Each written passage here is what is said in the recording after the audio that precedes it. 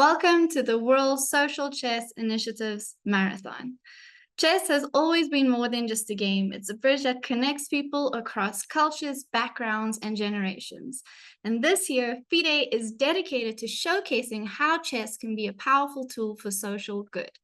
The Year of Social Chess is all about bringing people together from diverse backgrounds, communities, and settings, fostering cognitive development, promoting inclusivity, building stronger communities, and even aiding in rehabilitation.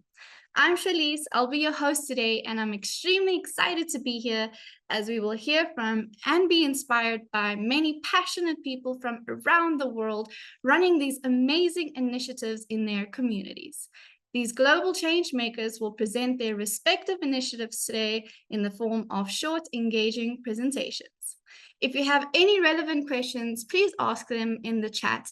And please be mindful, of course, when you do that. There are a few of us here. We're going to have fun today. And to this extent, we're going to be using Mentimeter for interactive questions and activities throughout the event. So get ready to share your opinions and thoughts and engage with others. First up, we want to know where everyone is joining us from today. So I'd like you to please turn your attention to the screen as our Mentimeter will be uploaded on Zoom.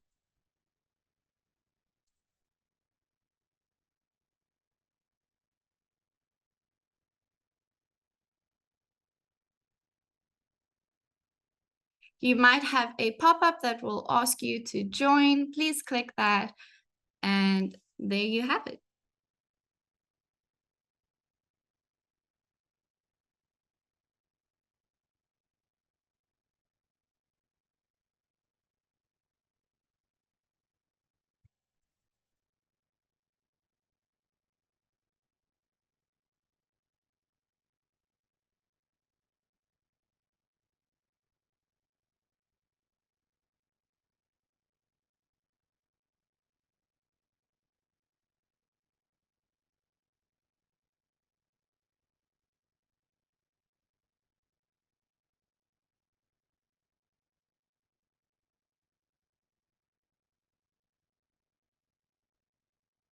We can already see we have people joining from really all over the show, all the continents.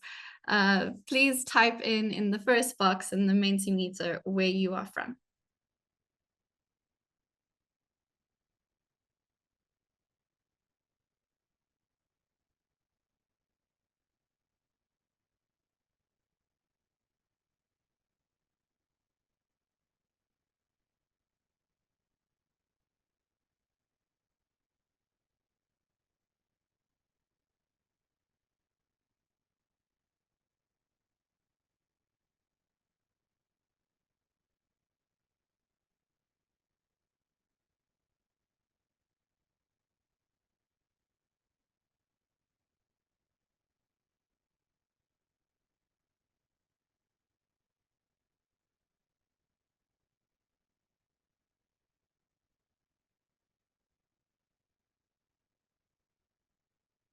So just one more time, please type in, not in our Zoom chat, but you will get a pop-up to join Mentimeter.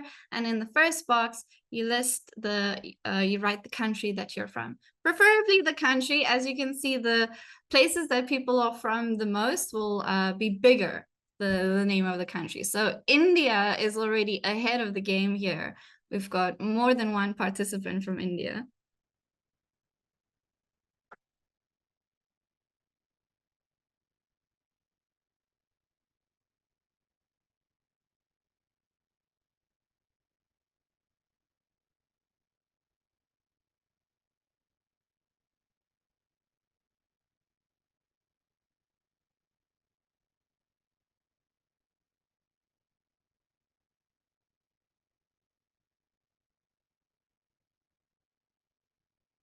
I see we have a few people writing in our chat.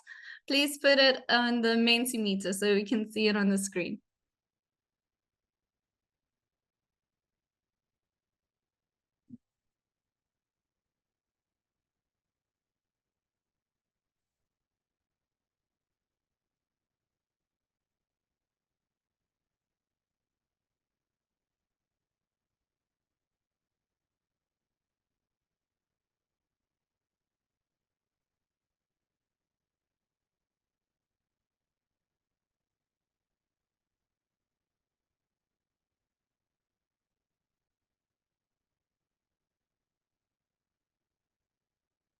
Okay, the Mentimeter pop-up does not work correctly on all browser settings, but we'll go on to our next question. India just got bigger, so I see India won this question in a way of most of our participants, but they're from all over the show. It's great to see. Next up, we want to know in one word, what does social chess mean to you?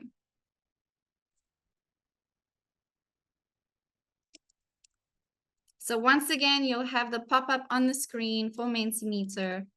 Please put in one word in the first box.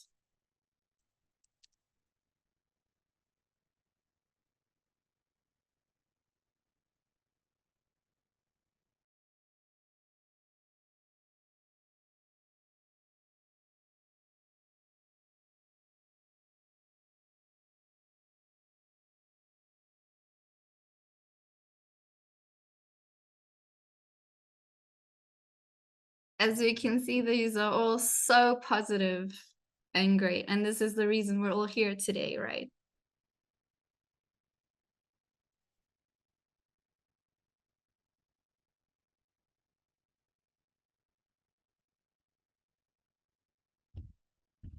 Hope, socialize, impact, equality, inclusivity, contribution to society. Not one word, but 3 good words.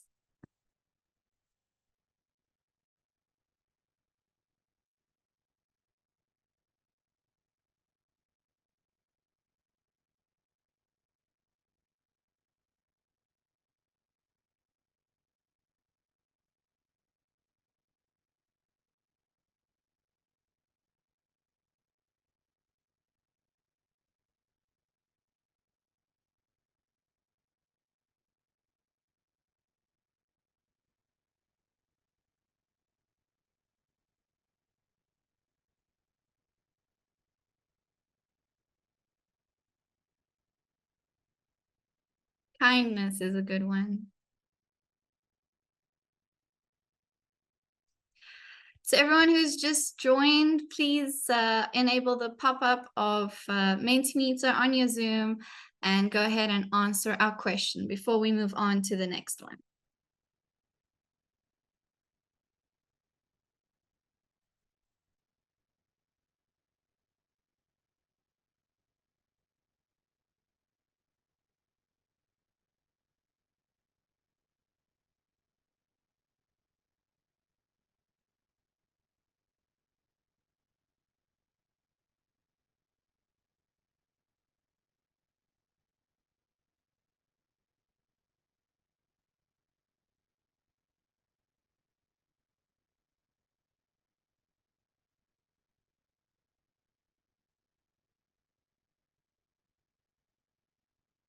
Impact, inclusivity, and inclusion. These are our top 3 answers. As you can see, they're bigger than the other words, but all of these answers are amazing.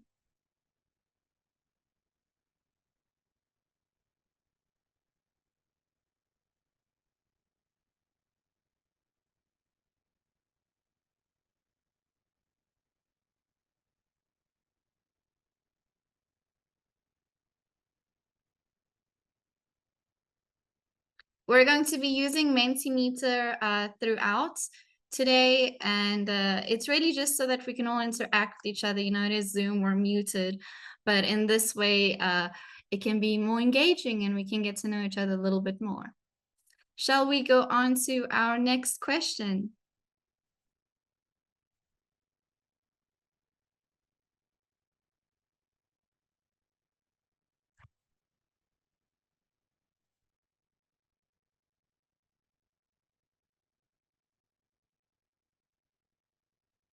So next up, we want to learn multiple choice. Where did you learn about the marathon today? What brought you here?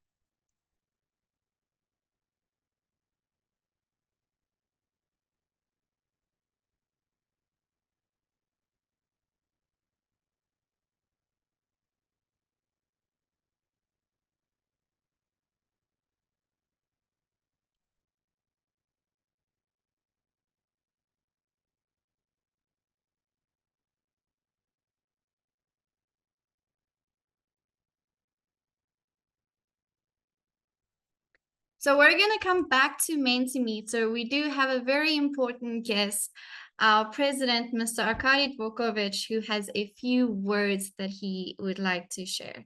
And we'll get back to our Mentimeter fun.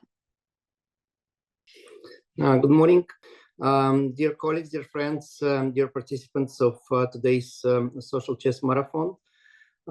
We are kicking off this special year with this event, so Happy New Year. And let me just say a few words at the beginning, and then the floor will be given to those who will talk about the substance of the initiatives and share their experiences and propose some new things, of course. We truly believe that chess unites people in ways that few other things can. By breaking barriers, building bridges, creating opportunities. And one of the long-standing priorities of our team in FIDE is to promote social initiatives that bring people from all walks of life together, helping them to use chess for self-improvement, empowerment, and community building.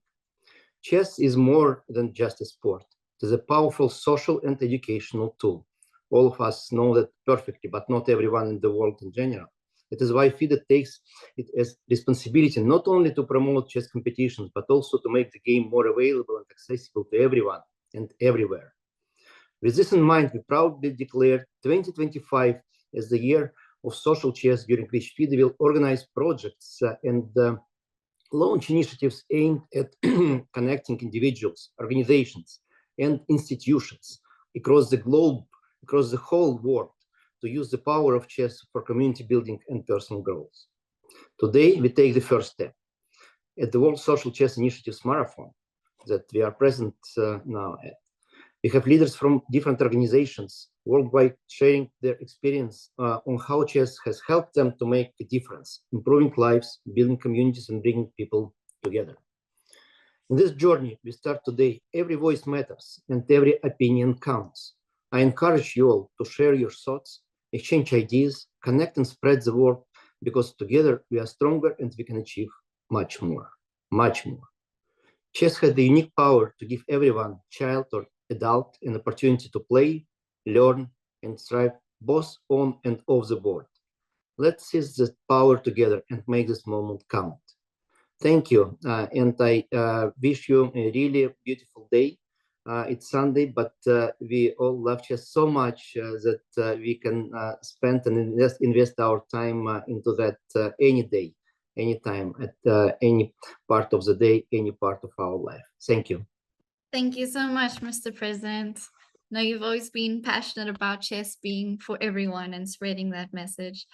I would next up like to invite the FIDE Deputy Chair of the FIDE Management Board, Dana Reitsnitsa, to say a few words. Good morning, ladies and gentlemen from all over the world. It is my great privilege to welcome you all at this very first flagship event of the Social Chess Year 2025, with welcoming all of you here for a real and truly long and exciting journey that we will make today for the Social Chess Marathon. We start in the morning, in the European morning, and we finish in the very late evening, so that everyone who truly loves chess and who is engaged in social chess and who is passionate about that can join all of us. So it is indeed a special year for us, where we will try to highlight not only the FIDE initiatives, but also try to collect all the amazing ideas worldwide, so that we can learn from each other how to push to the maximum and use the benefits of social chess in various walks of life. It is indeed so that FIDE has turned their focus lately not only towards the professional chess, but also to various chess and social chess initiatives. And we've been implementing so many great activities ourselves, be it more than 60 countries playing chess in prisons, and such success stories as Hector and the others who build their lives outside of the imprisonment, using those skills that they have learned from chess afterwards. Be it 3,000, even more, refugee kids trained by our coaches, and the project that takes us to the future Olympic teams of refugees. Be it our ambitious plan to increase the number of the kids from 25 million to 50 million, those kids who are engaged in educational chess. Be it exciting women chess activities all over the world. Be it 23 countries and dozens of kids with autistic spectrum disorder who use chess for their social and emotional well-being and better lives. So these are all our projects, but not only projects. Those are activities that make our team happy and fulfilled and warm our hearts. But these are only the activities that FIDE ourselves are carrying out. There's so many exciting projects all over the world that you have been initiating, even without us asking, that you've been spending your money, time, energy, all your resources on, and that you use chess to make the lives of so many people and the whole society better, our world a better place. So I wish us all an exciting day today. I wish us all an exciting year ahead in 2025. And remember, be it yours or ours, every move counts. Thank you so much, Donna. That was so positive and great. Thank you so much. I would like to invite our third speaker for this morning, our FIDE Social Commission Chair, Andre Buckland. Thank you. Sorry. Hello, everyone. Thank you very, very much for being present today, dear chess enthusiasts and chess friends of the social chess world. We come together today for a very special event. The marathon of the social chess world is the opportunity to start a process which will go beyond 2025. It's a start to reunite all of us, to bring all the social chess projects together, and to also lay the foundation for a social chess journey which will be in different parts of the social chess world, and you are part of it. And that's why I would like to thank first the FIDE president and Dana Reitze-Zozzola for her support on the FIDE level. It was also the idea of Dana, who told me after just before the Budapest Chess Olympiad, what do you think about social chess year? And I said, for our commission, it's Christmas, of course, and I think it's the big opportunity to thank also to all the people in the social chess world who have now been around 5 years. We have the 5th anniversary of our commission, who have so much shown their engagement for social chess. And I would also like to thank the FIDE people behind the scene, as well as the people behind the scene at social chess. It's so complex to organize all these activities, and you cannot imagine how many WhatsApp I have seen in the last hours. And I would really thank to all of you that this meeting is possible and that you are ready to go for this path, this journey with us. You see perhaps in my slides, if you could show me the slides, please, that every move counts. And what does this mean? I think this is your participation, your contribution, and it's your spreading the word. Our goal this year is not to only show social chess in the world, but also to develop a networking, to bring people together, to make them talk about their project, learn from each other. It's a big opportunity to not only pass projects via social media, but to be united in thinking about the future of social chess. And one participant in our commission always says sustainability. Sustainability is very important. We want to do this year for the next years. That's why we try to collect the social chess projects in a kind of database, and then to make it also available to you to find partners in your domain, prison, refugee camps, etc., to find people who are also sharing their knowledge to everyone. It's a global outreach we have in mind. We want to be global. We are global at the moment with the prisons, also with the infinite chess, I would say. But we have a lot to do in other projects like the elderly, the addicts, etc. And this is a big opportunity to find all the people worldwide to make this happen. A very important goal is the research part, research and documentation. I think we have to show the world the benefit of social chess. Chess is always competition, competition, competition. This is great. We love this, but chess is also social, and we can show the world this if we can prove the benefits it brings to different people out there. Please, next slide.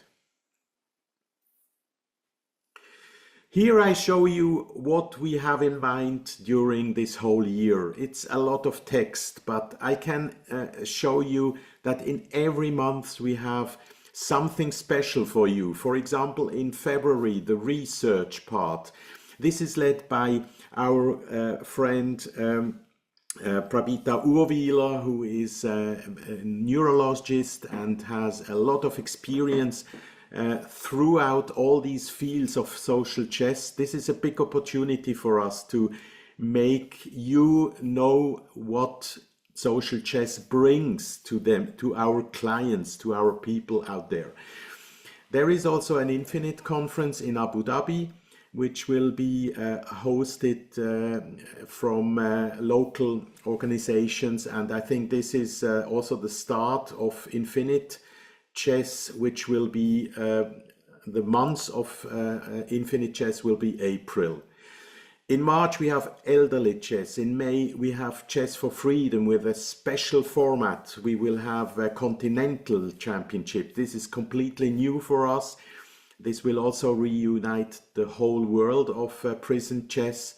We have Chess for Protection with the International Refugee Day, and in July, besides the Chess Day, the 20th July, which will be also an interesting format, we will have the perhaps for you the new field of addiction. We have in drug, in internet addiction, we have projects all over the world. For example, also in my city, in Basel, wonderful projects with interesting aspects. Then, of course, women in chess, disability projects in September. And as you know, every October we have the Chess for Education, the Freedom, Chess for Freedom Championship. Also this year in perhaps a new format when we have had the Continental Championships in May. Then the Chess for Education is also a very important part with kids, schools, etc. And in November then the Social Chess Conference, where we hope to find an organizer who will stage the first global social chess conference with documentary film competition also included. And this will be the final moment, I would say, of this social chess year, where we can exchange on all the topics and also plan for the future. In December, a review of the year, and this will be an important moment to share the feedbacks, to also exchange potentials together. Next slide, please. And finally, with whom can you speak? If you have an idea, if you would like to contribute financially, if you want to bring a new project to life, to the global stage. We are a very small team with Lasma Kokorevica, who is working day and night for us. We try to get everything on board, and please don't hesitate to bring to us your ideas, your projects. We will make it happen. I would like to thank all of you and wish you a great marathon today. And I give back the floor to Charlize. Thank you. Thank you so much. It's going to be such an exciting year, and we are going to watch a short video about that soon. But before that, we have another special guest that we want to welcome, Mr. Dr. Mukesh Das. In 2024, Indian Oil hosted the second Chess for Freedom conference. And today we are honored to have Mr. Mukesh Das join us from India to celebrate this occasion together. Thank you, Charlize. And hello, everyone. Hello, chess lovers from all over world. Respected Arkady Dokovic, President FIDE, Dana Ojola, Vice President FIDE, Social Chair, Mr. Andre, and chess lovers from all over world. I am really delighted to be part of this social chess marathon event today. A great event. It made me think what makes chess go social. And it came to my mind, there are two things. One is you can deprivate or captivate a human, but not his mind. That is number one. And number two is chess is a low-cost game. It can be played by anybody world over, whether a rich or a poor. So that makes chess go social. And that is really great. It is great to see that when Ms. Dana said that now FIDE has changed its focus from professional to social also. That is a great step. I really loved this step. Now I hail from India, a country which has gifted chess to the world. But the chess which was gifted to the world was by playing, this game was played by kings and queens and ministers. And the strategy used to be made to captivate a people, captivate the enemy. But now the FIDE has come with a new version of chess where it is working for liberating people. So what a journey FIDE has undertaken from captivating to liberating. That is a lovely journey FIDE has made possible. I have been ambassador of social chess in India, and Madam Dana, Arkady and Andre, they all know that we have almost reached to 160 prisons and 9,000 inmates. And we have also brought 5 medals so far, including 3 gold. Our inmates have made 3 gold. That is really great, and I'm delighted to be part of this social chess event. And as rightly said by my friend Andre, networking, sustainability, global outreach and research. This is the objective, and I dedicate myself to this objective of FIDE, and I will certainly do my best. In fact, when we visited first Chess for Freedom Conference Chicago, we learned that the rate of recidivism is going down through chess, and that was a wonderful discovery which was found there. And then subsequently in the second Chess for Freedom Conference in Pune, we had a lovely interaction with school boys and girls. So great objective. In fact, chess for prison inmates, chess for refugees, specially abled, women, elderly, and chess for addicted. Multiple pathways. So I think we will go all out, and it is not only a game of chess, it is a clarion call to see the power of chess across the world. And I dedicate myself and my colleagues from India and Indian Oil to this cause launched by FIDE. Thank you very much. Thank you so much, Dr. Das, and everything that you are doing for chess and social chess. Now we have a wonderful video to show you about the awesome year that we will have ahead. Chess is more than just a game. It's a tool for empowerment, connection, and transformation. In 2025, FIDE is proud to launch the Year of Social Chess. We believe in the power of chess to bring about positive change, from therapy and education to rehabilitation and inclusion. Social chess is our way to build a better world. The Year of Social Chess will introduce groundbreaking initiatives across the globe. Monthly themes will address critical social challenges: chess for protection in refugee camps, chess for cognitive health among the elderly, and even chess for addiction recovery. Through this initiative, we are mobilizing communities, conducting research, and creating opportunities for all to experience the joy and impact of chess. Join us for online chess events, global conferences, and even a documentary film festival that will showcase the power of social chess. Let's make 2025 a year to remember. The Year of Social Chess is here. Let's change the world, one move at a time.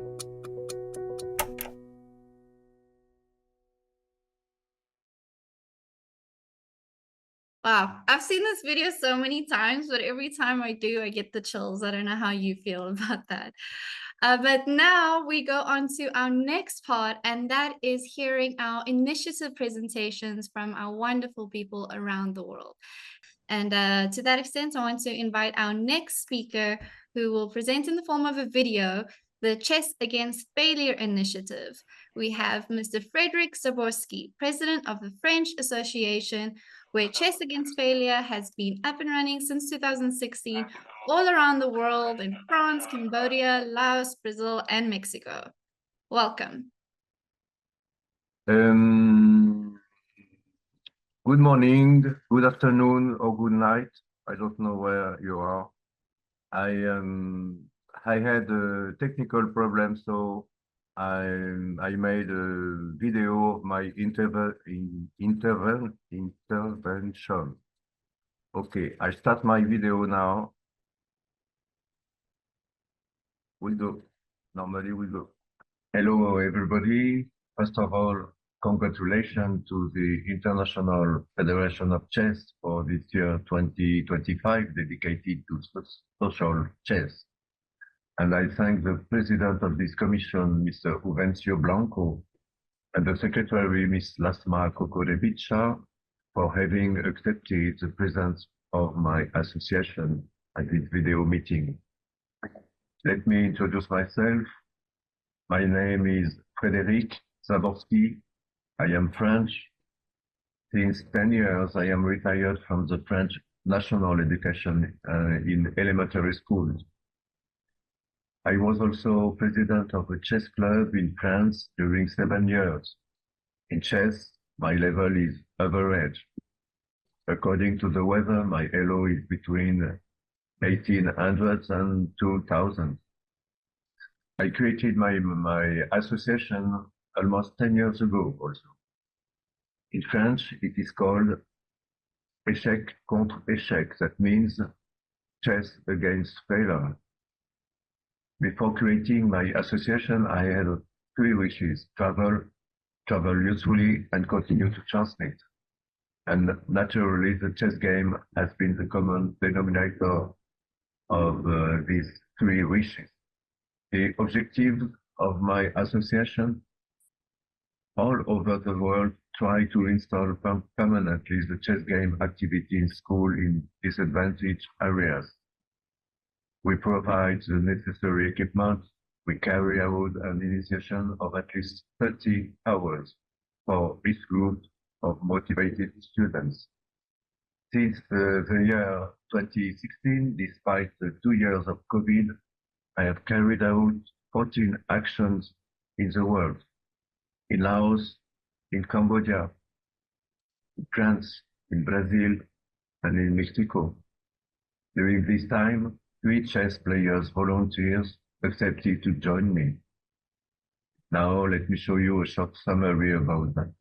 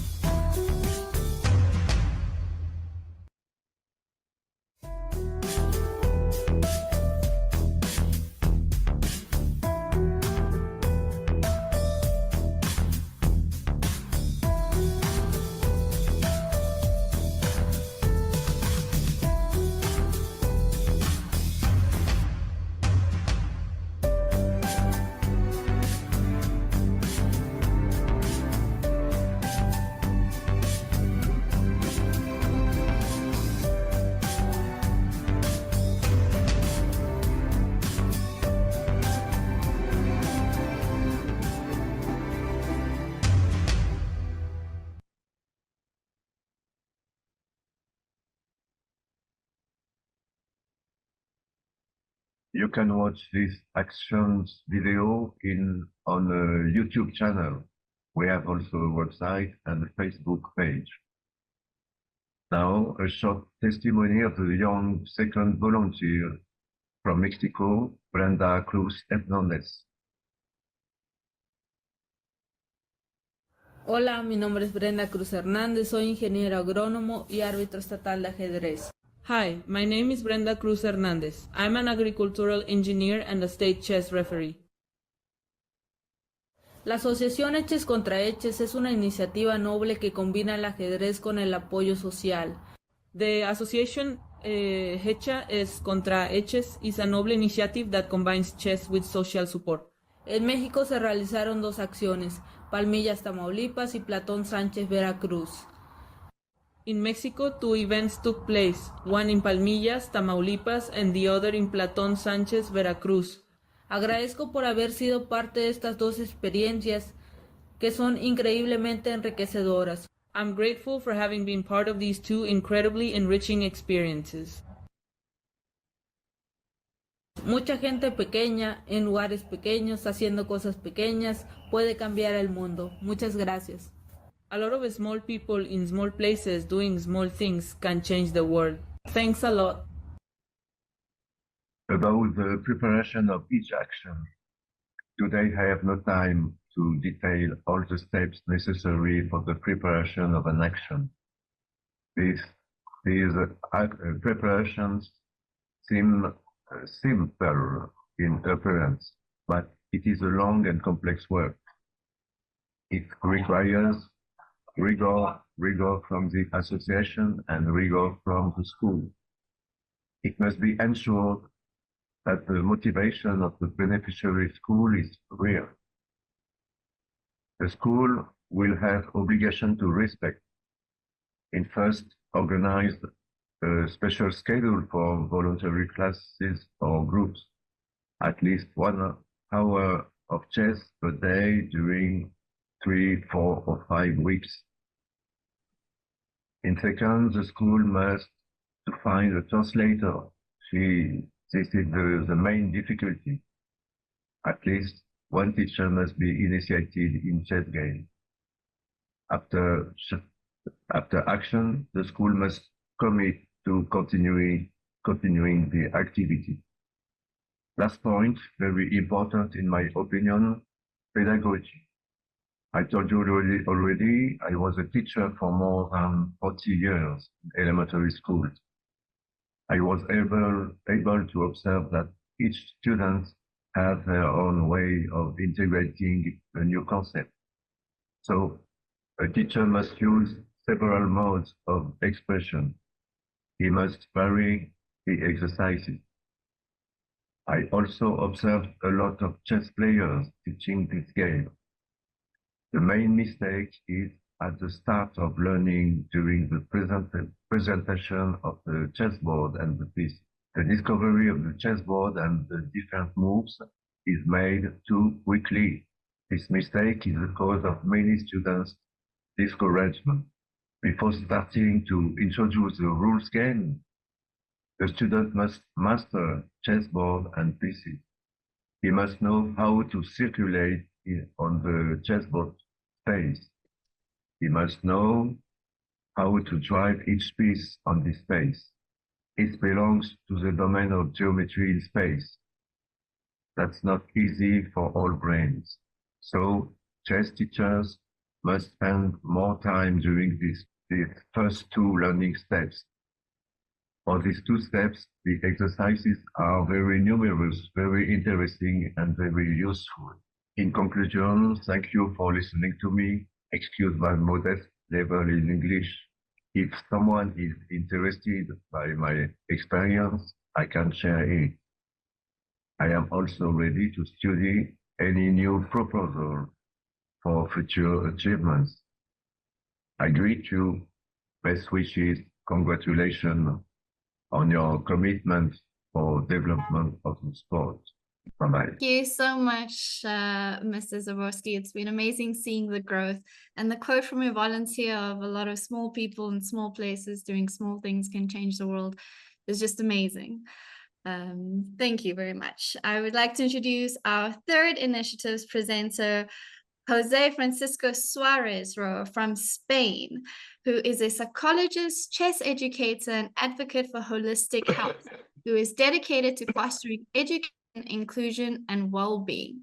He's the organizer of the Second Congress of Chess Education and Health in Menorca, and uses chess as a transformative tool to teach, inspire, and promote human development.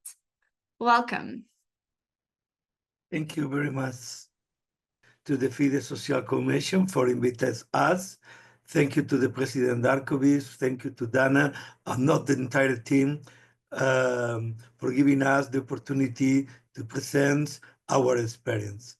Our presentation is about chess as a therapeutic tool and social inclusion is strategic. I like so much this kind of phrase because I think it is fantastic. Every move on the board can spark a life-changing journey. Please, pass the slide. Second one. Okay. So let me introduce something to you. Than you said before, my name is Pep Suarez. I am a doctor in psychology, educator, and a person that is advocated to using chess as a tool for education, therapy, and social inclusion. For over 3 decades, I have harnessed the power of chess to transform lives, teach values, develop cognitive skills, and promote social programs. Together with my association, Olympia Chess Academia, an international recognized institution, we had spent more than 30 years researching, designing, and implementing innovative programs that integrate chess into education and health. Today, we are very excited to share with you the results of this work and showcase how chess can be a powerful interdisciplinary tool for holistic development. Next one, please.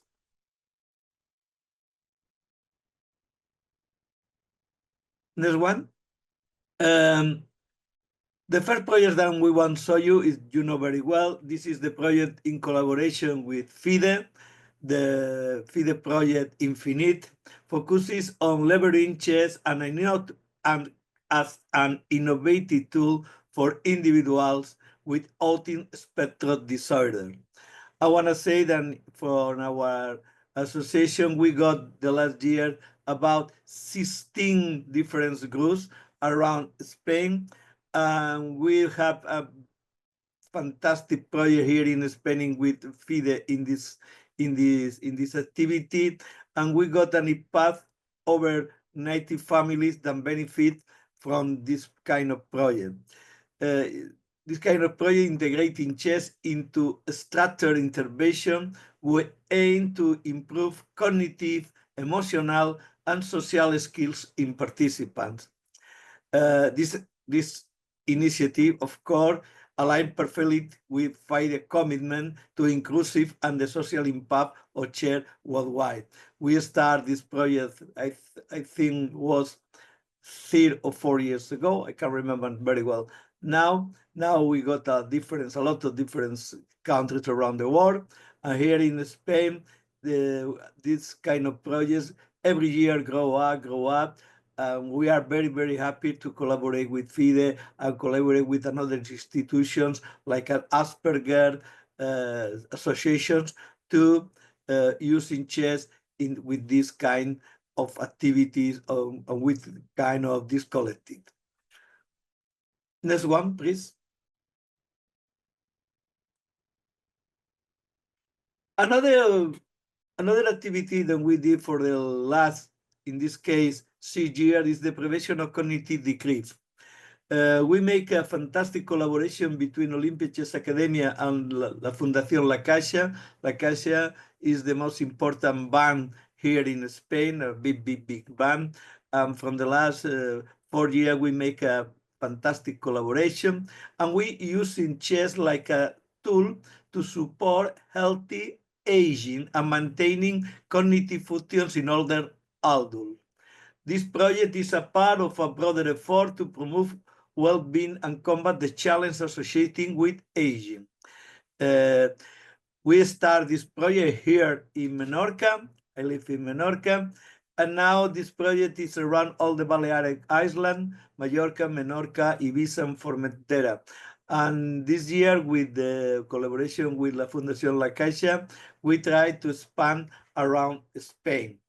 This important initiative focuses on integrating chess into preventing programs, leveraging cognitive, social, and strategic elements to achieve the following goal: cognitive stimulation, social integration, emotional well-being, and preventing health. I want to tell you that I am very, very, very happy and I'm very, very proud about this project that we're working for the last years with a fantastic team. And we hope that this new year, 25, we spend around Spain. Next one, please.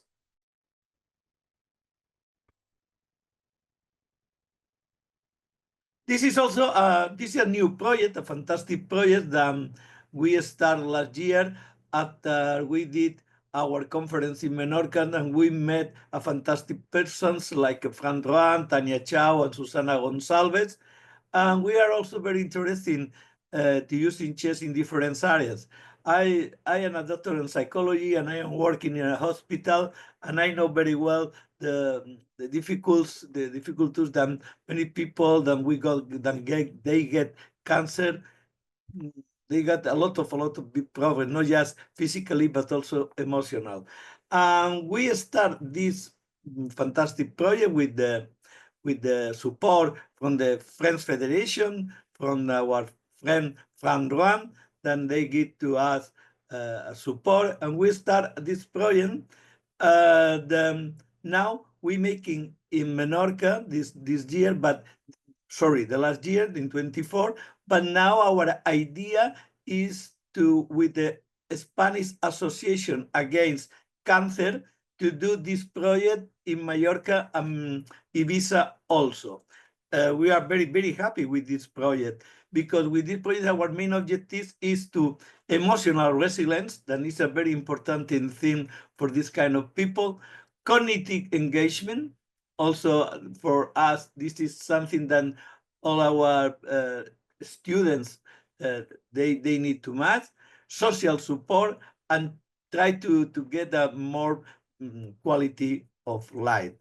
This is a fantastic project, I told you, that we collaborate with Portugal people and French people, and I think in this new year we can expand around Europe also.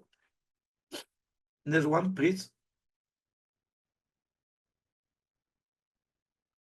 Well, this is one of the fantastic projects that we did from the last years. We making in collaboration with ONCE, National Organization for the Blind here in Spain, very important organization, no? To try to transform mighty potential of chess as a tool of empowerment, inclusion, and accessibility for individuals with visual impairment or blindness, no? The initiative integrates Olympia Chess Academy, our association expertise, with ONCE long-standing commitment to supporting people with disability. The main objectives of this project that we start, I think, in 3 years ago, was promoting accessibility, enhancing cognitivity skills, fostering social inclusion, and encouraging personal growth. I want to tell you that this year also, this project, we want the idea to expand, to stand around Spain also. The next one, please. Thank you. And this is our beautiful, our first project that we started 17 years ago in Menorca, Chess in Prisons. I want to tell you that I am in love with this program, because it was the first one that we did, and was one of them changing my life. No, also, I come from chess competition. I was a FIDE master, and I just played chess for a long time, and I was a trainer, FIDE senior trainer, and training very important prayer. But at one moment I changed my vision, and I thinking chess will be a fantastic tool, not just for everybody know the benefits of chess, to play chess, but also the benefits of using chess like a tool in different areas.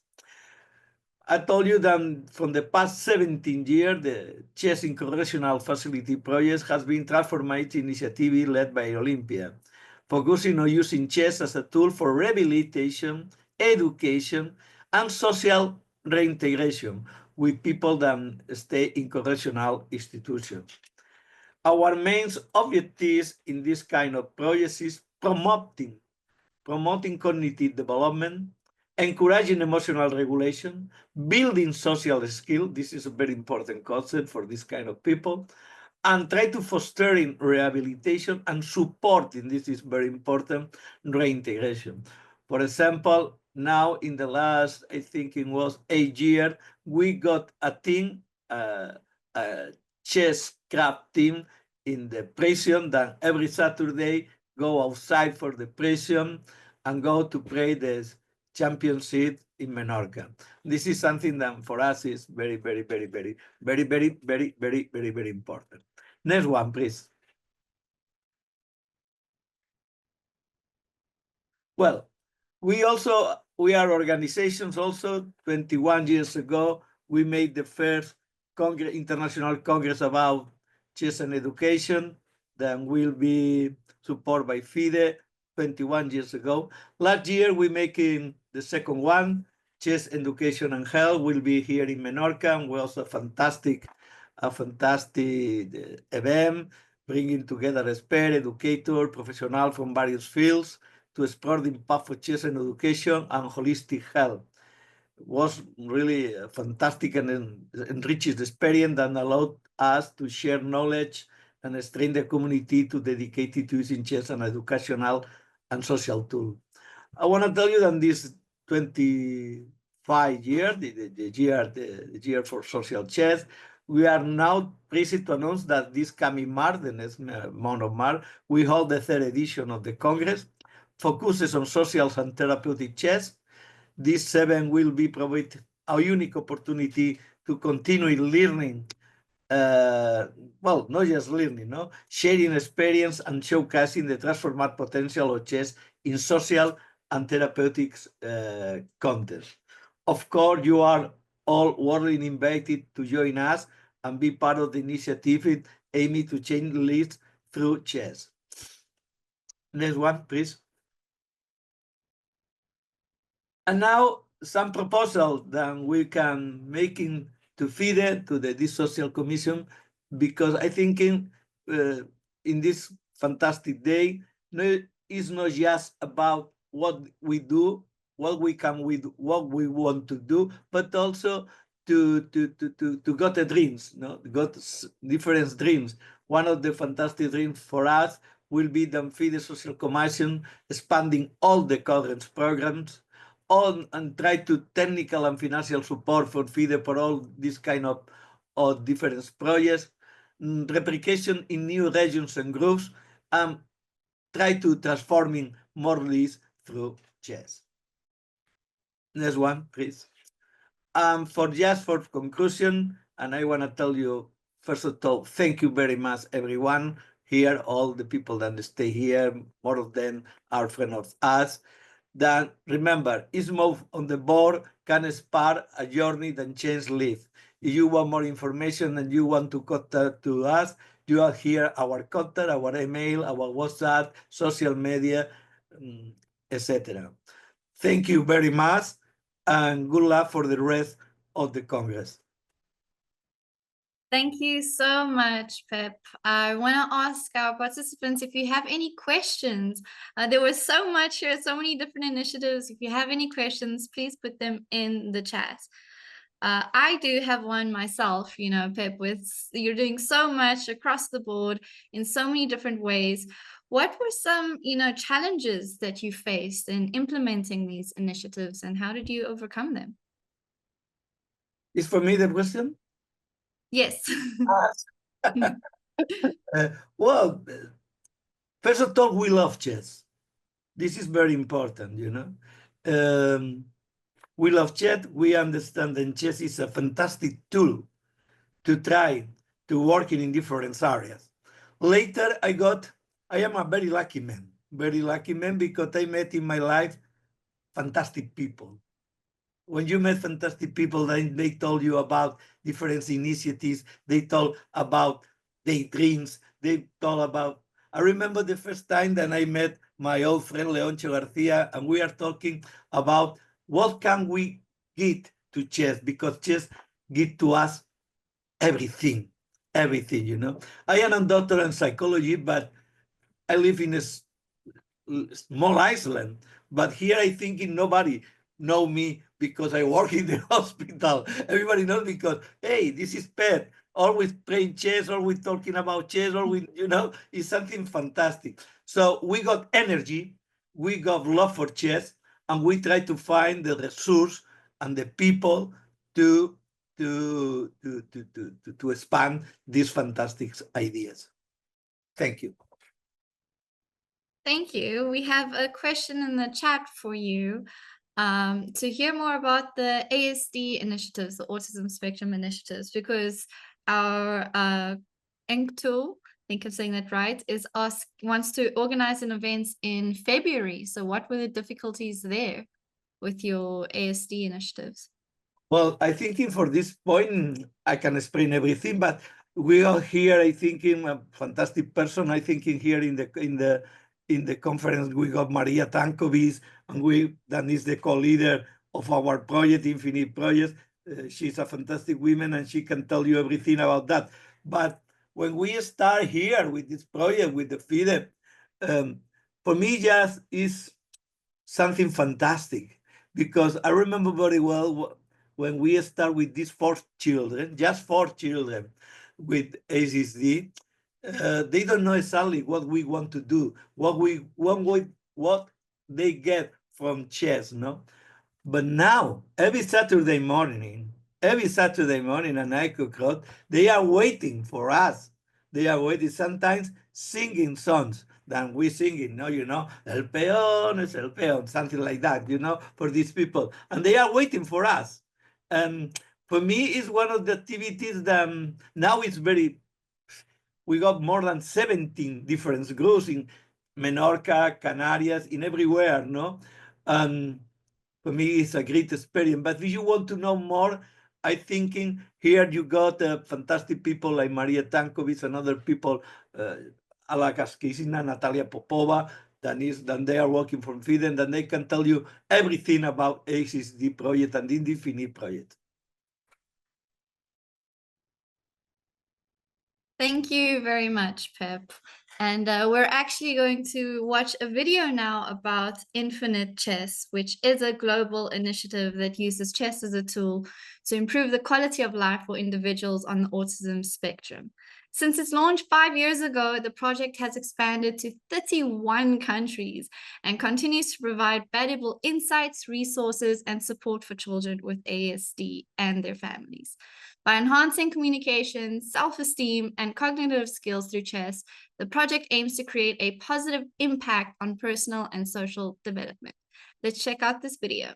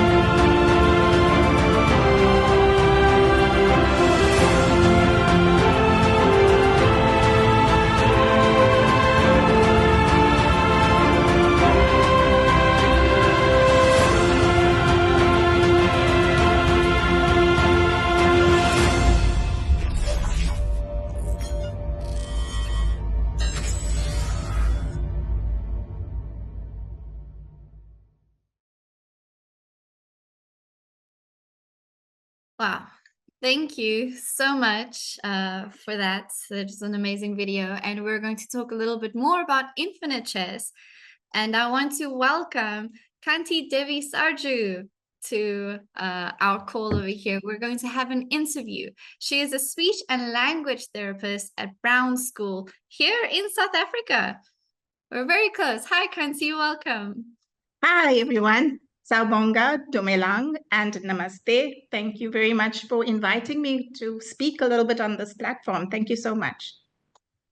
Now, Kanti, I want you to briefly introduce your organization and explain how you became involved in this amazing project. Okay, so I was only given 15 minutes, but I'll try my best. So as you know, I'm a speech therapist at the Brown School. It's a special needs school that caters for children on the spectrum, as well as cerebral palsy children and learning disabled children. And around 2019, I kind of figured out that I can actually teach chess to children on the spectrum. And we did a lesson in their lunch break. And then Mr. Eric Tekawara from the KZN Chess Academy had come to me and introduced me to this whole concept of the Infinite Chess Project. And I was very, very excited because it comes with part of our ethical practice, which is evidence-based therapy. And so I was excited about the project, and I attended the workshop that FIDE Infinite Chess Project had, which actually was yesterday for the newcomers, the new partners. And it was just the most exciting thing I've ever heard, because not only does it come with a handbook, so who could say no to that? The lessons are so easy to follow. It's hierarchical. So it was the best thing for our school. And why do you think chess is an effective tool for achieving this project's goals? So the first thing I noticed, as Mr. Pep G explained, that the enthusiasm. So that's the first thing I noticed, was that amazing enthusiasm. So if you come to our chess unit, so we have 8 classes in our school, it's very quiet. We have a visual schedule and children follow it. And there's not much noise, as you would say. They are just doing their work. They know what's next and they follow it. The noisiest classroom is my chess classroom. So the first thing I noticed was that they were so noisy. And for a speechy, it's like throw a party, because you're getting this social interaction, which is one of the core deficits of autism. So you are excited that you actually, children are initiating conversations. I also found that they were so free and there was no pressure to perform, as it were. I think the lessons are so easy to follow. It is hierarchical. You've got the parents that are believing now that chess can be a tool to improve their social interaction. So you're getting support from the teachers, from the parents. So it becomes an effective tool. And I think it's also providing the evidence that my child is interested in chess, and they are actually doing the homework on their own without any bribery and corruption. So you are actually getting the buy-in from parents, from teachers, and from the child. It's amazing. It's funny how this is your noisiest class. It's like counterintuitive to chess, right? The quiet game. Absolutely, absolutely. Did you face any challenges implementing this in your school? So I think I would say that by attending the workshop, it was quite good, because you knew you were supported by this incredible team. And I think your theme is Gens Una Sumus. We are a family. I think the Infinite Chess team is definitely that. You got a lot of support. So I must say, one of the challenges, we had support. So if ever we had a problem, we could actually voice our support. And the fact that we're so global, that everyone is having, if you express your challenges, you sometimes get support from other countries saying, yes, we find parents initially not really believing in the project or not communicating that well with us. Because remember, our chess lessons are part of the school timetable, which was also a challenge to put on as well. And then you had to get permission from the principal. The principal had to figure out, okay, we are giving the speech therapist a lesson for chess rather than therapy. Is it viable? And also the educational directors in our region had to also give us the go-ahead. And then we got a lot of support from the KZN Chess Academy. They sponsored us the chess sets. We didn't have uniformed chess sets. Our chess boards had like green and white blocks on it, or it had brown and white blocks. And then we got sponsored 20 chess sets that all had black and white. And so we had uniformity. We had to get furniture for our classrooms. Our furniture wasn't according to the program. Each one's supposed to be on an individual desk. So we organized that.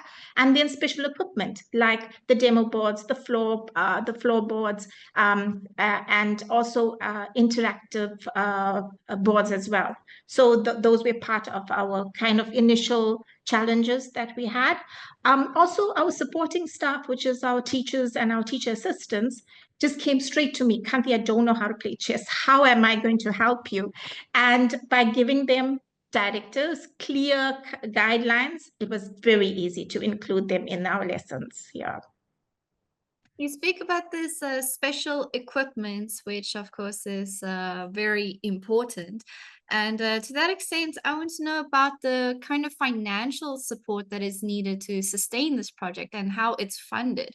Have you had any challenges in securing funding? Tell us a bit about that. It's a good question. Hi guys, we're from South Africa. So please, if you need funds, you need to decide where to put your funds. Here we are. It is difficult. It's tough.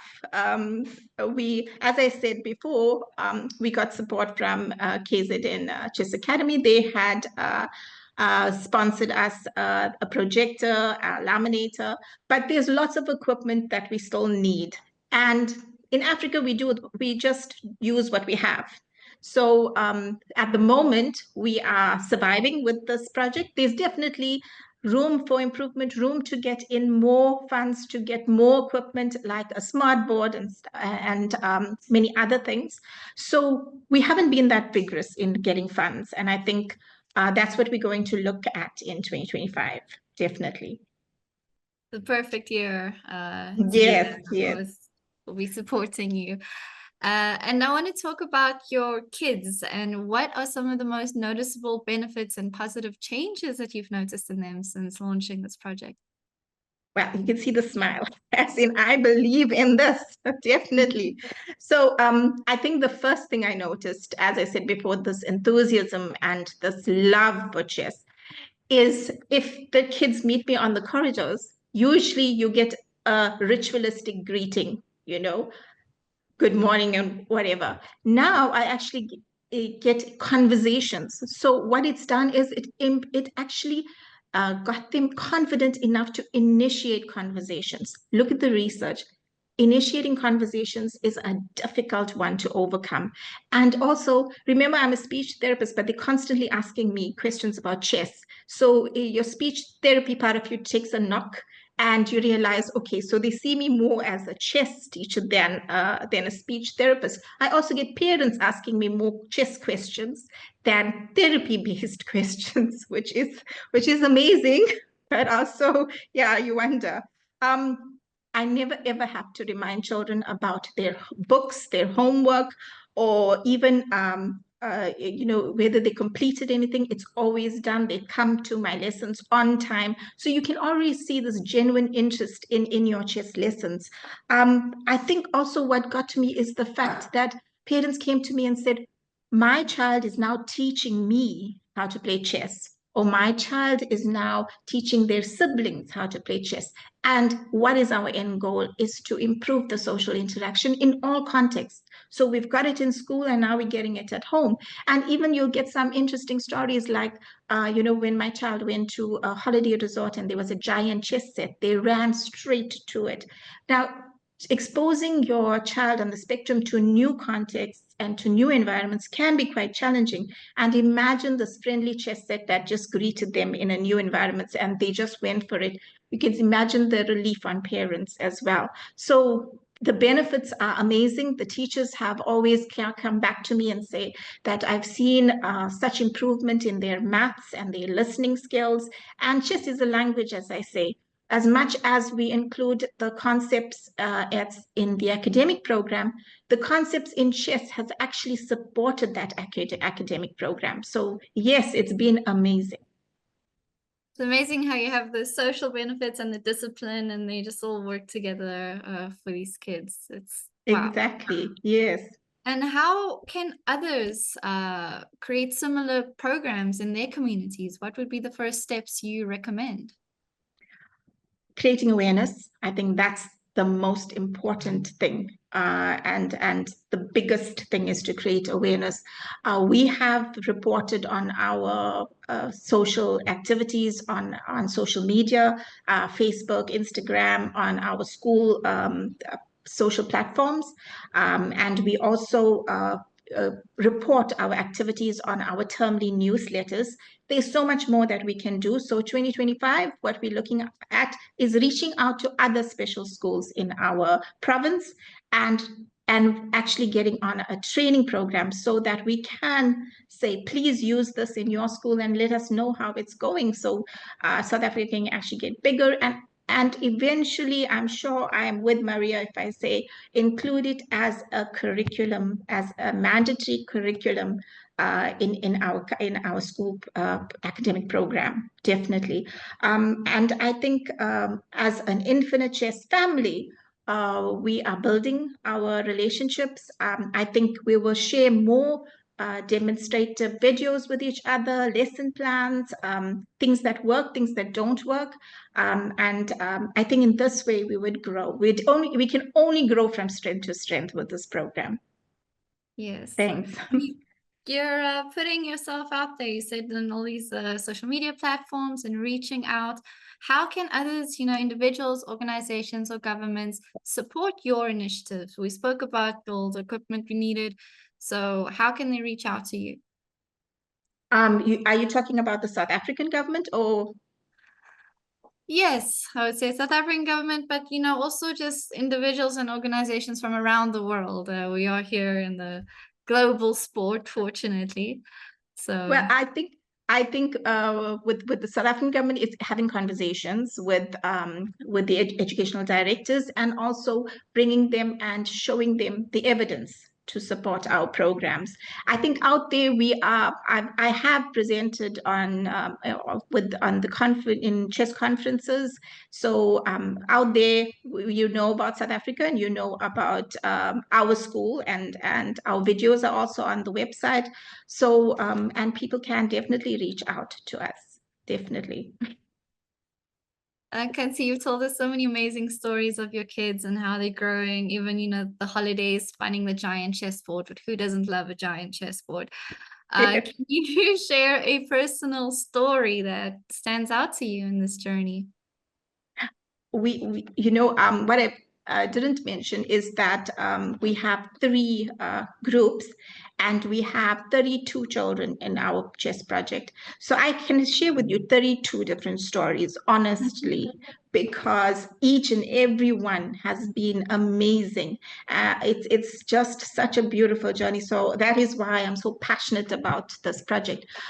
What sticks out to me is one of the kiddies that was a non-verbal child, definitely used jargon phrases. It was incredibly challenging to figure out exactly what it is that he wants to say, despite using visual schedules and picture communication symbols. And there was one particular morning that he went with his timetable to his teacher and just randomly pointed chess, chess.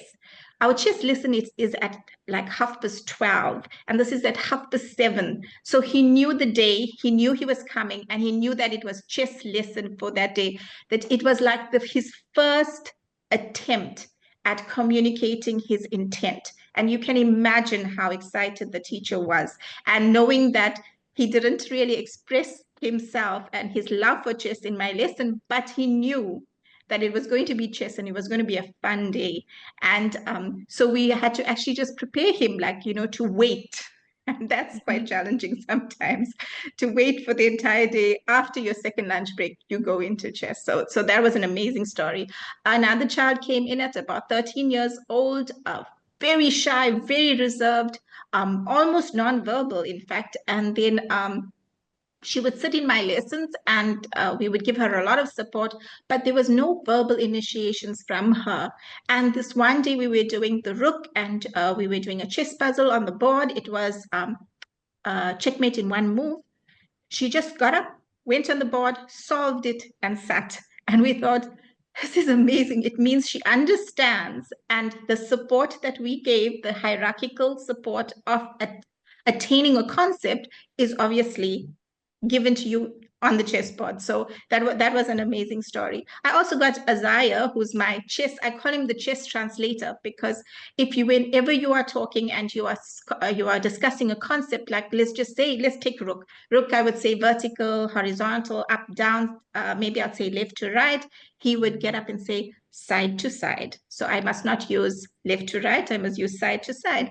When I used the concept of pawns and how pawns are, so let's just say your black pawns are on the top and your white pawns are at the bottom, he would use the concept, and I'd say, you know, how a pawn moved, he would use the concepts higher and lower instead of moving forward for me. So in that way, I realized, chess also has a perspective language. So he taught me that. It's been amazing to see these little stories. That I also had one child that again, very reserved, but as soon as I'm animated in my chess lessons, and you know the word capture, I wouldn't just say capture, I would say capture, as in, you know, because they love these video games. And his eyes would light up and he would just have the biggest grin because he's enjoying that whole lesson so much. Yeah, there's just lots of stories. That's amazing, and it's so you can see you're so passionate and happy to talk about them. It's wonderful to hear. Thank you for sharing these stories. Oh no, it's been an absolute pleasure. You're right in saying that chess is its own language. What is a surprising thing you've learned about chess in this whole journey? So I would admit that you would find my name on any. I'm definitely not a chess player, and so actually my love for chess started as being a chess parent, because I have kids that play chess. So when I first got into chess, I was thinking, oh my goodness, this is quite a difficult thing. And as I learned and as I went for training and started getting into this chess, it's a community. It's a huge community. And I realized I actually love chess. I actually love it. So I think that was one thing. And I definitely developed as a therapist, looking and judge and seeing my children in so many different contexts, on so many different platforms. I actually learned to become a better therapist because of chess. So yeah, I'm actually very, very grateful for this experience.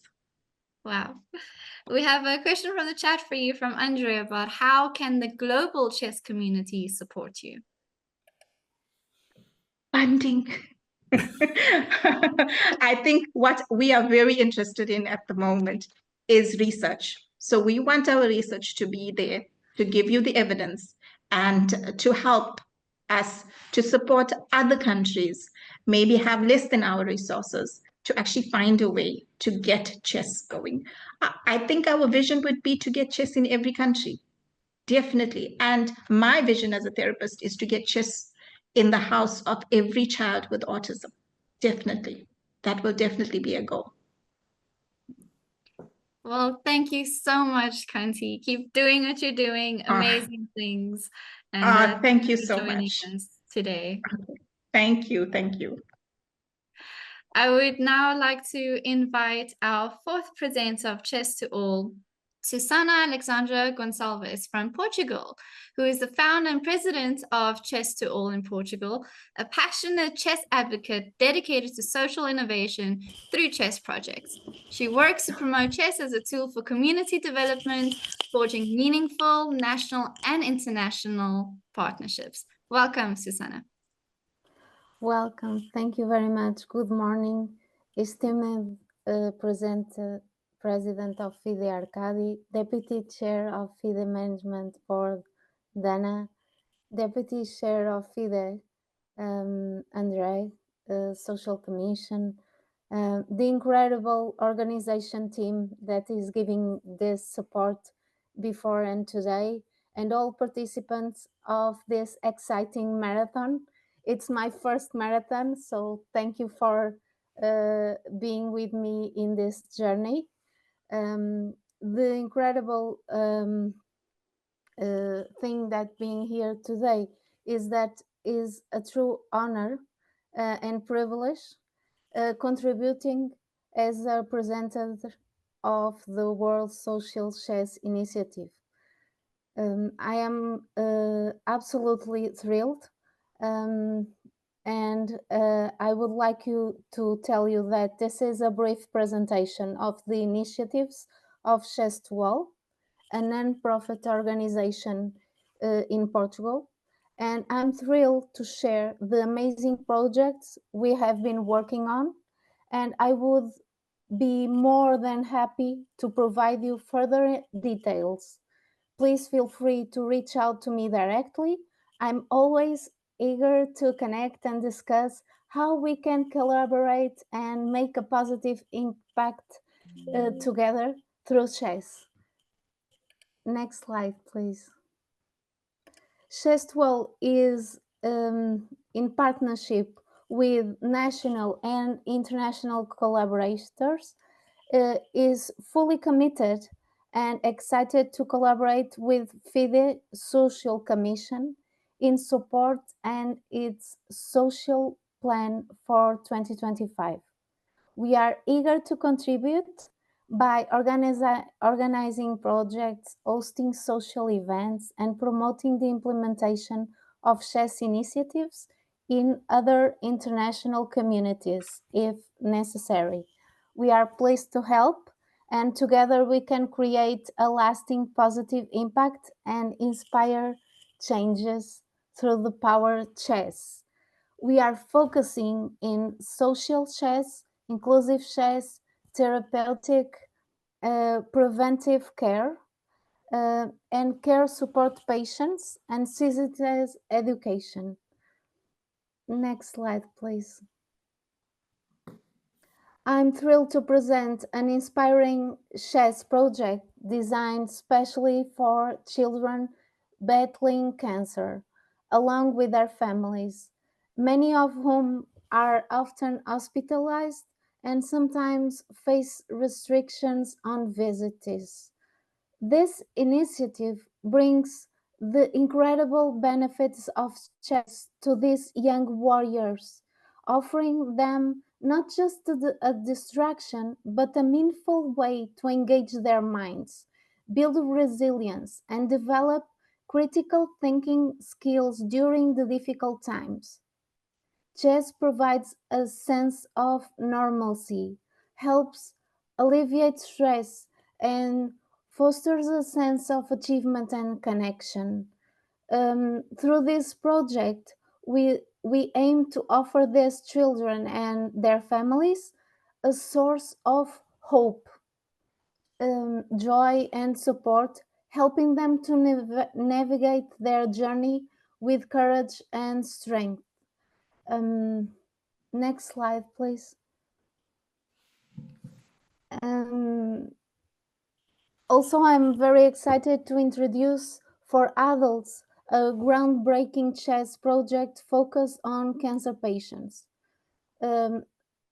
Especially target project that we have is women's breast cancer. This particular project is in collaboration with French Chess Federation, Frank Durain, the Portuguese Chess Federation, and PEP that was presented here today that already come along, and in all countries are invited to join this Courage project. This pioneering initiative started by Chess2All as a pilot program in 2023 has already shown tremendous potential for social innovation. Through chess, we aim to provide a therapeutic outlet for patients, helping them strengthen their mental resilience and build a supportive community.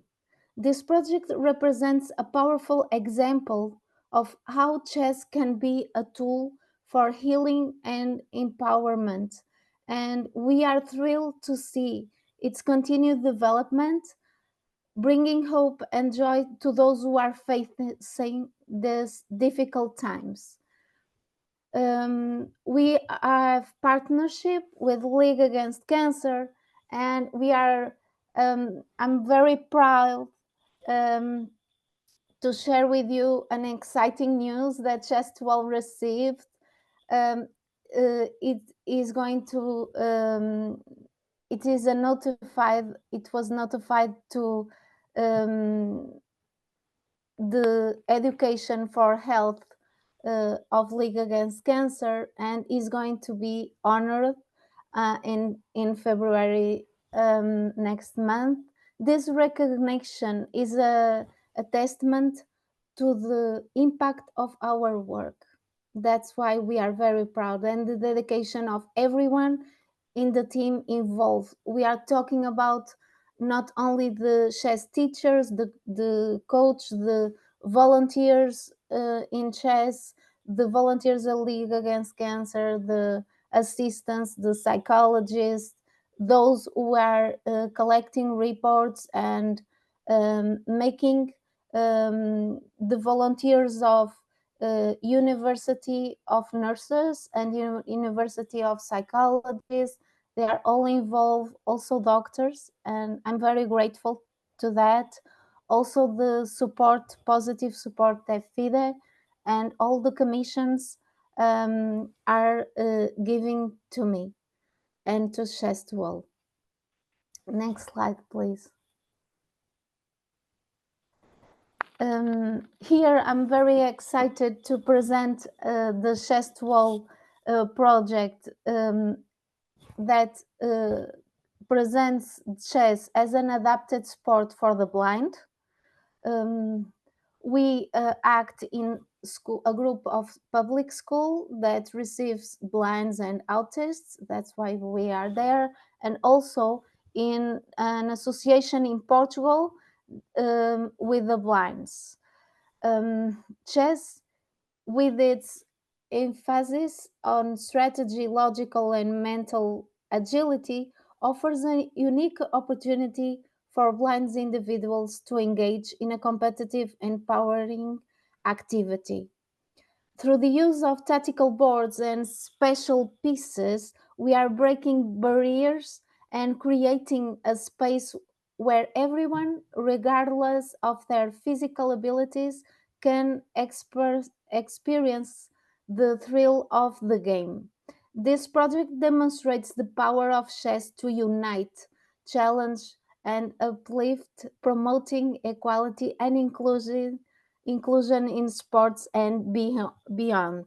It's very important for me to say that when we create events, we organize them and we create inclusive. So all of these projects that we have, they are shared by everyone.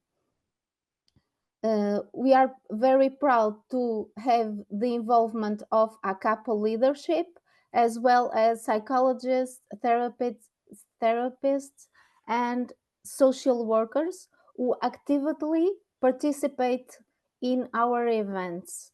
Their collaboration enhances the impact of our initiatives, ensuring the holistic and supportive approach to using chess as a tool for empower the well-being. Next slide, please. I'm excited to share also, and as a proud member of FIDE Infinite Chess Project that Chess12 is. This innovative initiative aims to bring chess to new audience worldwide by using cutting edge technology and platforms to create limited opportunities for learning, playing, and connecting through chess. We have also presenters here with the tales of this project. And in addition to our regular classes, Chess Wall creates inclusive lessons and organize inclusive events. One of the most unique initiatives is the simultaneous chess events with them, where players form team of two with one of participants being an autistic. This team alternate moves during the game, fostering collaboration, understanding, and the power of chess to bring people together. We are thrilled to be part of this groundbreaking journey and look forward to contributing to its success. Next slide, please. As a member of FIDE Women's Commission, I'm very proud of Chess Wall work inspiring women's chess projects aimed at promoting gender equality through the power of chess. This initiative is dedicated to empowering women and girls, providing them with the opportunity to develop their skills, build confidence, and thrive in a traditional male-dominated sport here in Portugal. Through chess, we are creating a supportive environment where women can um, express, break barriers, and inspire future generations. Our goal is to promote equality. Um, and I'm very glad that FIDE, on last year, celebrating 100 years of FIDE, gave Chess World the opportunity to bring together 100 women celebrating the 100 years FIDE. So my special thanks to President of the Chair of Women's Commission, Anastasia. My special thanks, and to Dana also, and to all the team involved that make this event a huge celebrity for the FIDE Women's Commission and for FIDE anniversary. Next slide, please. Another project is elderly individuals, fostering mental engagement, cognitive health, and social connection. We are thrilled to bring chess to senior communities, including a special group of former war veterans and other seniors, offering them a unique opportunity to challenge themselves, stay active, and build mindful connections. Through chess, we are creating a supportive environment and promotes well-being, enhances memory and strengthens relationships, and while enriching the lives of Chesra senior communities member. I hope this initiative will also inspire you to embrace these new communities. Next slide, please.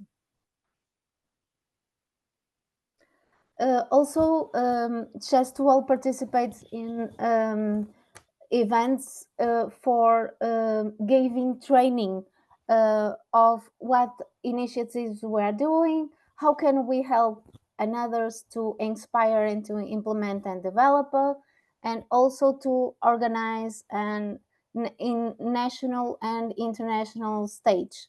So we are open to all the invitations. And if you want to participate in ours, contact me, and we are more than welcome to share our stage with you. The tournaments are very inclusive. What we do is we make tournaments on the communities and projects that we do, and at the end we do events with all together. Next slide, please. Also, the events here is the 100 women celebrating 100 years FIDE. We bring partnerships with public national entities and with FIDE. It's very important to bring on board all the entities that can help and promote the event. Next slide, please. Another events that we have is Chess for Everyone. We gather people in the beach with the city hall authorization and the support of the city hall, public entities like the Sports Institute here in Portugal. We have disability, blinds, autist kids, everyone, citizens. It's amazing how this wonderful weekend is in September. You are invited to come to Portugal. It's always in the first weekend of September. So here is the invitation. Next slide, please. Also the inclusive events. Next slide, please. Also another inclusive events is projects like Chess Without Frontiers, that we have refugees, we have summer camps, we have chess in holidays, and we go to the swimming pools, we go to the beach, we go to very special places like museums. And this year, Chess 12 was invited to bring chess into the zoo, because in the summer holidays in the zoo, they accepted autist kids and disabilities, so they invited Chess Wall to be the leader of the chess, and it was the first year, and I hope this year it will be the second year, and it's really a great pleasure to work with them. And we already planned initiatives for blinds to go to the zoo and have some workshops and seminars there. Okay. Next slide.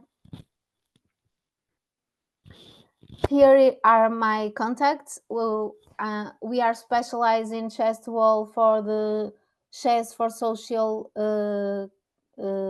Innovation, and we are more than pleased to welcome you and be a part of Chess Wall. This is aligned with the FIDE spirit, and we are more than contribute to be the member and to be participating. I hope this will inspire to develop you with more initiatives. And also, we are here today also to receive your positive energy. So please give your opinion, give your ideas to promote chess in other ways, and we are more than pleased to go there. Okay, next slide. So the final message that we in Chess Wall would like to tell you is that let's make change happen, presenting chess to all communities, because everyone is worth it. So thank you for your time. Thank you so much, Susanna.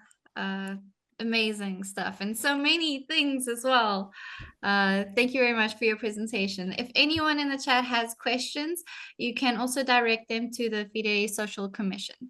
For now, I would like to introduce our fifth speaker with the Pre-Move Chess Life Initiative, Cristobal Blanco Acevedo, who is a neurosurgeon at the Reina Sofia University Hospital in Spain. And an international chess teacher and former competitive player, Cristobal represented Venezuela in the World Championship for Minors and the Chess Olympiads in Istanbul and Calvia. Welcome, Cristobal. Let's hear what your initiative is all about. Thank you. Good morning. Thank you for allowing me to share with you our experience in the common projects of the benefits offered by the practice of chess. The main problem in the world is based on the difficulty we have maintaining mental health. Depression anxiety, Alzheimer, and other mental disorders, they have increased significantly in recent years. Are there no short-term signs that we can change this trend? For several years, has been developing a neuroscientific documentary. We have called a seminar if Premu slide. The second slide, please. The presentation, I have a presentation. Premus is not only an early move, it's a chroming of perseverance, resilience, emotion, memory, opportunity, vision, and experience and your life. Your brain is getting exhausted. The next slide, please. Next slide. Through a scientific work carried out by us, will be published the current semester. We will address how chess modify the different structures of the brain. I have the privilege of working with neuroscientists with different profiles. I'm neurosurgery international master or chef with great experience to the both disciplines. Together with grandmaster and prominent figures from the world of chess, we will demonstrate how playing chess improves our brain. By uniting neuroscience with chess, we could deliver extraordinary results to enhance cognitive abilities worldwide. Protecting our brain is a priority. Knowledge of neuroscience and chess allow to make recommendations about brain care, how to face the challenges that threaten mental health, and how chess help you face it, making it a true treasure. Chess is more than just a game. It's a profound tool for cognitive improvement and social transformation. Let me present an art, chess and scientific performance of our documentary we have made in different settings for the documentary. Please, the next slide video, please. Taking care of your mind is taking care of your life. Your brain is getting exhausted. Protect it. ¿Conocéis el ajedrez?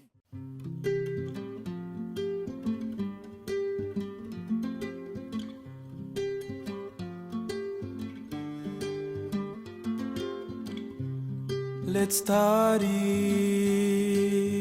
your mama. You move your mama. Take it easy. Your mama. Time lapse began.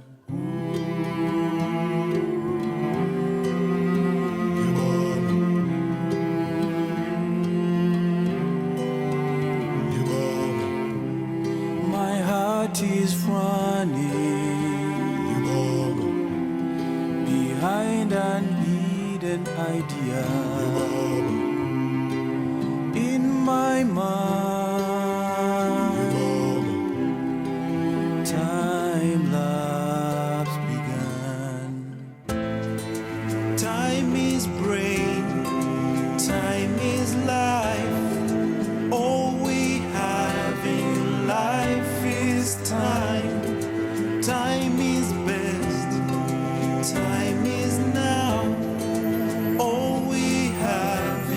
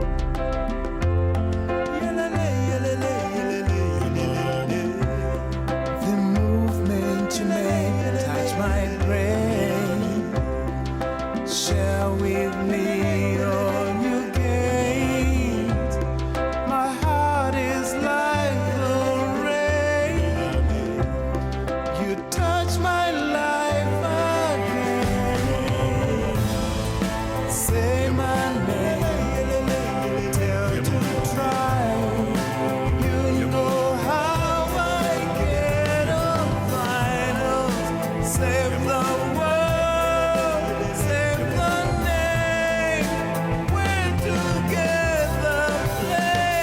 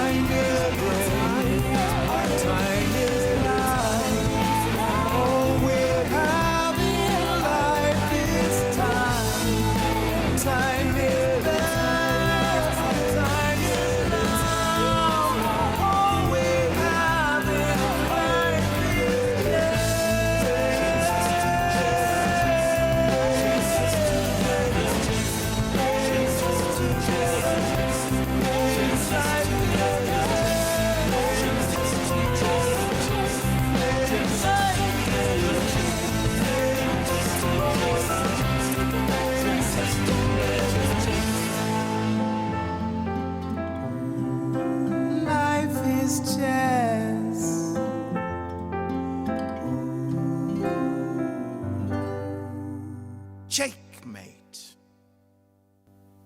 Taking care of your mind is taking care of your life. Your brain is exhausted, protected. We will be even more exciting anyone present would like to join initiative. Also, we consider that we have 90% production complete. It is being able to guarantee the execution that allow for more visibility or being able to exhibit any of your projects. I think it will increase level everyone.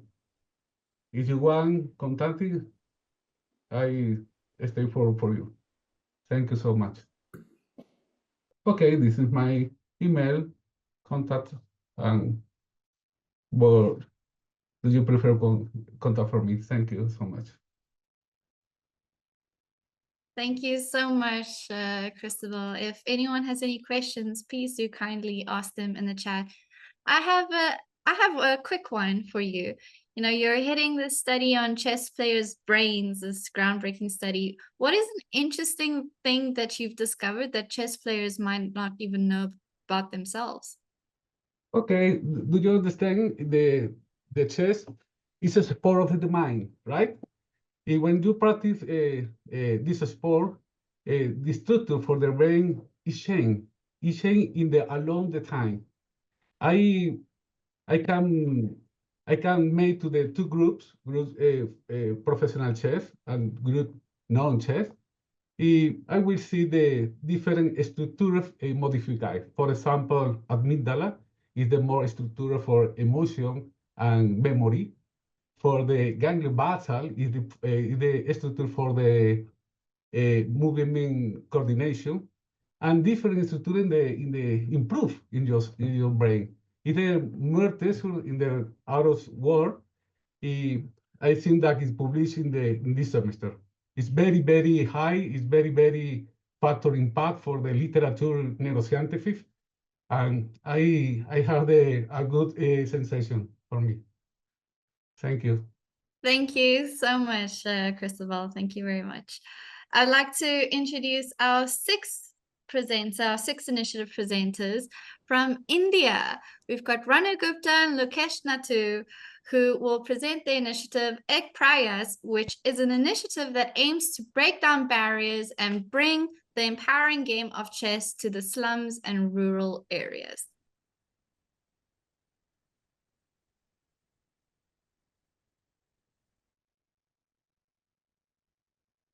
As Winston Churchill once said beautifully, we make a living by what we get, but we make a life by what we give. Namaste and a lovely afternoon from the land of chess. Yes, India. It is with the spirit of giving, of contributing to the greater good that we come together today. We're not only here to receive, but to give back to the community that has shaped us and to leave a lasting positive impact on those around us.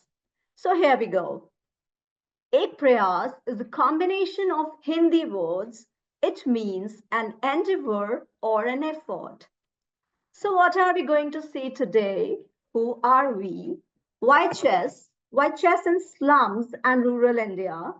When and why did we start? Our target audience, challenges we faced, project scope, source of funding, impact, achievements, media presence, and most important, our future goals. Next slide, please.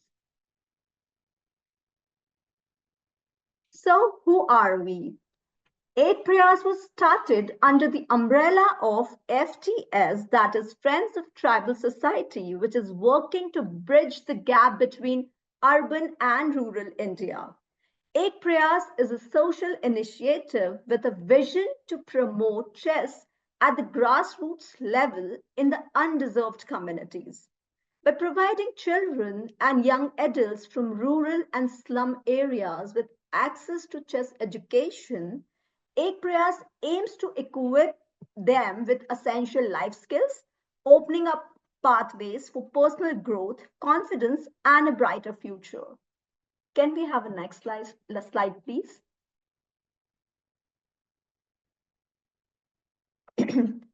Okay, so why did we choose chess and why rural India and slums?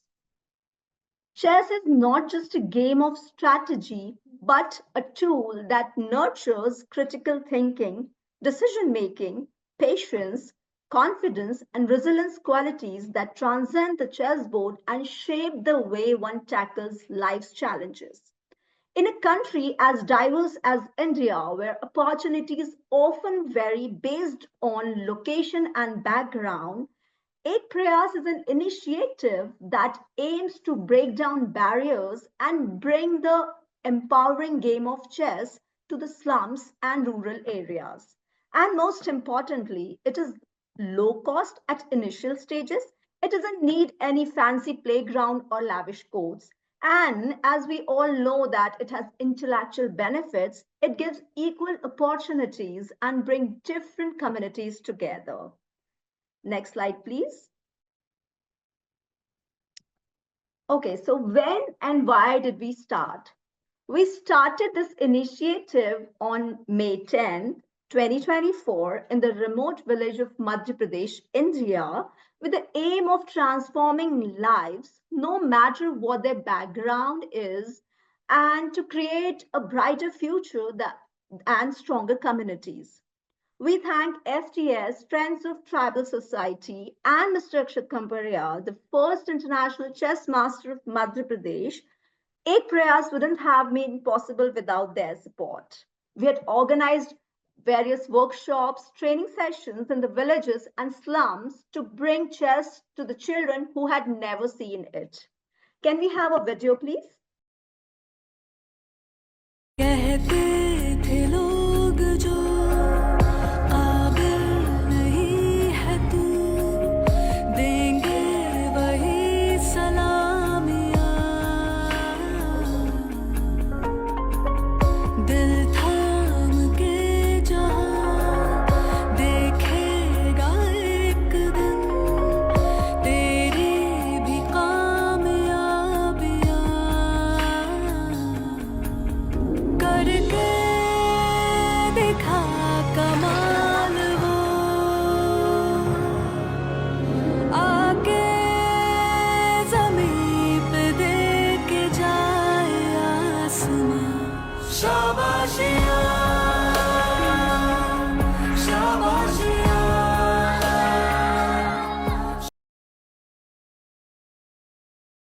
So who is our target audience? Of course, the rural and slum children.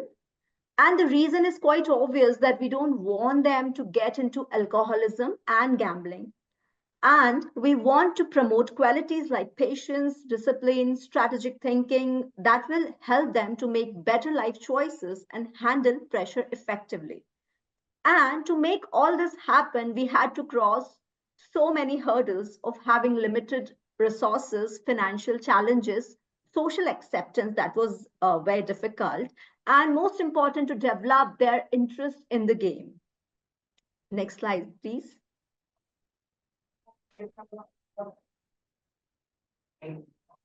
So the project scope and funding. We have started this project with the goal of introducing chess in every home of the villages of India. To start with, we are targeting one state, that is Madhya Pradesh. So we have created a Hindi database for these children for easy understanding. They connect through Zoom meets. Also, we keep quizzes and reward them. It motivates them to play. And we will be elated if we can make 2 to 3 state or national level players from these rural and slum children. Can we have a next slide, please? Okay, so the achievements. Within just 7 months, our kids have started playing games, and out of them, 2 are ready to take the professional training. Our APRAS team also participated in FIDE 100 years celebration. The print medias and some very good educational institutions of India are promoting our endeavor. And we would like to thank FIDE Social Chess for always appreciating and mentioning our work on their social media platforms. Thank you so much. And most importantly, with the minimal funds, we are running this project very beautifully. Next slide, please. Impact and future goals. Since its inception, Ekal Prayas has seen a transformation in the communities it is serving. Children who once had limited exposure to intellectual activities are now engaging in chess with enthusiasm. The increased concentration, improved academic performance, and enhanced problem-solving abilities are clear testament to the power of this game. And most important is that the slum children are spending more time over the board than the smartphones. I think that is our biggest achievement so far. Our future goals are to have full-time instructors who can take classes regularly so that we can enroll more and more children. And one of our biggest goals this year is to have the first chess park. We have named it Chopal, and we have already started working on this. Next slide, please. So this is the media coverage. We are extremely grateful to the media for supporting APRAS wholeheartedly. And if you can see the social mentions by FIDE Social Chess, thank you so much, FIDE Social, for always appreciating us. Now I would like my co-presenter, Mr. Lokesh Nathu, to take the presentation forward. Over to you, Lokesh. Yeah, thanks, Ranu. So the moment we had this great idea, when Ranu is driving it, uh, slowly you start unfolding a lot of needs which are of next level, and you start building a model so that we make it replicable, flexible, and we reach wider audience. So in that, what we thought when we thought about the go-to-market strategy, if you want to replicate it to multiple villages, what are the typical needs required? One is the wisdom, which is completely the chess part of coaching. The second pillar is the infrastructure, because to run any program, you need a place, you need equipments, and basic necessities. These kids are coming where they might not have supply of food on day-to-day basis or good clothes to wear. So that also becomes an incentive to get them here. Again, the idea is not to create grandmasters tomorrow, but the idea is to take this social community into chess and make it a sport where the whole village gets engaged into an activity. So when we made it a structure to it, so that's where I'm talking to Ranu on this, is when we try to build a model which can run like a company and you can replicate it. We will shortlist a list of 20 cities. Now this can be India to begin with, but again it's a city based model, it's not has to do anything with country. And then what do you need? So these numbers are typically done in INR right now because that's what we know, and you know how you run the show. So per city, we need INR 3 lakhs to run a particular center, which takes care of all the infra and all the coaches, because slowly we will need to assign coach to a center, and that's how we can replicate the model. Honestly, from day one, we are also thinking that we will track the progress with dashboards, because as much as we want to create social impact, we need numbers eventually to make sure that we are moving in the right direction and it is not become just a place where people come and it's just taken too lightly. As much as we want people to have fun, we also want tangible results and outcome, and that's where we thought of, let's run a city based model with a very clear P&L and a clear outcomes where we know the input, process and the outcome of this whole topic. Because as much as it is social, eventually it's going to be a very serious thing, and our aim is to start with India and to take it to globe. Last slide. And that's where this year gives us a good kickstart, where it's a FIDE year of social. So I guess that's the timing we had, and it's a good story to begin with. So that's it. Thank you. Thank you very much. It is amazing timing indeed, Lakesh. If we have any questions from the chat, please can you pop them in there? How is it possible to reach you? I mean, we can always share our handles and ID. That is an easiest way to reach. But yes, across the globe, we are also thinking like this, the GTM that we spoke on. It's very simple. How do you replicate in city where you are? And we will have our learning document as we grow, because in first city, the challenge that were faced by Ranu, that started diminishing with every other city, right? Because you face the same level of challenges. So yes, from both ways, as an individual and as a point to make this project more than happy. Right. Well, chess is growing in India so much. It's already big, and initiatives like this are just taking it to even bigger heights. Thank you for all that you do. And we are also glad that, when this was running, we were not knowing that there would be some forum like this. And when I saw the forum and I knew that how much effort Ranu is putting very seriously, and, we were getting impact, she was getting impact. I was seeing it every other day. And I'm like, you should register. Let's see where it goes. And today we are here, so we are pretty glad. Thank you so much, Lakesh and Ranu. I would now like to introduce our next video, which is Chess for Protection. Chess for Protection focuses on empowering displaced children and refugees by integrating chess into their educational and social support systems. Through structured programs, chess helps foster resilience, critical thinking, and a sense of belonging among vulnerable populations. Let's check out this next video. Close your eyes, hear the voice within, calling. This heavy load got under your skin, howling. You got the white knuckles holding on it tight, keeping your feelings bottled up inside, heading for collision and denial. To really live, you gotta die. Breathe in, breathe out. Hey, come alive. Breathe in, breathe out.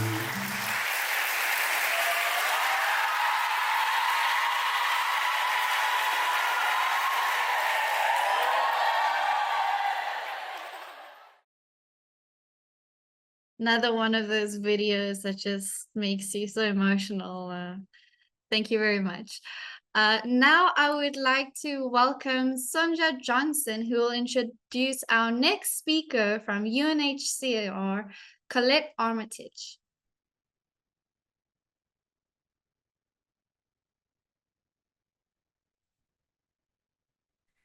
Good morning, everyone. I want to say just how excited I am that UNHCR is able to join us today. This is a key partner for Chess for Protection. So I have the honor in introducing Colette Armitage. Colette is an Associate External Relations Officer for UNHCR, the UN Refugee Agency, specialized in project coordination and partnership management. For the past 2.5 years, she has worked in UNHCR's Sport Coordination Unit helping to build partnerships with global sport organizations and support UNHCR country offices to develop sport for protection projects for refugees and host communities. We know Colette well, and we want to take this opportunity to have you all have the experience that we have had with Colette. Colette? Morning, everybody. Thanks so much, Sonia, for that lovely introduction. I have been joining for the last half an hour, and it's also really nice to see these videos and all the great work that you're doing through Chess. I am Colette, and I work at UNHCR. And today I'm going to give you a presentation. It's kind of globally framed as monitoring and evaluation. But if I break that down, what is M&E all about? And you guys you're already talking about it in the projects that you do. It's monitoring and evaluation is that how we demonstrate success in our projects. What are we trying to do exactly? And you've all identified it already. It's about improving well-being and giving opportunities, well, in our case, for refugees through Chess. But I'm seeing that that can be to women and girls, to disadvantaged youth, to people in slums, etc. So it's this webinar, this workshop that I'm going to take you through is an opportunity for me to tell you a bit about how UNHCR sees this opportunity, sees the importance of monitoring, and I'll explain a little bit how we also look at sport and the role it can play in helping refugees and host communities as well. I want to caveat this that I'm not an M&E sort of expert. However, as Sonia said, I work in project coordination and partnership management.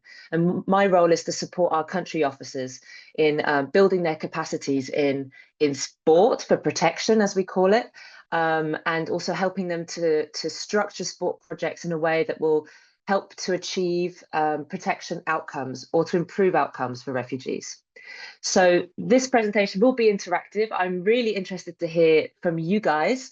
I really want to know how you guys monitor success, and I will demonstrate some tools that we use in UNHCR. But as I say, it's all a learning process. This is one way, not necessarily the best way. So I take this as an opportunity to hear from you as well, and I'm looking forward to that. So here's the agenda. I'll just briefly touch on who UNHCR is for those that aren't familiar with our work, how we see sport. I will then touch on what is M&E, why is it important, and also looking at particular tools in our toolbox that we use in order to articulate change through sport and through chess. And then at the end, we'll have some time for Q&A. I've got a timer. I've got about 20 minutes. But Sonia, if I'm really going over, I welcome you to jump in and stop me, and making sure that I stay on time. We can move to the next slide. So let's start with an icebreaker. If you can all follow the Mentimeter, which I think you've been using already today, but perhaps if someone could put the link into the chat for everybody. We're just going to ask, I just want to get to know you a little bit, understand, you know, what you've done in this what area before, because I'm sure everybody's coming with a different knowledge base. Who's worked with refugees and chess before? Just a couple of questions. So the link to the Menti is in the, oh, sorry, ignore the one in the chat. I've just remembered that's not going to be the correct one. Apologies, colleagues. But if we can put the Mentimeter link in the chat, that'd be fantastic.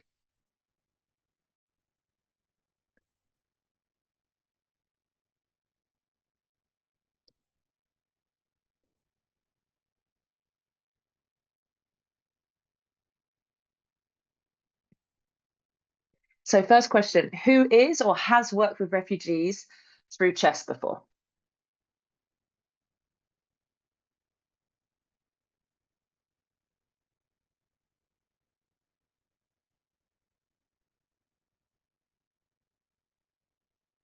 Good. Okay, so far, if we can leave it on the screen a little bit longer so people can have a chance to answer. I know what it's like with a Mentimeter, it can take a moment to load on the screen. Interesting. Okay, so far, most people have not worked with refugees. This is a new area. There's a few that do on a regular basis, and there's some people that have done but not regularly. That's fantastic.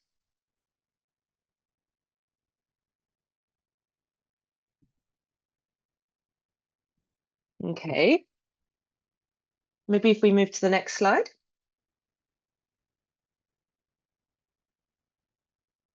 So next question, what do you know about monitoring and evaluation? Or M&E, as people call it. So excuse the British joke, obviously, monitoring and evaluation, what, question mark, means that if you select that one, you don't have any prior experience in this area. I was feeling a bit funny when I did the Mentimeter, as you can see.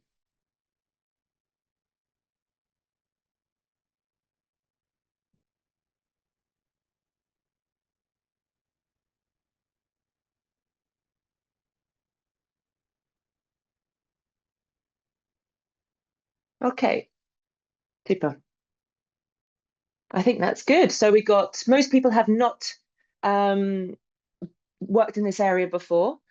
I think you'll find during my presentation that although I've called it monitoring and evaluation, I think you'll realize that you perhaps know you're already doing stuff in this area. You're already monitoring success in a sense. You're already identifying where you're having impact. And I heard in the last presentation the word impact used quite a lot.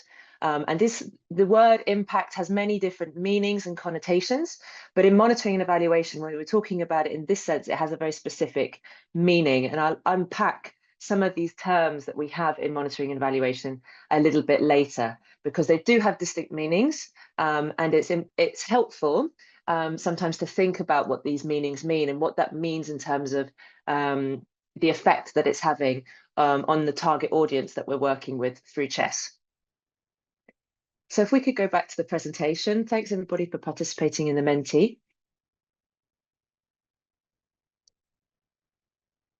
Okay, so I just wanted to set the scene. As the Menti showed, perhaps this is a new area of work. Many of you may not be working with refugees per se. But as this infographic demonstrates, the situation worldwide is extremely challenging. And I don't think I need to tell anybody here that. You just have to turn on the news and read about what's going on in the world. For refugees and displaced people, it's really, really challenging. I mean, we've got nearly 125 million people who are displaced in the world. This is the largest number ever on record. And as you can see from the graph, it is just going up and up and up. The situation is dire because it's not just that there are more people displaced, but they are being displaced for longer, in poorer conditions. And unfortunately, resources for displaced people are going down around the world. So the need is greater, but our capacity to respond is weaker. And you know, many of these people who are displaced around the world, despite what the news tells us, are being held in the global south. And it's countries on the border of countries in war, in conflict, that are most impacted by hosting refugees and displaced people. Taking, for example, Uganda or the DRC or countries such as Jordan and Lebanon. We often have these images in our news feeds showing all this kind of movement towards the West and in Europe, but really the big majority of people are being hosted in the global South. And these are countries that are sometimes poorer, have less resources to support even their own citizens. And so to host refugees, which they do willingly most of the time and very hospitably, and welcoming people into their homes, offering them basic services, etc. It's very challenging for them. So I just wanted to put that on the screen, and just to also sort of explain. So refugees as a term is a legal term, and it is a status given to individuals who are outside of their home country. So they have to cross an international border, and they are given refugee status when they are identified to have been fleeing persecution and conflict. So they cannot return to their home country. And just keep that in mind, because it's a bit different to a migrant. A migrant moves because of an opportunity, potentially. They do have the opportunity to return to their home country. So just to also caveat that there. We can move to the next slide. So I'm not going to go into this too much. We're UNHCR. Our role is to protect and respond to the needs of refugees and displaced people worldwide. It's also our role to safeguard their rights and essentially uphold the right to access services such as education, health, work, etc. And in emergencies, we're also there on the ground responding to the life-saving assistance that needs to take place. In the long term, and sport can help in this domain, is thinking about how we can promote durable and long-term solutions for refugees, whether that's integrating into their host communities, returning home, or accessing another country through a pathway. So, for example, going to another country through an education or work pathway and visa. On to the next slide, please. So now I move on to talk about UNHCR and sport. UNHCR sees a huge potential in sport generally to support refugees. It is an area of work that we're doing more and more in, and we see that sport can be an opportunity for refugees to not just survive, but thrive. And that's because there are many benefits for sport and chess, as I've heard many people on the call say already. But it's also an opportunity to reach new people on our initiatives and on the needs of refugees. So it's a programmatic tool, firstly. It's about giving access to sports so that people can benefit from its rich rich potential. And it's also about using its communication platform to reach new people on refugee subjects. So we're trying to bridge the humanitarian and sports worlds together. Sometimes, well, till this day, they do work quite independently, but we want to try and harmonize that and bring them together and work together. So this is what we do at UNHCR. Next slide, please. So we have a strategy on sport. It's called More Than a Game. And our vision is to see improved well-being and opportunities through sport for refugees and displaced people. Now, I haven't got loads of time, so I might run over this question, but if people want to drop in the chat while I'm talking, I'd like to ask you, what are some of the challenges and barriers that displaced people face? You can think about that in terms of sports. What are some of the challenges in accessing sport for refugees, but also in other domains, so education, work, or just day-to-day. So please feel free to write in the chat, although due to time reasons, I'm going to also talk about this now. If you can move to the next slide, super. So displacement, what happens when people are displaced? They're isolated, they're excluded. It's very difficult when you're moving to a new country, into a host community, and it's very difficult to feel part of that community. Of course, refugees, many of whom, not all of them, but many of them have experienced trauma, conflict, persecution in their home country, so maybe suffering with the ongoing traumas that comes with. Also, the fact of being displaced and faced in a very precarious and limbo-like situation also adds to the to the sort of mental health aspect of it, which is very challenging. And there are protection challenges for refugees. So they're more at risk of trafficking and forced recruitment, harmful coping strategies, sexual and gender-based violence, little or no freedom of movement. And that can be really challenging. They also have difficulties in accessing opportunities such as education, skills, and other basic services. No documentation, if you think about it, equals no access to basic services. You have to have a passport, you have to have some kind of identification for a country in order to benefit from these services. Next slide. Now, the interesting piece for this, sport for protection. Sport for protection for us is the ability for sport to have better outcomes on refugees and displaced people. We see sport contributing in 3 areas: improved psychosocial well-being, improved social cohesion, and improved social inclusion. So very quickly, social cohesion is the ability for communities to live peacefully together and bring a commonality. So thinking about peaceful conflict resolution, etc. Social inclusion is avoiding exclusion and marginalization. It's making sure everybody in the society can participate regardless of their background. And psychosocial well-being, this is the connection between mental health and your social environment, making sure that that's really strong. So at UNHCR, we've developed a framework for understanding how sport can contribute to better outcomes for refugees. And you can see this framework on the screen.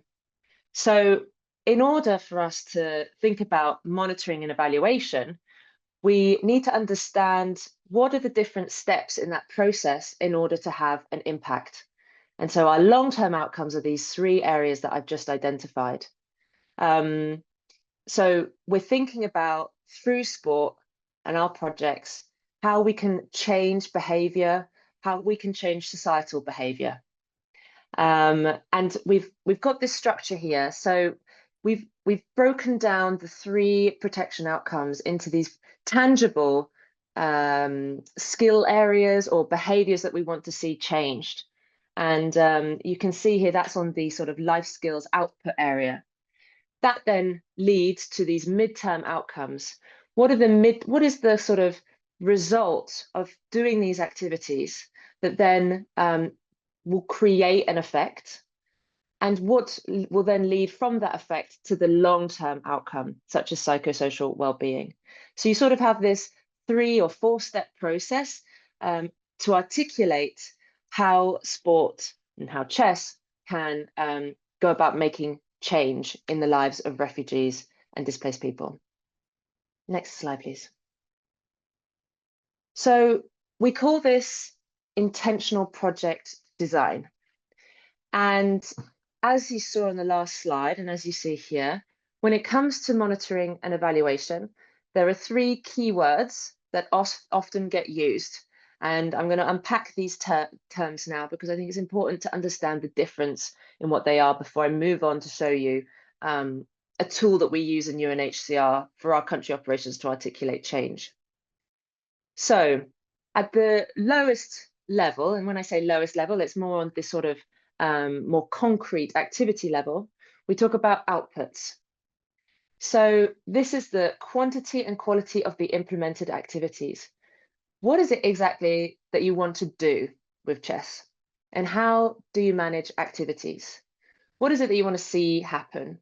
Do you want to see regular participation in chess activities, for example? Do you want people to regularly participate in life skills workshops? This output level is really the concrete point. What is it that you want to see come out of the project at an activity level? We move then to outcome, which is the next step in the process. This is the process that are inherent to a project or program. So what are the effects and changes that have occurred in the participants as a result of your intervention? And you can have different levels of outcome. You can have a midterm outcome and a long-term outcome. So here you're thinking more about that behavioral change piece. What behaviors have changed? What skills have people now got? Is it that they have got better relations with one another?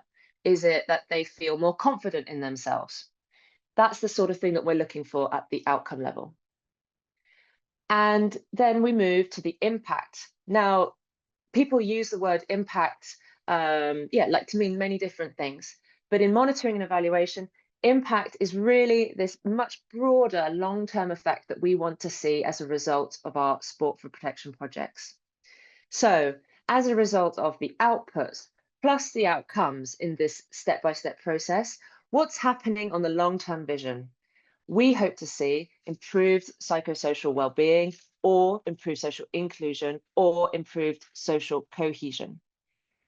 These are things that take a long time to happen. So impact is something that you may see over 2 or 3 years. You will not see it in the first or second year. First and second year is really at the outcome level. The other challenge with impact is how to measure it, because of course this is less tangible. It's not an activity. It's really about seeing a behavioral change, something that's not as easy to quantify. And that's one of the challenges of monitoring and evaluation. Next slide, please. So to do this process, we use theories of change, and many of you may be familiar with them.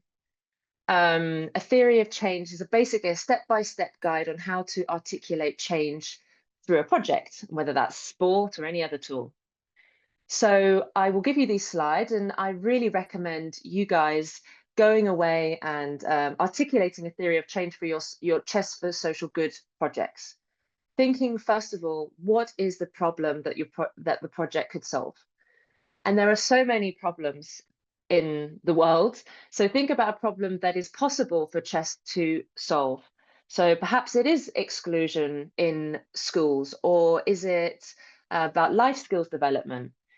So a problem has to be something that you think the project could solve, not just, world peace, for example, although that is a big problem that we'd all love to solve. And then, thinking about who exactly you want to target, where will your activities take place so that you can have the biggest impact in your project? What are the tangible activities that you're going to implement? What output will these activities have? So will it mean regular participation in chess, attending life skills workshops, etc.? And then when you come to the midterm and long-term outcomes, that's when we're thinking about the behavior change that we want to see, the behavioral societal change that we want to see. And when you make this theory of change, think about it. Does it make sense?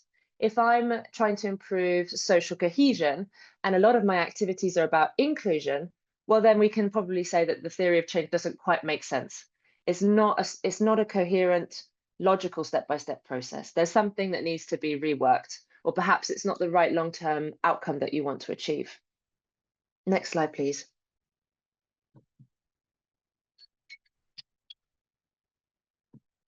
So I haven't got too much time because I've kind of run over a lot. Sonia, do I have a couple of more minutes?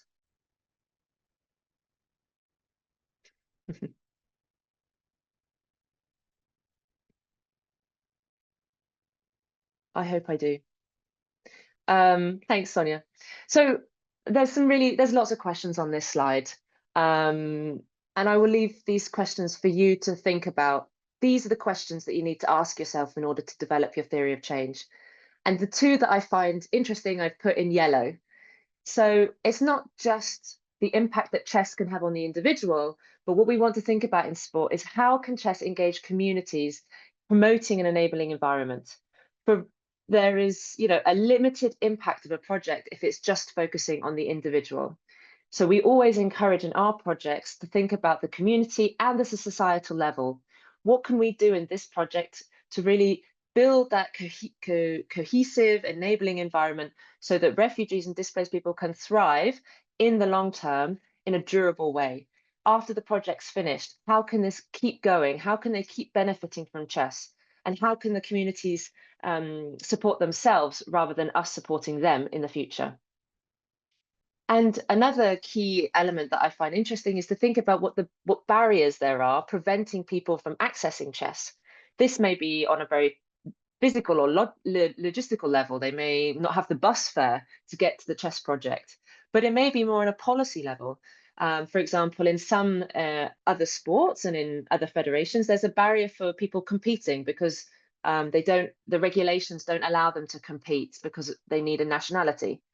So there are other barriers, and I think it's really interesting to unpick that, because if you don't address those barriers in a small way, your project is going to have limited impact. And I see someone has a question, and I could keep going, but in the interest of time, I might stop there, and I will share the slides with you, and then very happy to answer some questions now. So I'll stop there, and thanks very much for listening, and please fire away. I'm really interested to hear from you now. Thank you so much, Colette. If our viewers have questions, please do ask in the chat. We already have someone interested in asking a question. I have one as well. You spoke about outputs, outcomes, and impact. With Sport for Protection, what in the long term has been the biggest impact that you've seen?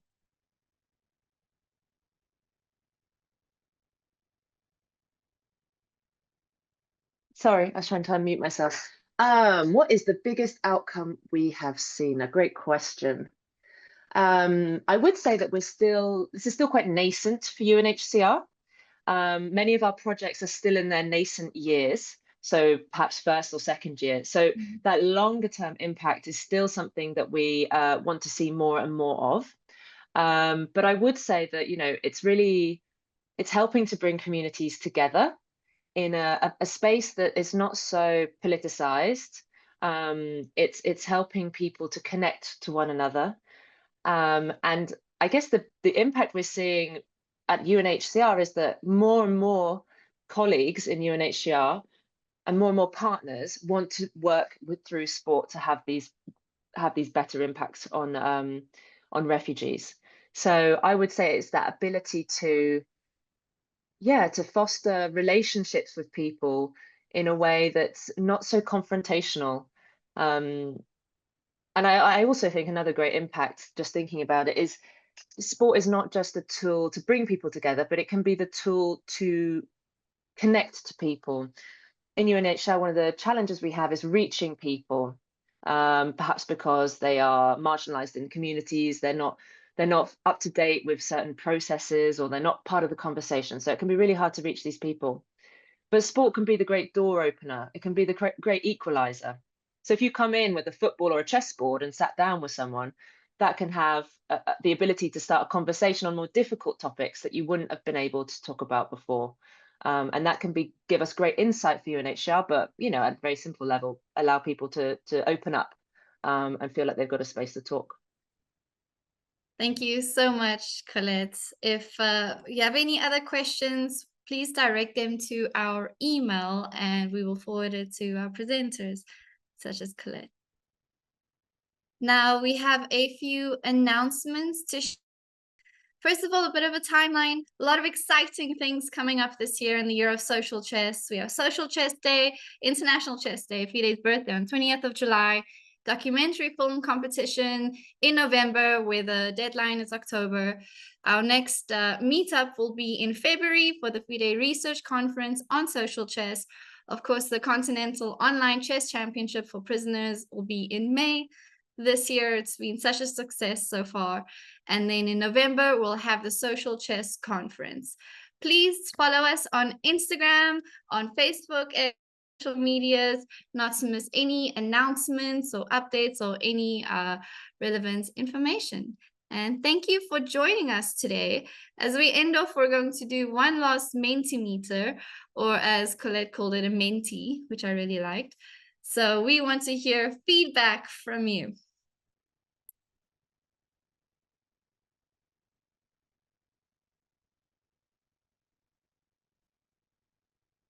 First up, what information or initiative shared today was the most interesting or inspiring to you?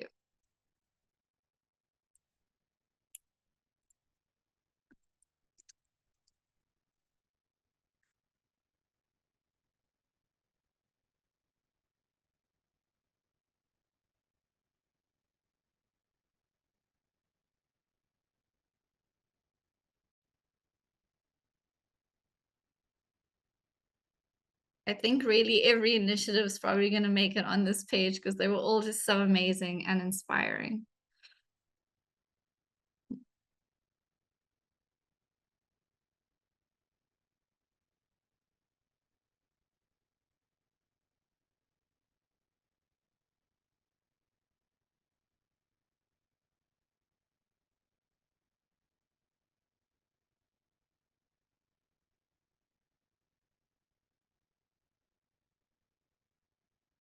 And in the chat, we have people saying all of them as well, agreeing. Thank you to all our speakers today who shared your amazing and inspiring stories.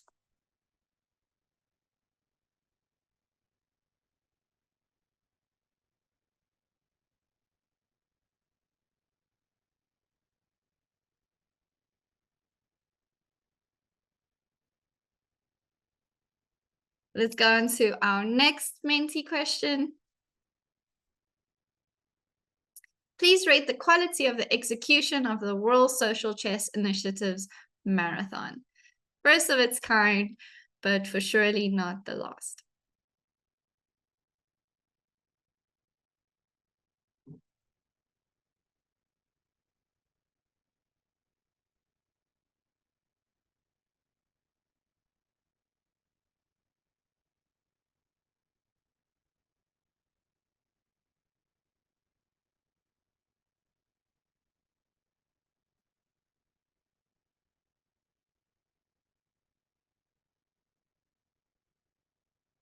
all positive. The people have spoken, and this was an excellent marathon.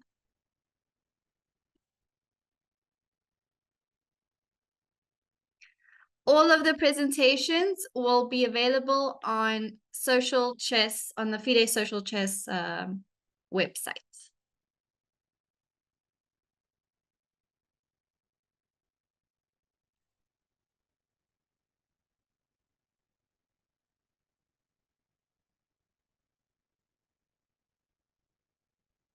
Shall we move on to our next question?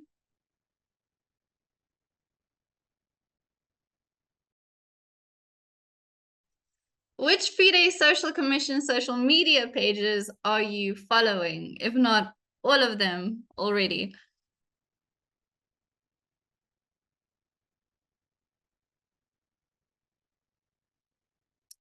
The Commission is very active on social media, and this is where you can get information of all sorts of initiatives and projects. The FIDE social media page as well, we're highlighting weekly initiatives this year for the Year of Social Chess.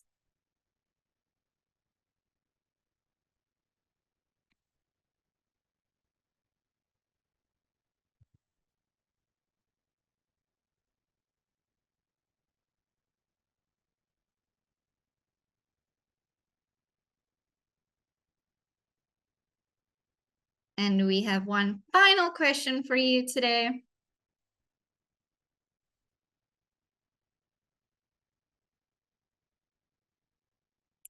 And that is, in one word, how would you describe your experience today at the World Social Chess Initiatives Marathon?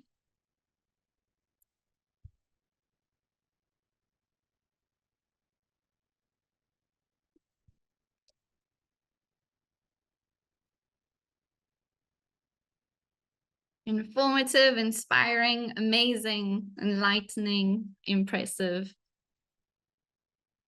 learning, in spring as well, which I can only assume is a typo for inspiring, educating, really all of the above. And I think we can all agree on the main one, it was amazing. I want to now introduce our very first speaker. And this is from the initiative Chess for Connection, the young April Zhang, presenting all the way from Canada. April is a high school student in Canada with a passion for chess. Introduced to the game in grade 4, she quickly progressed to a competitive player, earning the title of Woman Candidate Master and representing Canada in international tournaments. Last year, she founded Chess for Connection. As a high school student, she founded this amazing initiative. And this is dedicated to fostering intergenerational connections through chess. Welcome, April. The floor is yours. Thank you for your introduction. Thank you, Dr. Daz, Arkady, Dana, and Andre for your opening remarks and an introduction to the exciting and inspirational Social Chess Year plan. Could you share the slideshow? My name is April, and I'm the founder and president of Chess for Connection. As a grade 11 student at the University of Toronto Schools and a FIDE Women Candidate Master, I've experienced firsthand how chess can bridge generations and bring people together. Today, I'm excited to share this story. Sorry, can you move back? Thanks.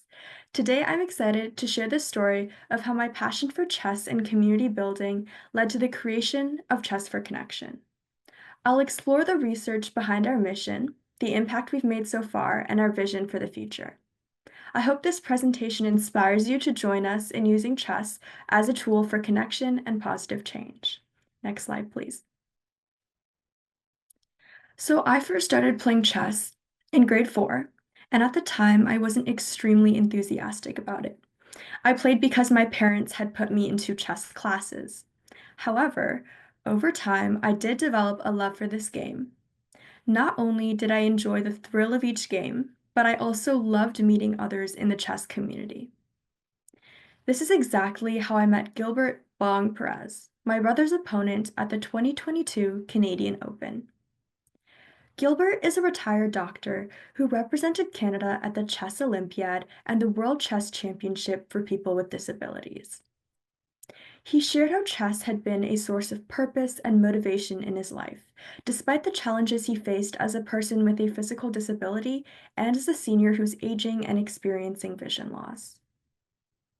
I started to reflect on Gilbert's story, and it genuinely only hit me then that chess is such an amazing sport accessible to all regardless of physical ability or age. I started searching for opportunities to use my chess experience to make a positive impact on the lives of seniors in my community. Next slide, please.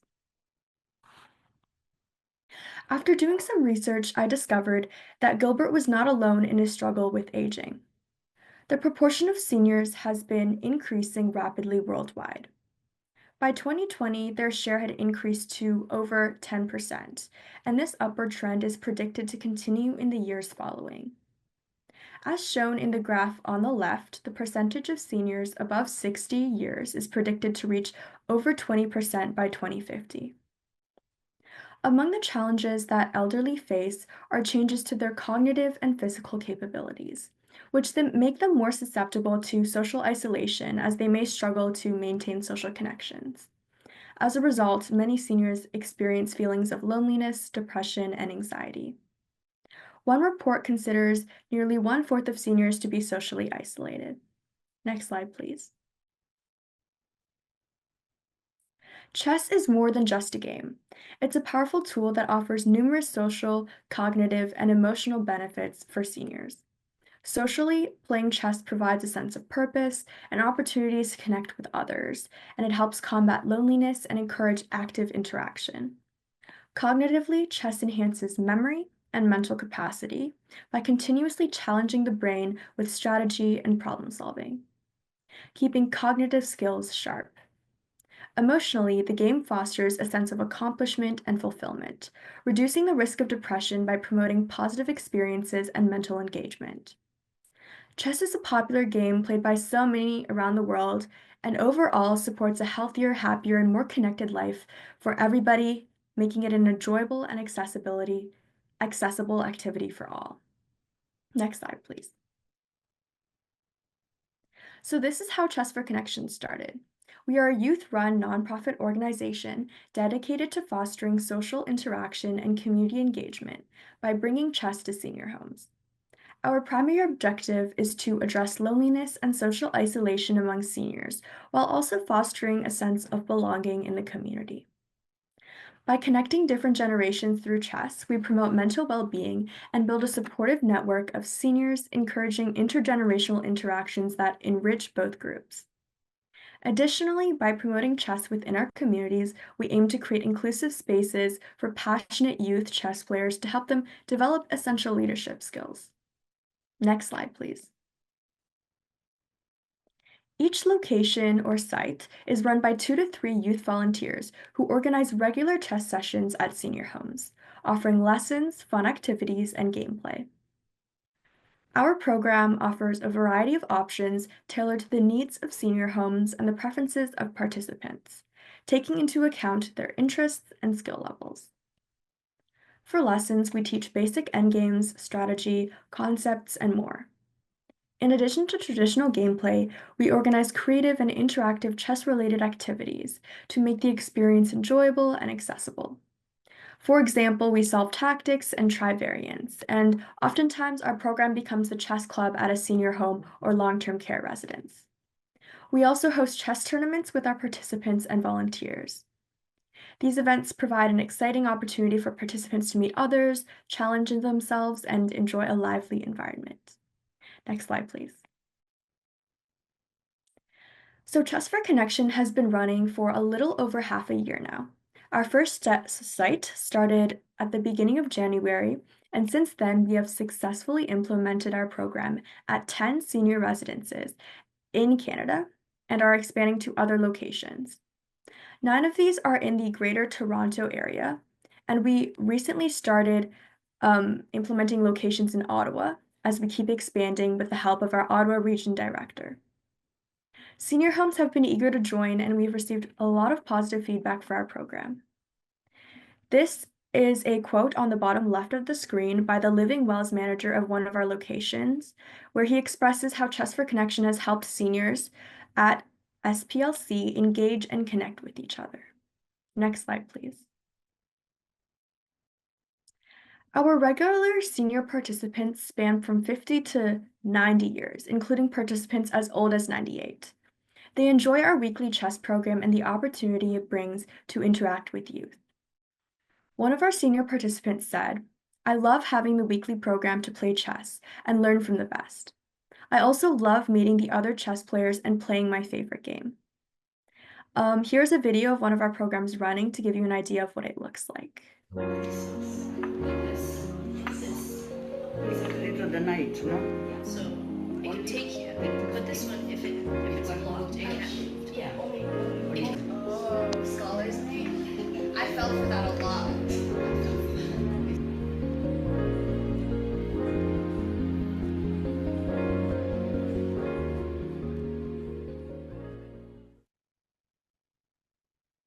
Over 30 Canadian youth chess players have joined the team, contributing to more than 800 volunteer hours to program development and operation.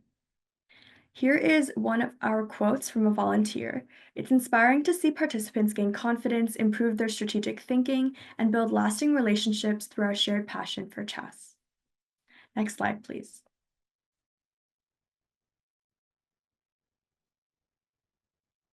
This program not only benefits seniors, but also youth, providing opportunities for youth to transform their passion for chess, hone their leadership skills, and expand their horizons. I am so grateful to have had the opportunity to meet two seniors who would always look forward to our weekly program. They wanted to learn more about chess, become better players, and enjoy the game. And as a gift of thanks, one of them, who is turning 99 this year, gave me his memoir. And reading through it, I was able to learn about his life and his legacy. Next slide, please. We also have some exciting news. We recently started our Uganda branch in Kampala, run by our director of the Kampala region, Raphael Kambue. And this milestone marks the start of our global branches journey, and hopefully we can expand to other countries as well. Next slide, please.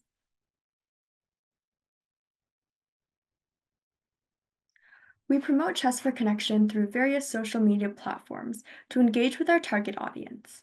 Our website provides detailed information for interested participants and partners, and we use Facebook to effectively reach senior homes and local chess clubs, fostering community engagement and participation. Our Instagram is utilized to engage and attract youth, creating an interactive online presence. Additionally, we collaborate with local senior organizations such as the Retirement Communities Association and the Alzheimer's Society to extend our reach to more senior residences, ensuring inclusivity and accessibility. We also engage with local chess federations and organize events and chess tournaments to promote our program, enhancing visibility and participations. Our efforts have been recognized through an interview by the Chess Federation of Canada, which attracted significant attention from the Canadian chess community and greatly improved our program's visibility. Next slide, please. Our next move is to expand Chess for Connection to other regions and countries, creating a global impact. We aim to benefit seniors worldwide by using chess as a tool for social change. Through this event, I hope to attract more like-minded youth globally and build a network of passionate chess players and leaders around the world to join us and bring this initiative to their local communities and make a lasting impact. Next slide, please. One move at a time, together, we can combat social isolation, bridge generations, and create lasting bonds through the love of chess. Thank you. Wow, thank you so much, April. I'm going to give our chat a chance to post any questions you have for April. But I just want to say, like, wow, as our youngest presenter here from this morning and this evening, it's so great to see that the future of chess and social chess is in great hands. So thank you so much, April, for everything that you do.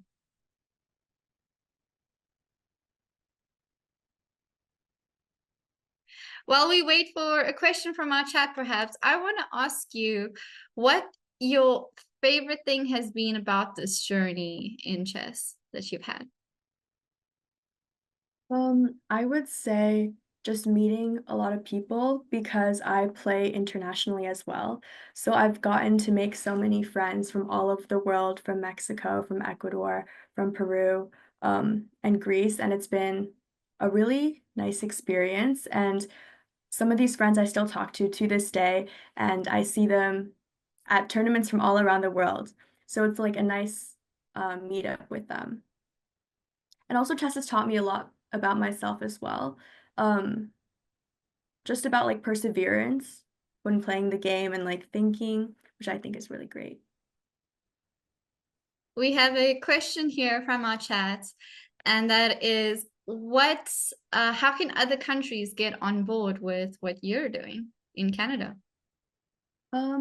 So if you go to our website, chessforconnection.com, you can or go to our Instagram, then you can send us a message, and we'd love to connect with you and start the program running. It's really a very flexible program, and we know every country looks different. So for our new branch in Kampala, they don't have many senior homes, so they're organizing mainly events with seniors and youth and going to some senior homes. So it looks different for each country, but if you're interested, please reach out and we will reply. Thank you. And we have two people asking kind of the same questions. And I think this is important in our interaction today because we're all learning from each other, right? What were some challenges that you faced and how did you overcome them? Yeah, so some challenges were just like being able to get the program running at the beginning. It required a lot of planning, and confidence, I guess, because as a youth myself, I've never really done something like this before.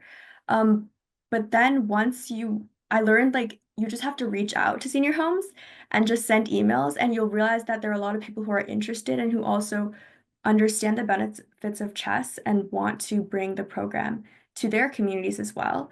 And as someone with experience with chess, I think it's my job to kind of explain the benefits of chess to people who might not play chess, so like the senior managers who don't know. And then I'll explain the benefits of chess, how it's important, how it can help the seniors. And I think it's just really important to take the first step, take the initiative to implement your program and to, yeah. Thank you so much, April. Keep doing what you're doing. Wish you so much success going forward. Thank you. I would now like to introduce our next speaker, Alexandra Vergara from Brazil. Alexandra is a chess player, arbiter, and trainer. So big in the chess world, representing Chacanta Instituto in Chess Classes project for the inclusion of children and adolescents in vulnerable situations. Welcome, Alexandra. Thank you. I say hello to everyone.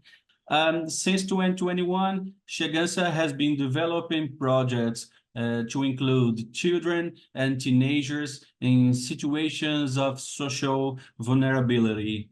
In our metropolitan area of Ribeirão Preto, Brazil, chess can be quite transformative. Please, next slide. Quebrada Viva brings outdoor chess to the Jardim Zara neighborhood. The liveliness of this place values public space with sustainability. We want to build a safe and positive environment to development of the participants. This helps the school to offer perspective for their lives through chess. Next slide, please. The pilot project inspired volunteers and chess players, and the community accepted our chegança, our arrival. Next slide. PhD Hamilton Jimenez is with us as a trainer. I highlight his engaging teaching style. This is very important due to the educational challenges faced in the digital world. We are very grateful for Mr. Hamilton. Next slide, please. And now we need to talk a little about resources. There are some things that didn't help, like little financial resources, lack of water and snacks for participants. Next slide. We would like to get investment to supply 100 of needy children and teenagers. This is important because we can contribute with concrete results to our school and to their lives. I'm talking about self-esteem and the future of society. Next slide, please. So the Quebrada Viva chess classes, we will request resources from society for improvements. A gazebo in order to shelter everyone, foldable and portable furniture is to carry, food and drink so that the beneficiaries can have energy and well-being, the dedicated material and dozen chat sets so that we can achieve our goals. Final slide, please. We believe in the power of chess to provide the development of people in their diversity. And I fulfilled this task with the help of my wife, Leah, to do this presentation. The FIDE Social Commission has a lot to offer, and Chegança Institute is open to more experiences like this. We are happy with our new friends around the world, and as close as we never been to Papua New Guinea. And all this thanks to the World Marathon and 2025, the year of social chess, to Chegança Institute from Brazil, and the figure of its co-founder and CEO, Tiago Silva, and the FIDE Social Commission. Thank you very much. Thank you so much, Alexander. I'll open the chat up to any questions. But from my side, I have a specific question for you. You know, it's not always easy teaching kids and teenagers how to play chess. I didn't want to play when I was a kid, but now you are introducing these benefits and these, you know, just bringing chess into these kids' lives. How has that been? Has that been an easy process? Have you had to convince them, or was it very natural, like there's been a natural interest? I need help. Sorry. Wait a moment. Ela perguntou se é fácil ensinar as crianças ou você precisa de auxílio. Oh, well, we have Mr. Hamilton Jimenez. He is incredible.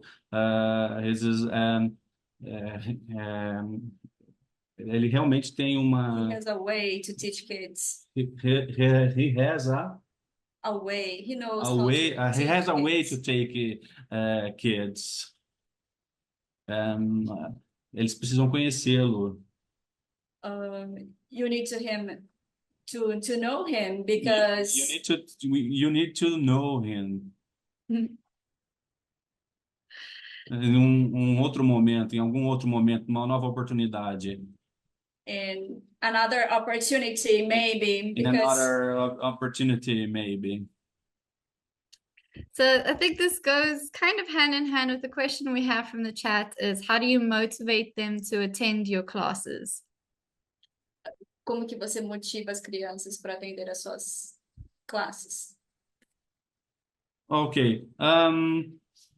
Chegança developing projects since 2021. A chess classes é dos projetos. Is one of the Is projects. one of the projects. There are projects with sustainability, digital inclusion, and Chegança tem experiência. Has experience. Chegança Institute has experienced com crianças with children and adolescents. Okay, well, thank you very much to both of you, your silent translator as well. Thank you very much. Thank you so much, Alexandra. I would now like to introduce our third speaker from the Anchor Heritage Initiative, Mr. Bidemi Oladipupo, who is the CEO of Anchor Heritage and is a visionary leader dedicated to education and empowerment. He spearheaded initiatives like Nigeria's first inmates ICT hub, the Inmates Empowerment and Rehabilitation Program, and the innovative Chess as a Correctional Tool, promoting cognitive growth and positive change in correctional facilities nationwide. Welcome, Mr. Bidemi. Thank you very much today. Thank you, FIDE, for having us on this platform, all of us at Anchor Heritage. We're very grateful for this opportunity to share our social impact. Yes, so we can go on. Yeah. So Anchor Heritage is actually an NGO in Nigeria. And major 5 pillars of what we do is we give legal aid and social justice, and all of our pillars are linked to sustainable development goals. And so the legal aid and social justice is linked to SDG 16. Our second focus is welfare and counseling, and that is linked to SDG 17 for partnership and goals. Then we do empowerment and skill acquisition across all prisons in Nigeria. Basically now we've reached out to all prisons in the southwest of Nigeria and not central. So, and that's for that we link that initiative to SDG 1, no poverty. We have the education and technology, and then we also have the aftercare initiative.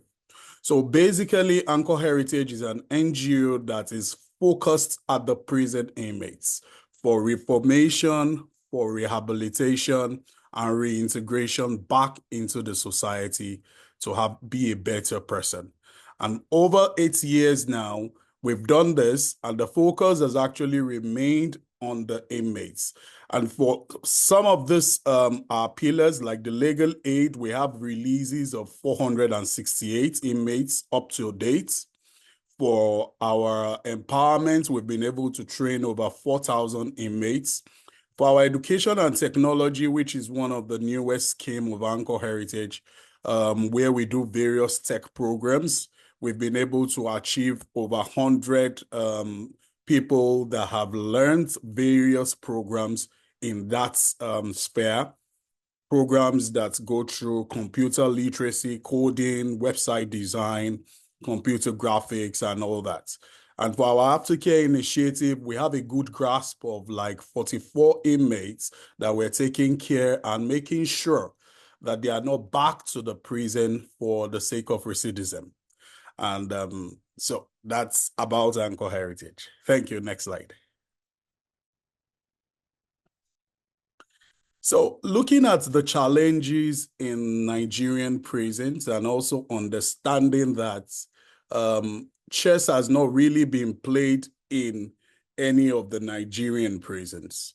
So in 2023, we pioneered an initiative that we call chess as a correctional tool.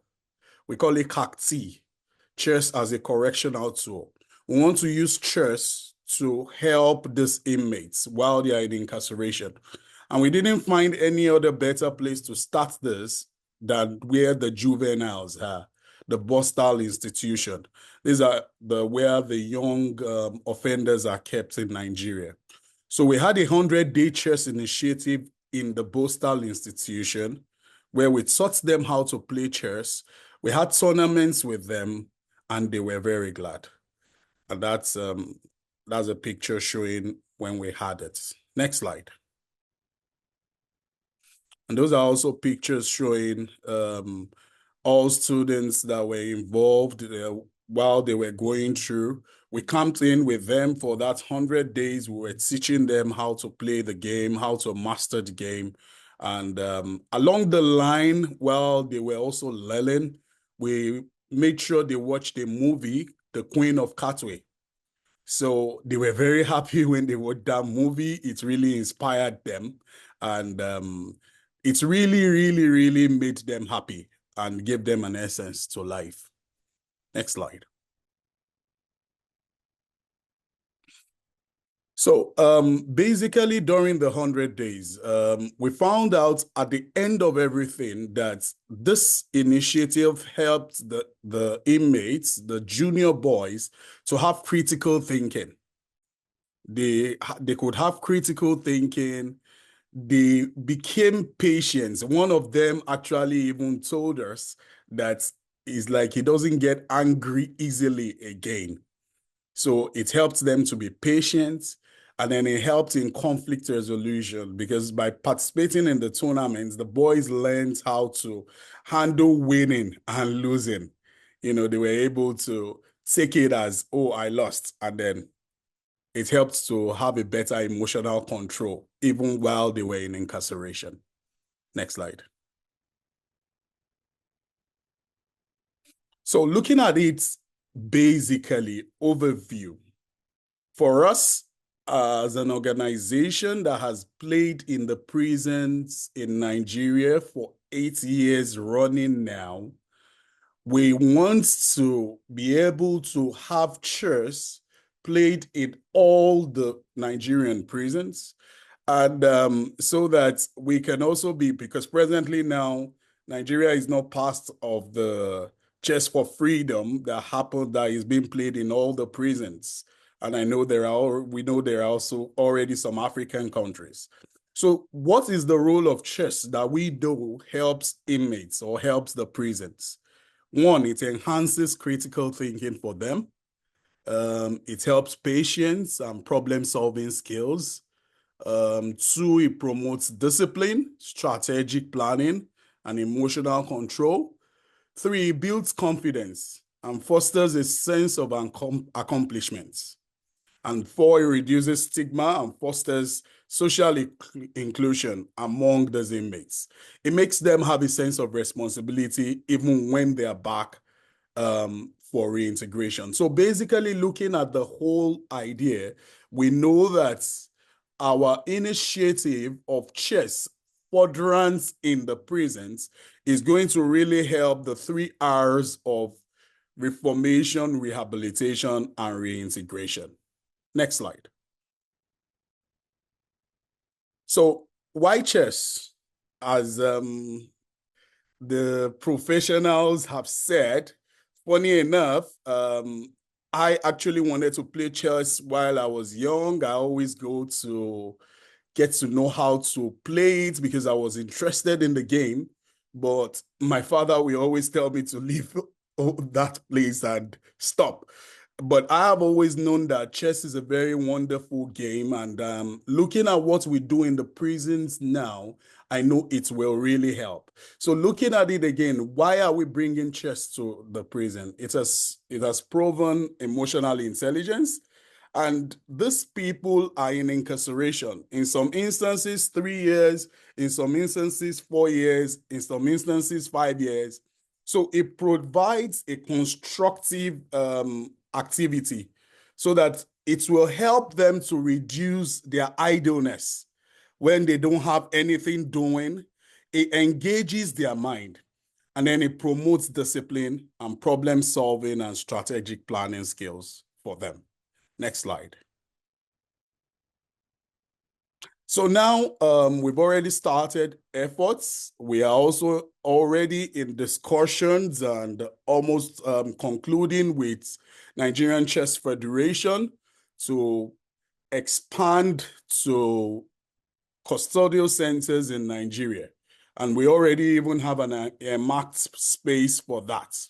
And we're looking to bring it to adults in custodial centers because they face more severe challenges. There is higher rates of recidivism. There are mental issues. This will help us to foster growth between them. And so that is why we are actually looking at, okay, so let's start this in the adults custodial centers. And we're set to start that in 2025. Next slide. And so the benefits are definitely not what we could be discussing about.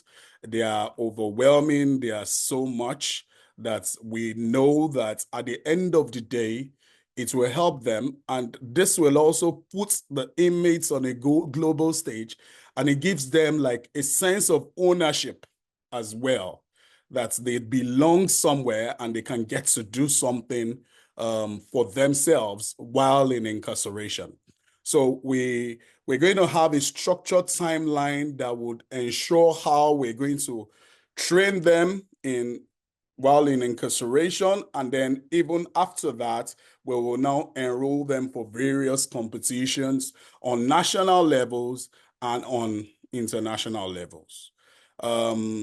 So talking about funding and volunteers critical to the success of this initiative, this provides necessary tools and logistics, while the volunteers bring expertise and dedication, ensuring that the programs runs effectively. So we have volunteers that works with us for all the initiatives we've had before now. And that's going to be the same even as we roll out chess in custodial centers, starting from Kirikiri this first quarter of 2025. Next slide. So this is a success story of that young boy I was talking about in the Bostal institution. He was actually the one that won the final. And when he told us, he said it's been able to help him with his anger management. He said he's been able to help him to pause and think. And funny enough is when the moves you make on the chessboard also comes to your life, and it becomes what you even do in real life situations. So you will be able to reduce your impulsive reactions and improve relationships. You'll be able to pause and think before you make the next move. So there's a testimonial from our Bostal 100 Days Chess Camp. Next slide. So expanding to the custodial centers, I mean, we've talked about this. The rationale why we're doing this is because there are higher recidivism rates. Adults are more likely to reoffend. So we want to engage their minds. We want to keep them busy.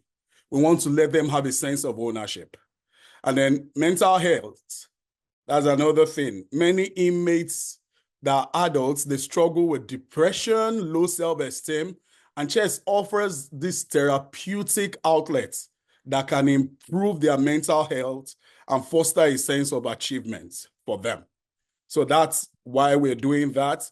And we are also looking to create a rehabilitative environment that prioritizes personal growth over punitive measures, and then equip inmates with transferable skills that enhance their post-release prospects, such as critical thinking, patience, and discipline.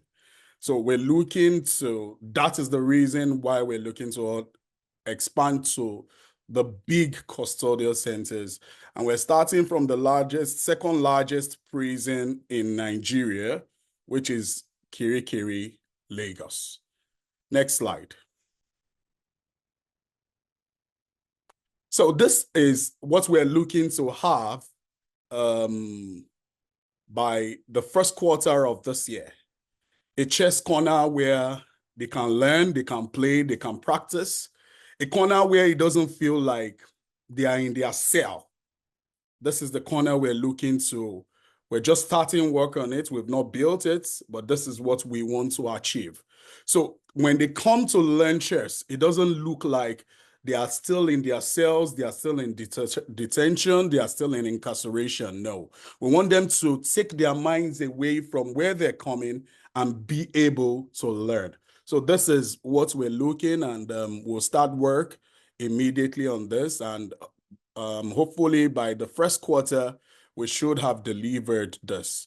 We're also looking to integrate chess as a cognitive and strategic complement to tech education, because some of them are already doing tech education. So that will also help. And then providing digital chess training, because Anchor Heritage has the first ICT hub in Nigeria presence, none like before.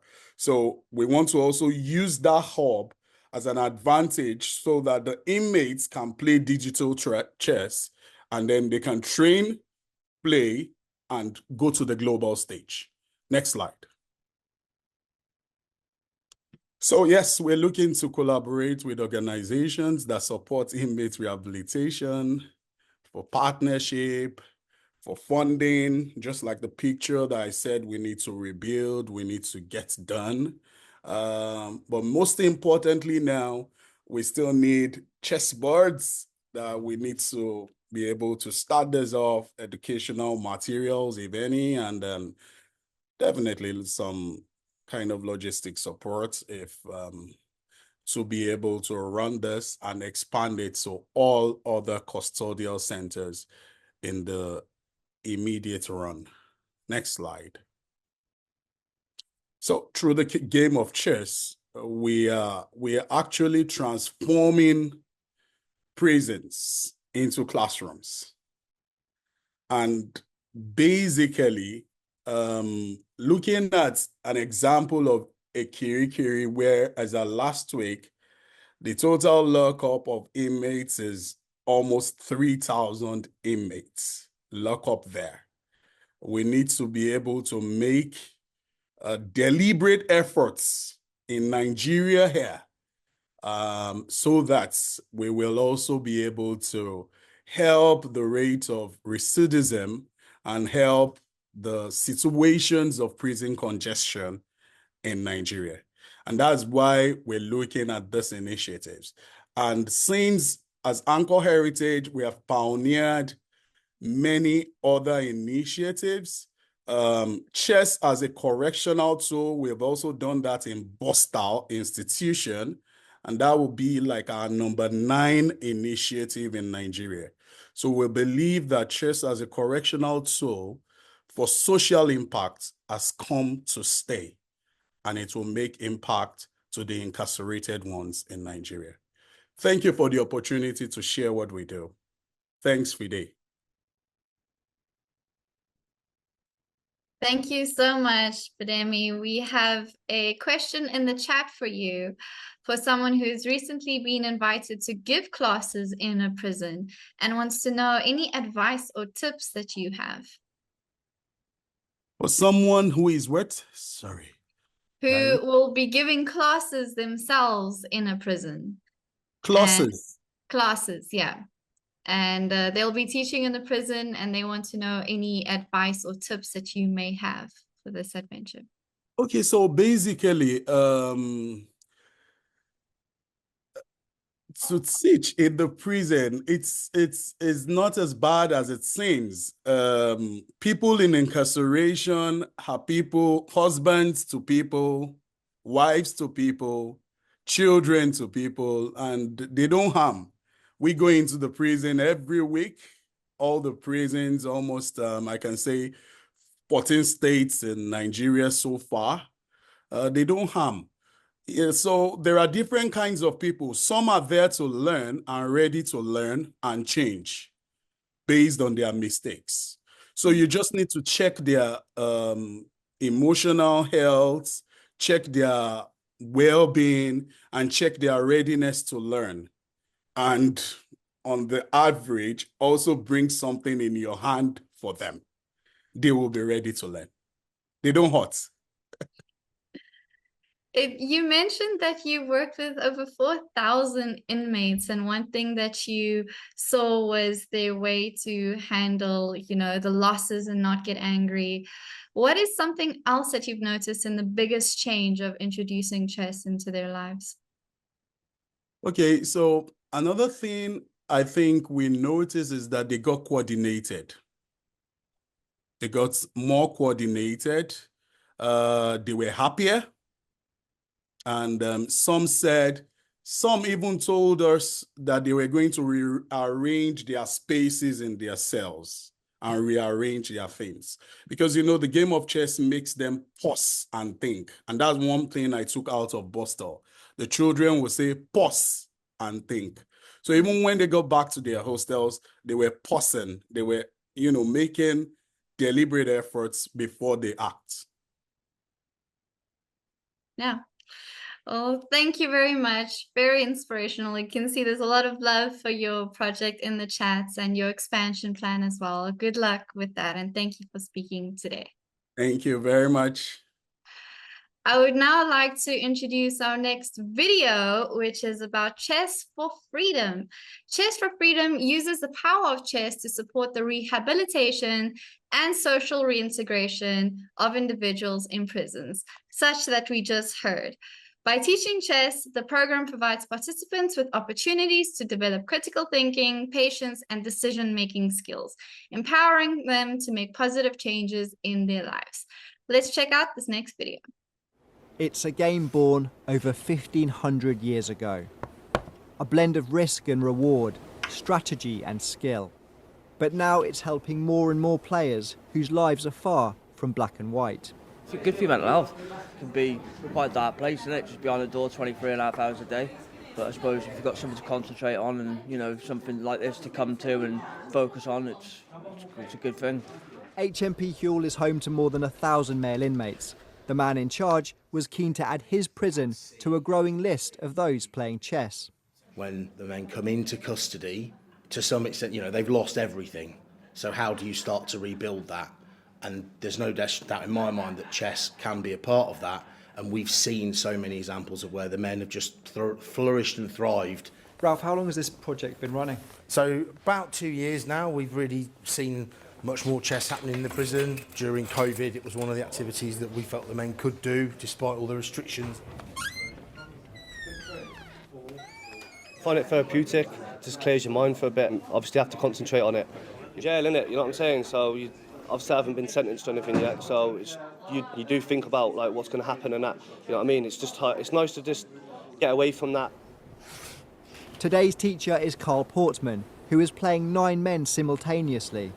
Carl volunteers his time playing in a number of prisons. Oh, there's a long way to go. I play my best chess when up against it, that's for sure. One UK charity also runs clubs and say they've seen a big rise in demand.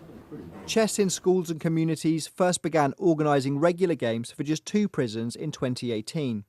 The following year, this doubled to 4, and then became 10 in 2020. And while their numbers froze during COVID restrictions, this year it has risen again to 16. I started this about 10 years ago, and I just went to the occasional prison here and there. Some people played, some didn't. It's not only blossomed here, but right across the world. There's now a World Online Prison Championship, of which HMP Huel were represented as England. This annual tournament saw prisoners here playing online, taking on inmates in the Philippines, Mongolia, Ecuador, and 42 other countries around the world. In total, 85 teams entered, more than double the number of the year before. HMP Huel's permission to play was granted by the Ministry of Justice, who say playing chess trains players to think before they act, while providing transferable skills that can help them find a job so they don't commit further crimes when released. I felt like I was out there living a normal life, so apart from these clothes, obviously. But if you lose your way out there, in here doing this, it can make you feel like you're normal, and you're not a criminal. Matt Graveling, BBC News.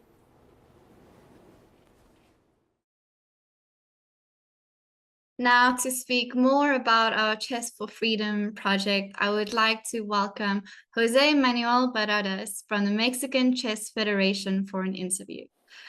Arbiter of Mexico since 2019 and a representative of the National Federation in Campeche, he has played a key role in Mexico's participation in the FIDE Intercontinental Online Chess Championship for Prisoners, and is a passionate advocate for using new technologies like ID Chess, Tornado, and DGT boards to enhance chess experiences and event management in Mexico. Welcome. Hi, thank you. First of all, I would like to thank Social Commission for the invitation, and a special thanks to Dana, Mr. Mikhail, Mr. Niboya for his support to my country. Thank you. Jose, can you please briefly introduce the Chess for Freedom project in Mexico and explain how it benefits the inmates? Yeah, it has been a slow process. Due to the FIDE Chess for Freedom project, chess has been introduced into Mexican prison, and it has been discovered that some inmates have already groups who practice it. But nowadays, there is a motivation to participate in the national and intercontinental championships.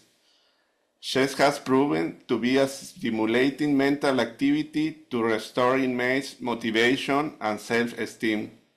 Chess has become a tool that assists in planning, decision-making, and problem-solving, which are useful in many aspects of life, both inside and outside of prison.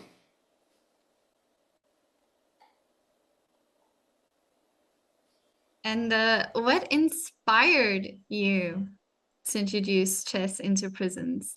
And what is the specific goals that you have in mind with this initiative? Although there had been already initiatives in Mexico prison before, such as Kasparov Foundation and some other local ones, and everything's re-emerged with FIDE's visit to Mexico 2 years ago for the first council meeting. I coordinate the participation of my state prison in the second Intercontinental Championship. After that, FIDE came to me on recommendation for Mr. Mikhail with the interest of entering a maximum security women's prison to provide a master class to the inmates.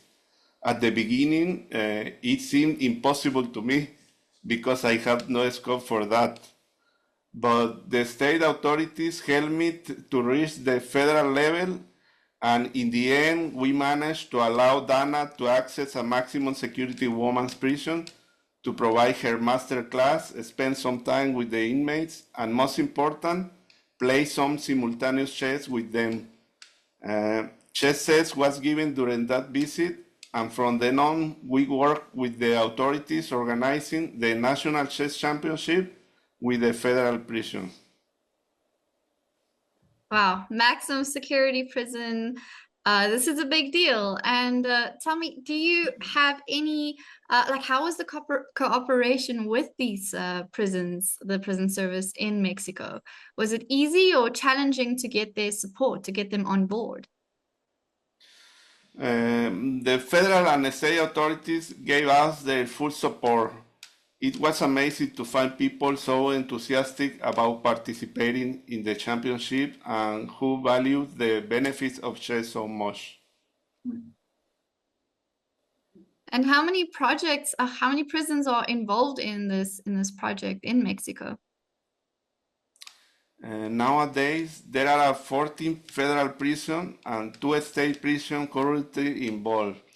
About 200 inmates have participated in Chess for Freedom activities, including the National Online Championship, Intercontinental Championship, and chess classes. We have all the federal prisons involved, and of course, we hope for more state prisons to join the initiative. All the federal prisons. And are you planning to expand this reach? You've said state prisons. What is your plan in that regard? What is the way forward? Yeah, we want to involve all the state prisons. So it's a difficult task because Mexico is a big country. So we need contact different authorities in the states. About the federal, it's easy or more accessible because it's only one authority for the 14 federal prisons. So we have plans to contact another states to work with this involved in the project. Wow.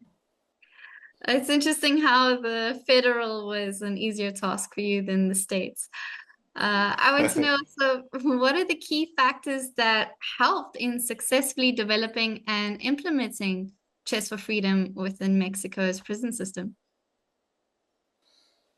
I believe that my participation was essential. By using my knowledge and experience as an arbiter, allow me to explain everything to the authorities in a way they could really understand. During the national tournaments we organized, my experience in the use of the digital gaming platform made it all look easy, and we didn't have any issues at all.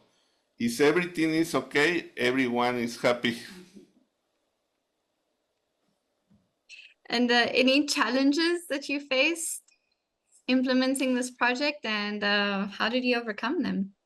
Yes, the main challenge is finding the right people who can support the project inside the prisons. After that, the only barrier left is beating the fear of rejection.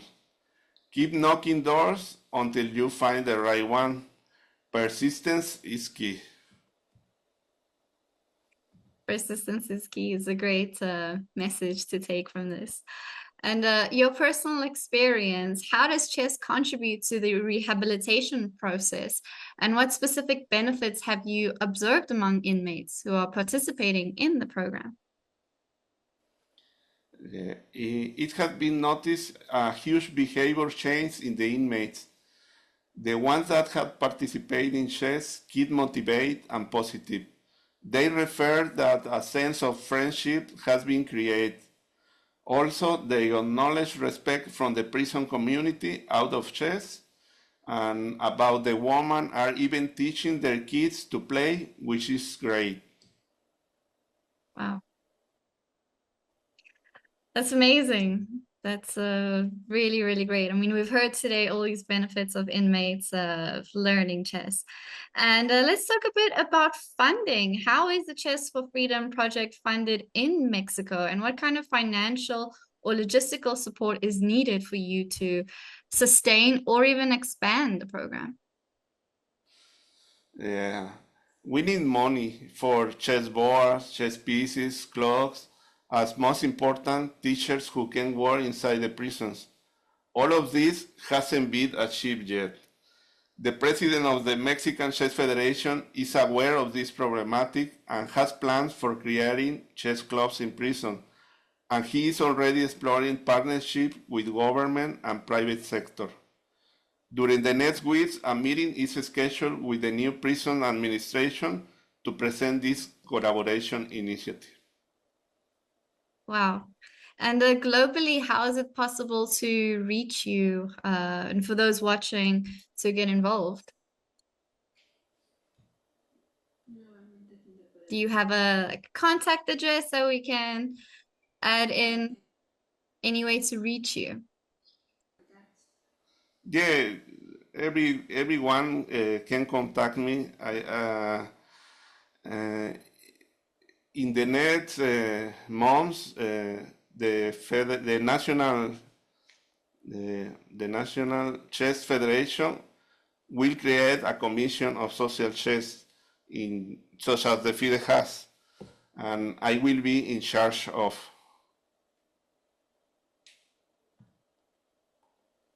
Wow. Big things happening. Good luck with that. That's amazing news, an amazing way forward. I also want to ask you what you've gained personally. You've been in chess for a while, you in the competitive sphere, but with this project, what does it mean to you? What have you gained personally, and how has it influenced your perspective of chess? In general, chess has transformed my own life for the better. In all the social projects that I have been involved in, I noticed that helping people is satisfactory. Everyone should try it at least once.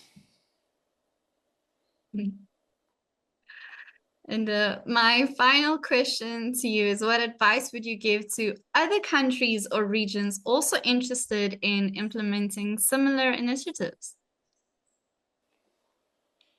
Yeah, well, like I say, with the National Chess Federation, we create a commission of social chess in Mexico, such as the FIDE has, and maybe this we can help to grow on for this project in Mexico, and we can help Michael.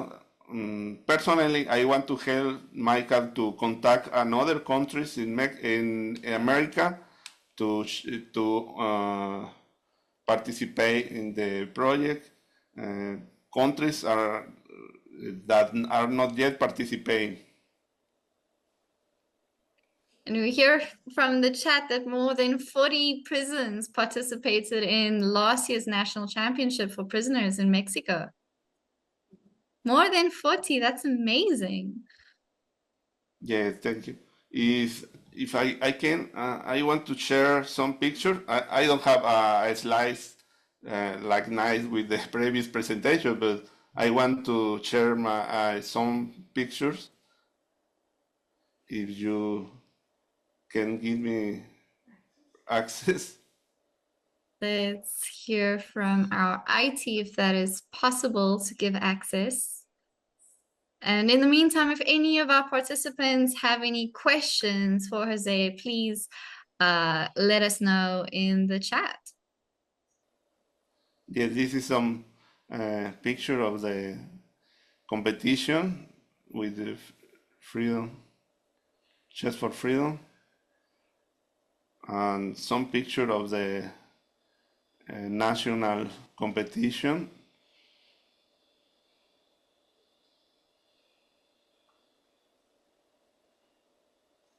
And I add some picture of Dana in the maximum prison of woman.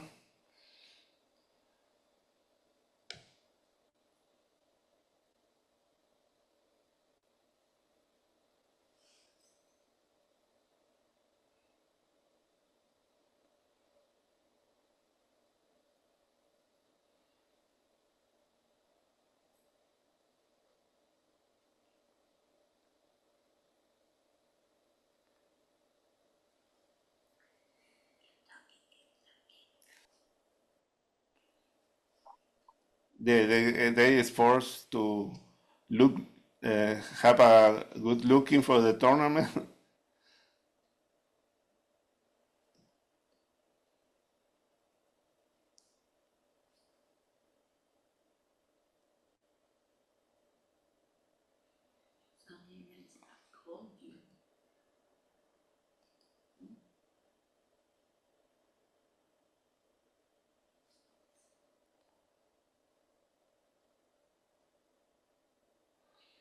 This is the visit of Dana in Morelos, Mexico, in a maximum security prison,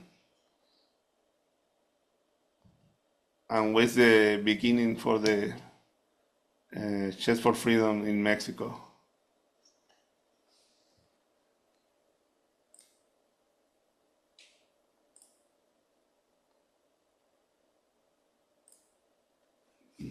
Wow. Thank you. Thank you so much for sharing. I have another question for you. As an advocate for using technology in chess, you know, we saw all these computers and playing online. How else are you using technology in your program? Yes, we use for the tournament Tornelo. It's a free tool and easy to use. We don't have problem in the national championship, and we try to make online class, and the authorities help us to give internet, good connection internet, and in never have a problem with the championship so far. Thank you so much, Jose. Inspiring, and thank you for sharing your photos and your thoughts with us today. Thank you. I would now like to introduce our fourth initiative presenter, Cristiana Fusa Carneiro, who is a former Brazilian chess champion, under 18 and under 20 champion, holds degrees in law, psychology, and pedagogy with a specialization in neuroscience. After 7 years in law, she first shifted focus to developing chess programs for aging populations, and now teaches chess in schools and a senior club while training teachers in Sao Paulo's public school system, promoting chess as a tool for education and enrichment. Welcome, Cristiana.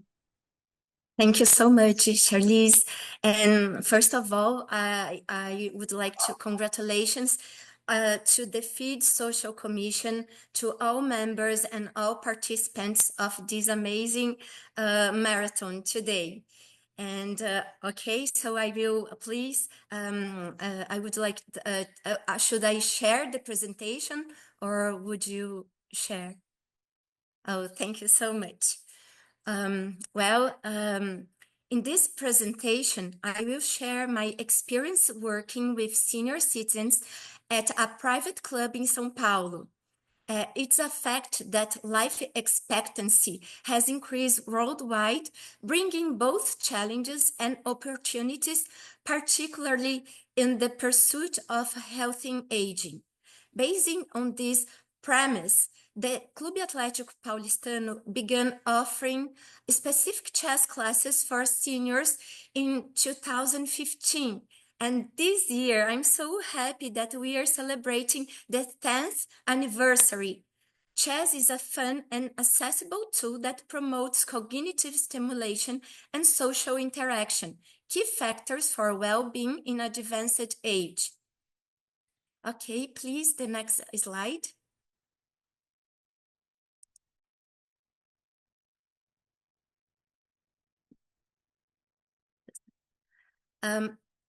I will talk a little bit about Paulistano. Paulistano, as we call it, was founded in 1900 in São Paulo, Brazil. It's a private club offering over 40 sports, culture, and social activities. Okay, next slide, please. Now I will tell a little bit about the senior chess program overview. Although the club has a dedicated chess room, the chess classes are held in the billiard room, located on the ground floor and unused in the mornings. The first senior chess class was in August 2015. The classes lasted from 10:30 to 11:30 a.m.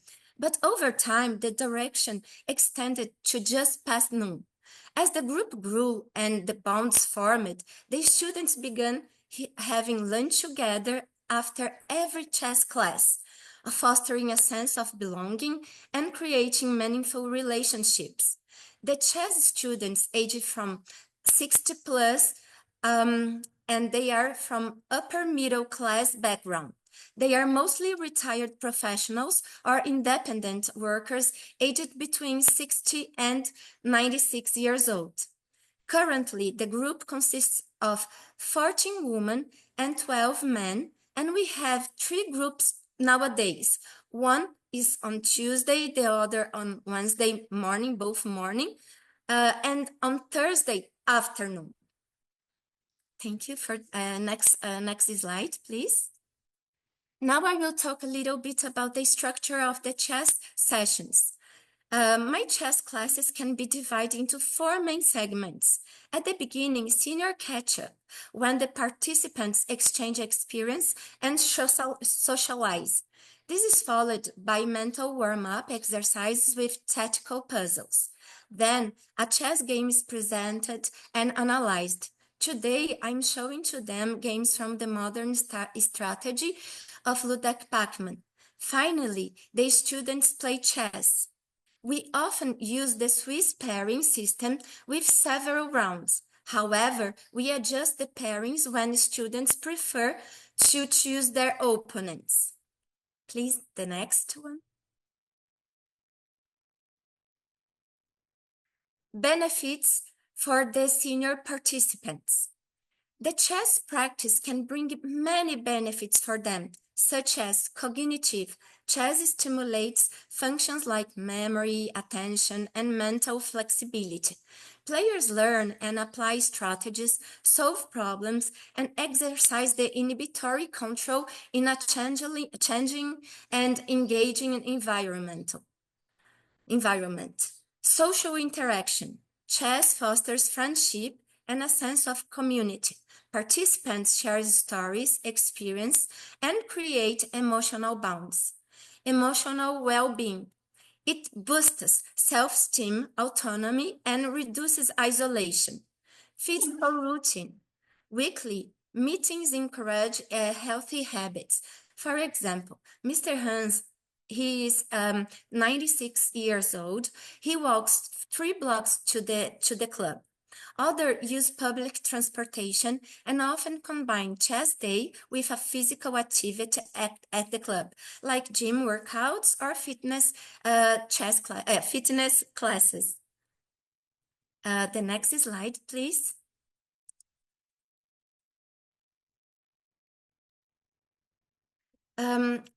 This group was formed years before the COVID pandemic. During this time, classes were adapted to virtual formats and hybrid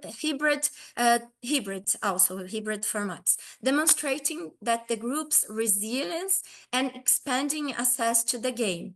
The group stayed connected during this challenging time, helping members cope with isolation.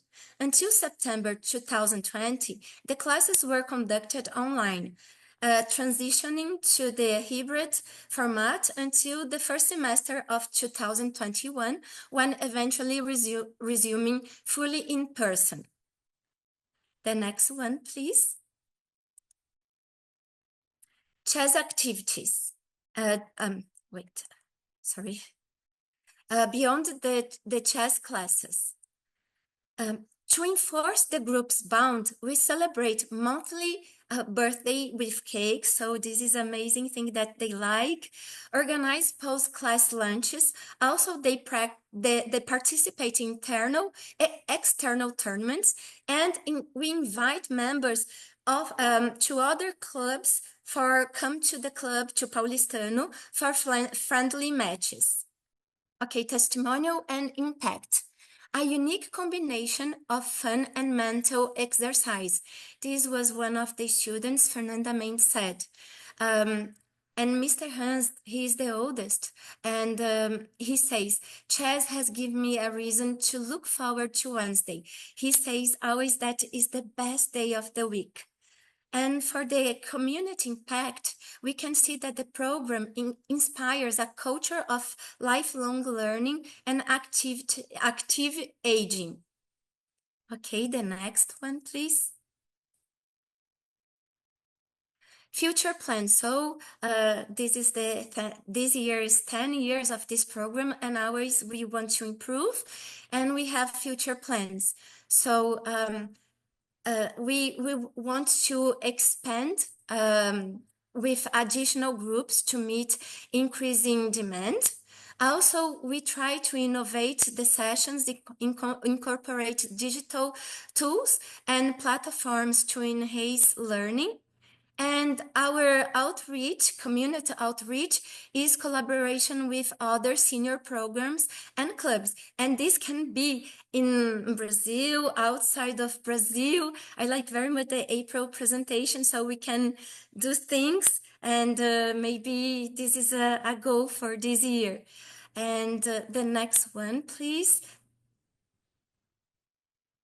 Okay, this experience highlights the importance of the project to combine cognitive stimulation and social interaction, promoting healthier and more meaningful aging. So this is the references. And the last one, please.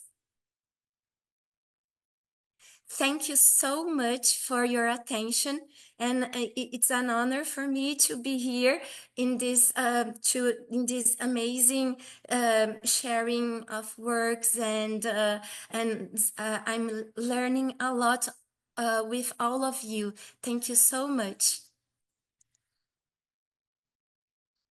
Thank you, Christiana. That was amazing. And it looks so fun as well. You just created such an awesome environment. And we have a very interesting question for you in the chat. And that is, do you have a tool to measure cognitive stimulation?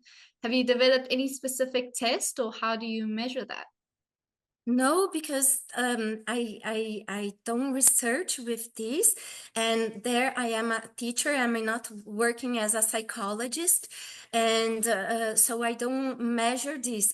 But we can see, like through the testimonials, when they say that they see that memory is improving, but I don't have any tools, because I don't use neural tests, like to check this. This is not the purpose of this course, but I wish we could do some academic works, and then we could use with them, or with in other programs, or in a university, because I'm not connected to any university, just a club. Yeah. And I also have a question. You mentioned that some of your participants play in external tournaments, you know, Yes. so that's very competitive. So what's the balance like here in terms of having fun, enjoying chess, and being super competitive, which chess players tend to be? Yes, they are not super competitive, but I think this brings motivation. So they see, and I think like chess is to connect, to socialize, and they can play against kids. They can play against young in the universities. So I have a fun history here. I have two of the participants of this group, they are doctors and very famous in São Paulo. And they teach at the medical school of USP we call Pinheiros, in São Paulo. And they just had a surgery in the morning on Saturday, and then they went to play. And they found their students playing against them, and didn't know. They make the surgery together. They were like students from the medical school, and they didn't know that they were competing in a chess tournament. The name of this chess tournament was Interclub in São Paulo, and it was so fun. They were so happy to see their students there. So I think more than the competition, it's just to have fun and just exercise and the mind, and also see other people, because if they play only between them, they don't learn many things and new strategies, or see, oh, what can I improve? So I think it's this, but it's nice. They like the challenge. Yes. Thank you so much, Christiana, and thank you for joining us and sharing your Thank you so initiative here much. today. Thank you so much, Charlize. I would now like to introduce our fifth presenter, Leora Eisenberg from Chess for All and Chess for Solidarity, the founder of these initiatives. That is one of Israel's most active chess organizations. His Chess for Solidarity project, recognized by UNESCO, has connected thousands globally, promoting dialogue through chess. Leora sees chess as a sport, an educational tool, and a universal language that unites people. He will share his vision for social chess and his impactful work today. Welcome, Leora. Thank you very much. Thank you very much. And thanks to all the social committee for organizing this marathon that has a huge impact on society, on individuals, and I'm really happy to be here. And of course, I thank FIDE for supporting the spirit of social chess. So we can start with slide 1, Vladimir, or should I put it? the presentation. Okay.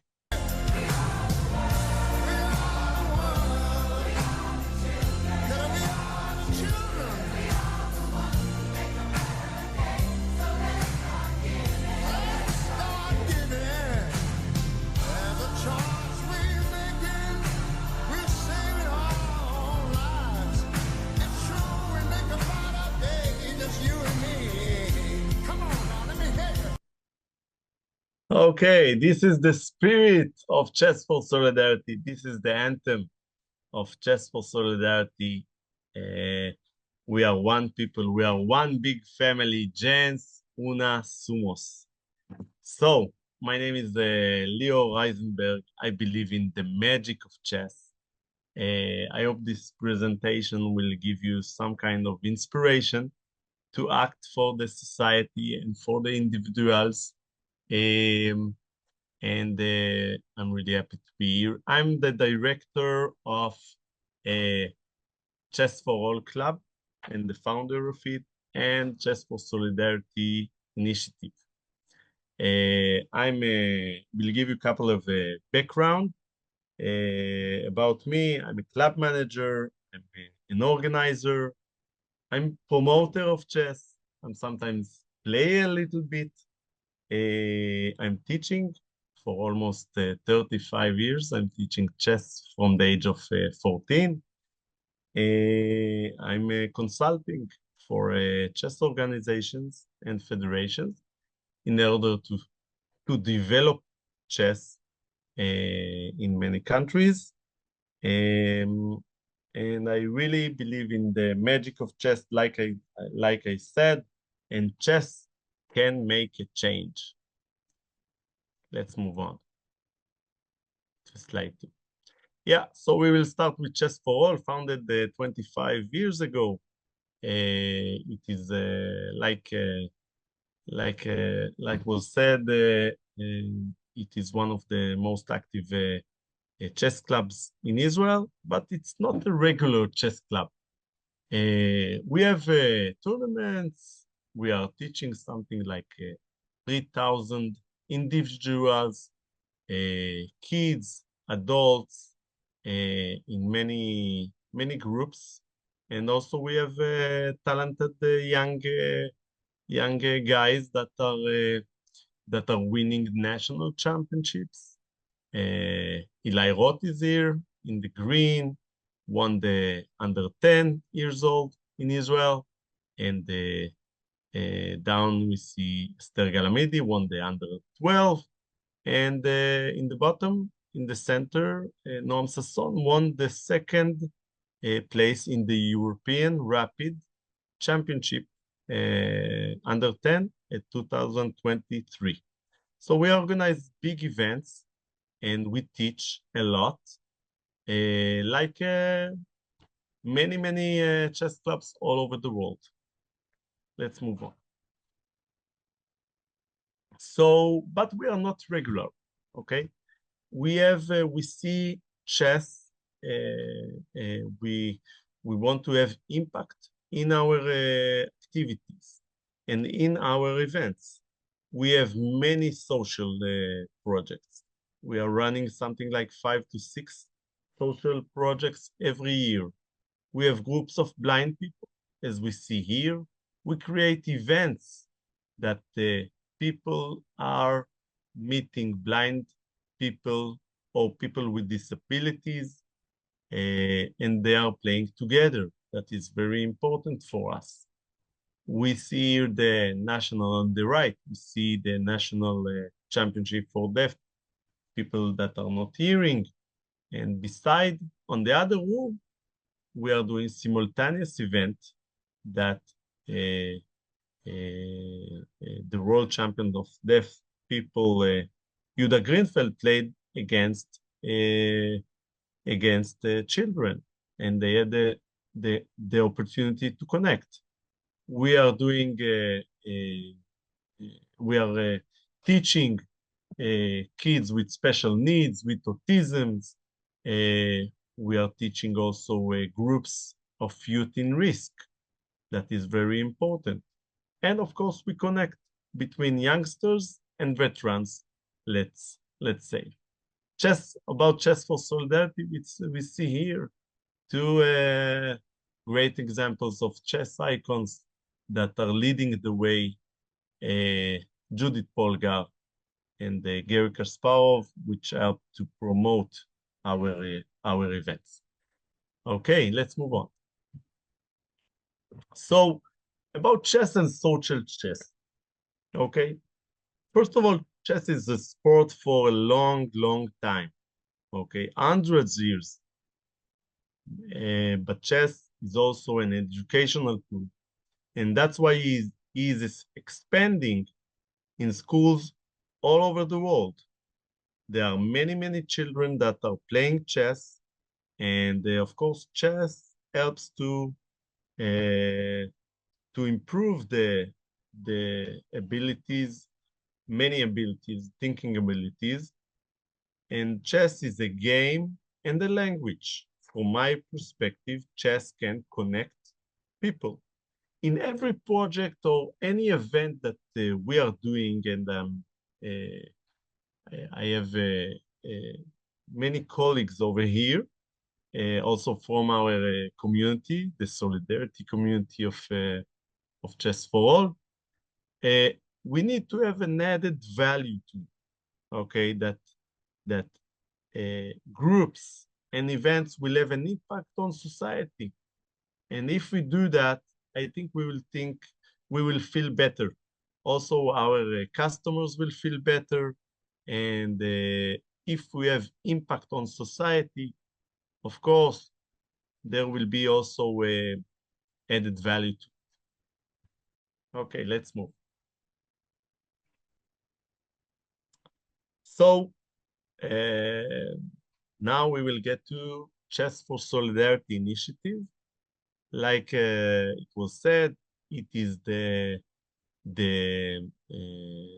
initiative that is recognized by UNESCO. I think the first initiative in the world right now. I hope that there will be many other initiatives that will get this recognition. We must, and let's see now the video, one video of one of our big events, please.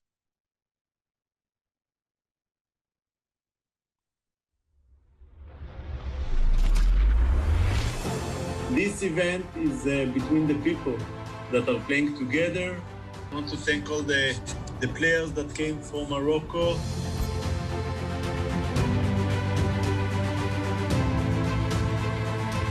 بدنا نشكر كل اللي اشتركوا معنا من المغرب، اخوتنا حبايبنا. ان شاء الله بتكون هيك فتحة للسلام بين البلدين. بنحييكم من ارض من اجل السلام. نحن في وزارة الخارجية كما تعرف شمعون، نحن نبذل جهود كبيرة في هذه الأيام لبناء العلاقات الرسمية مع المغرب، ولكن في نفس الوقت نحن نولي أهمية كبيرة لبناء الجسور بين الشعبين. والحب للشطرنج هو بلا شك من أجمل الطرق لتحقيق هذا الهدف.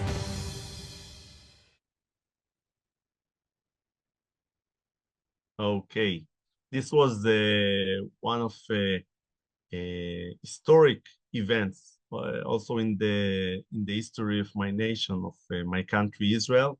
This was the first people-to-people event between Israel and Morocco after signing the peace agreement between the countries. After the Abraham Accords, the agreement were signed. So we did many events to bring visibility to the relations between countries. We did online events with many people, players from both sides that are playing together. And it created the friendships between people, and the online scene can do something in order to bridge the gap between countries and nations. So chess can also build cultural bridges between people and nations. Let's move to the next slide. So Chess for Solidarity vision is creating a global solidarity family. And our goals are strengthening the ties between countries and promoting solidarity between people. We did 25 events between Israel and other countries that brought visibility to the relation between countries that are very far away from each other. Israel and Bhutan, Israel and Chile.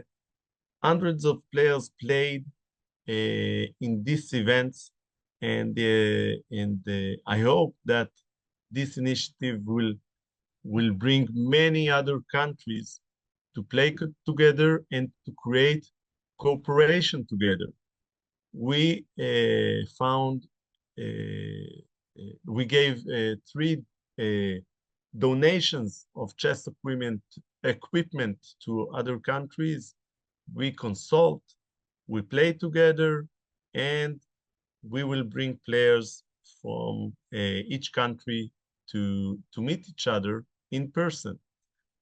So this Chess for Solidarity initiative, which was founded on 2020, is growing, even though we are playing many events over the board also, but we can play online, and I hope it will grow, except of playing together in order that to create a global family.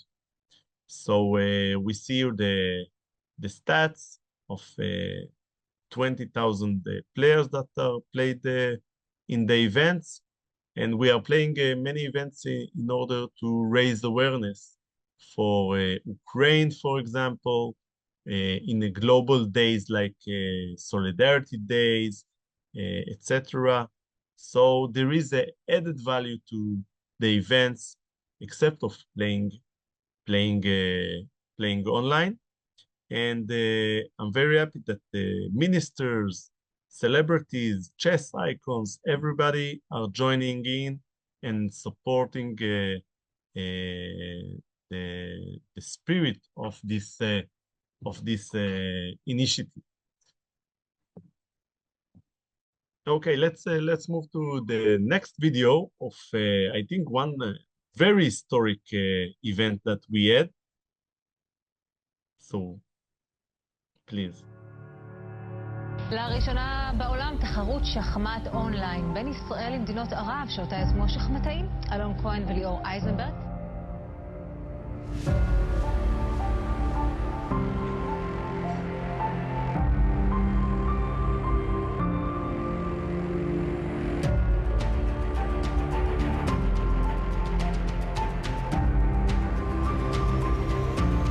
ארצות הברית מודיעה הערב על נרמול היחסים בין סודאן וישראל. Thank you everybody for participating in our event.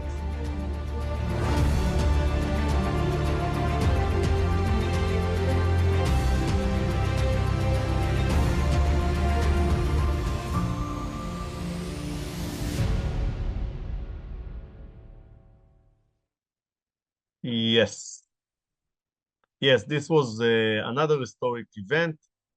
Almost 400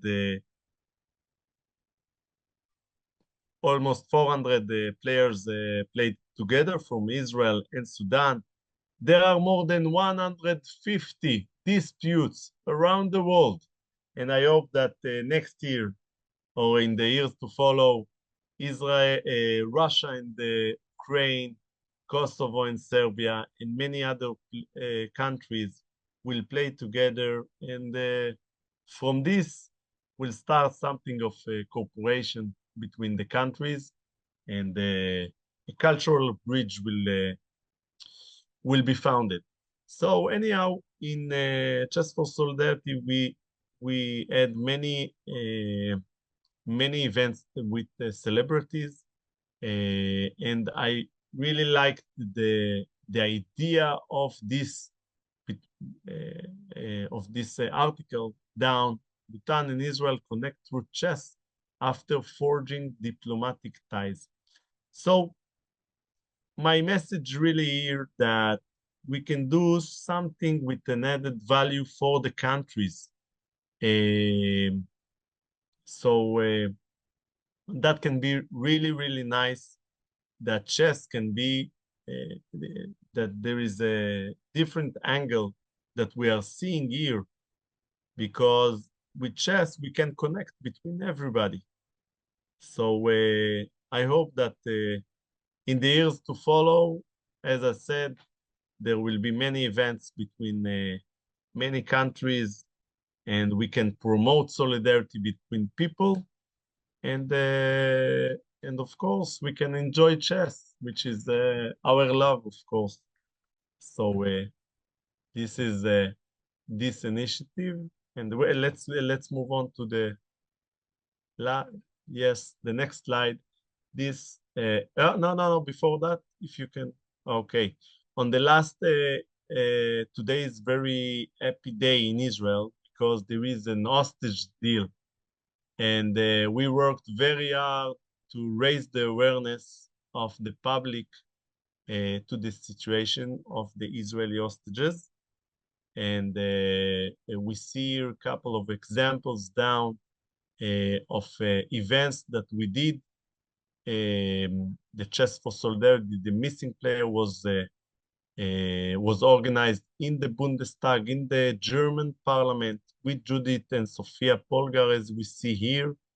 We did the event in order to raise the awareness for the Israeli hostages.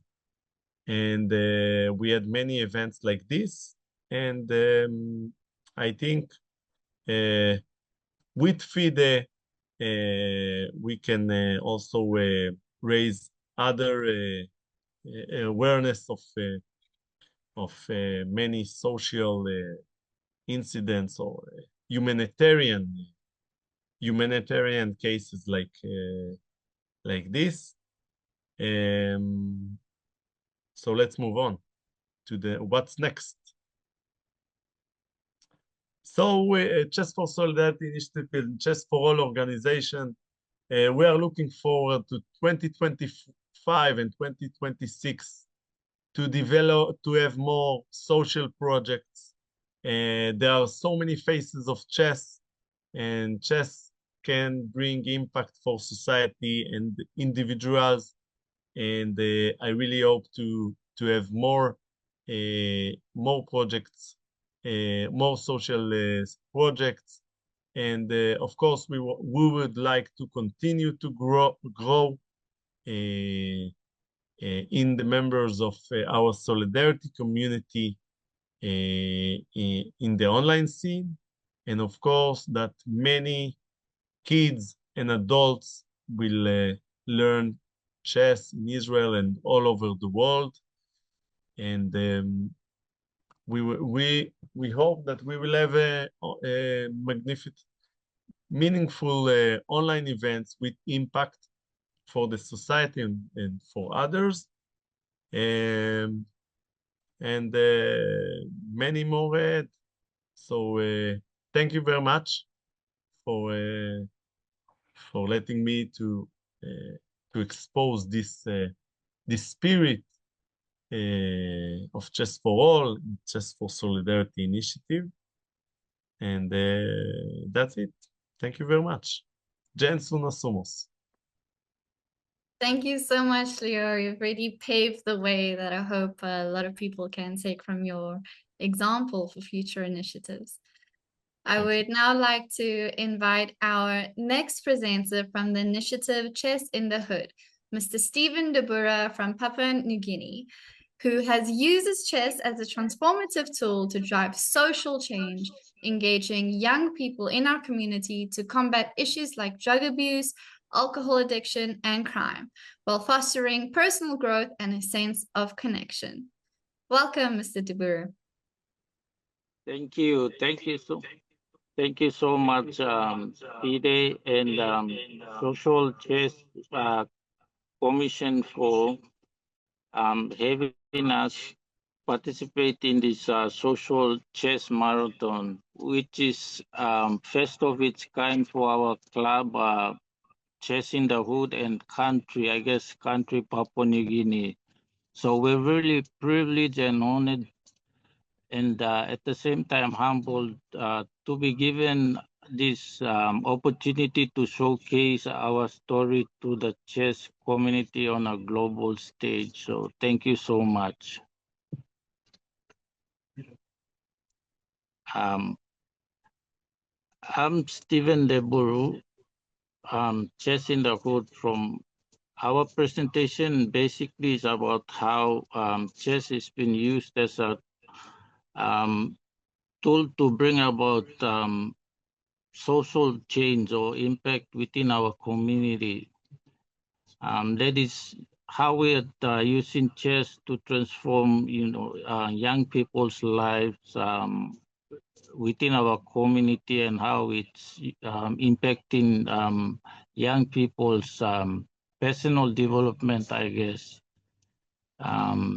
Yes, so it really helps to empower them and give them the necessary tools to how they can navigate their lives as well. It really helps them to deter them away from social influences that are peer pressure and all that kind of influence that is within their peers, their age group. So yes, we really privileged and honored to be given the opportunity to showcase our initiative, what we are doing here in Papua New Guinea, Port Moresby especially, Papua New Guinea. So thank you. We have a short video which I guess we'll let it play, and then we can go ahead with the Q&As after that. So.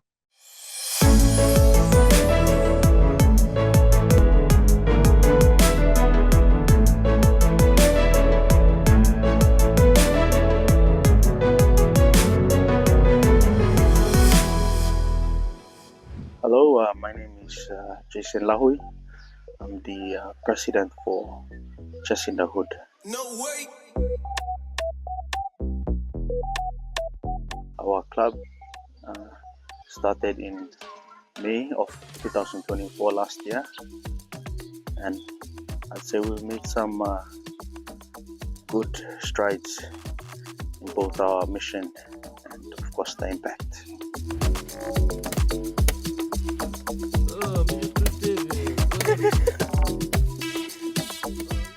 In terms of our community engagement, we've conducted some numerous chess clinics and tutorials, friendly games in different communities, introducing chess as a tool for critical thinking and discipline. You can't win. Like, absolutely no way. You know what? I'll take this off the board. We encourage inclusivity. We welcome all players from all ages, backgrounds, ethnic or cultural differences. We welcome them all. I want to foster a safe and positive environment for everyone.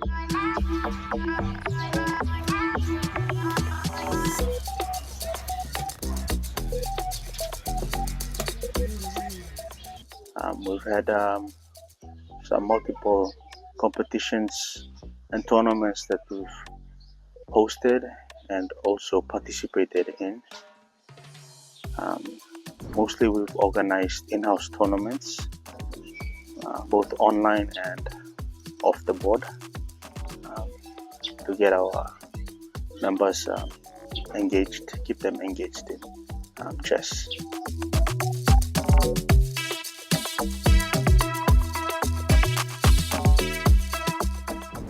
Chess in the Hood is one of those clubs that we've been working very closely with. I would say probably the most progressive and the model club that we've been working closely with to sort of have them establish themselves as one of the leading clubs. It's good to see Chess in the Hood actually emerging as the front runner And along with that, we've witnessed a lot of good stuff coming out from this. The club getting to organize a lot of its players who come from the same community as well. So I got to meet with the people from the Chess in the Hood, the chess club at Gero, earlier this year at Porabada. I liked how they were very organized, and they were very. There was a lot of support coming from the community and all that. And it has grown to be a very big group. It has impacted lives on the street. I've seen that, and even it has affected many of us parents on the street, and we are part and parcel of it as our children partly are involved.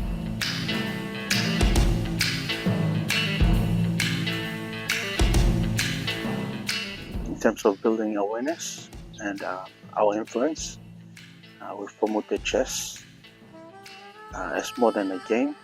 We've emphasized its role in reducing negative behaviors and empowering the youth. We've partnered with our communities, especially our mothers. They started a women's SME program, and we've partnered with them and showcased the transformative power of chess. I'm privileged because Chess in the Hood have also been part of me. I am like SME mother. I sell hot coffee and scone and the voice. So the group has come around and really very supportive to my market. It's fun to be in a chess club because, it's one of the only chess clubs in PNG as the Chess Federation doesn't host many games per year. Being in a chess club where every weekly we play, I really appreciate it.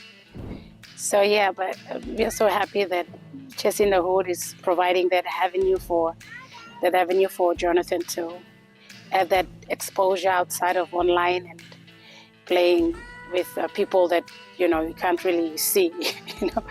Yeah. So yeah, it's exciting for him, and I'm looking for Chess in the Hood to become an official FIDE chess club. It would be crazy if it happened. We've also had big support and help from like-minded individuals. Notable ones Arthur Fancy. Other notable people that have supported us, I would mention Aveline, Nathan and his business company. We've partnered with recognized entrepreneurs like Sylvia Pascoe. We've had a growing membership, and it's been expanding. We've built a good and dedicated team of executives, volunteers, and players alike. We've developed a constitution and our mission, vision, and goals, our purpose, and we are trying to formalize that into our operations and ensure our sustainable growth.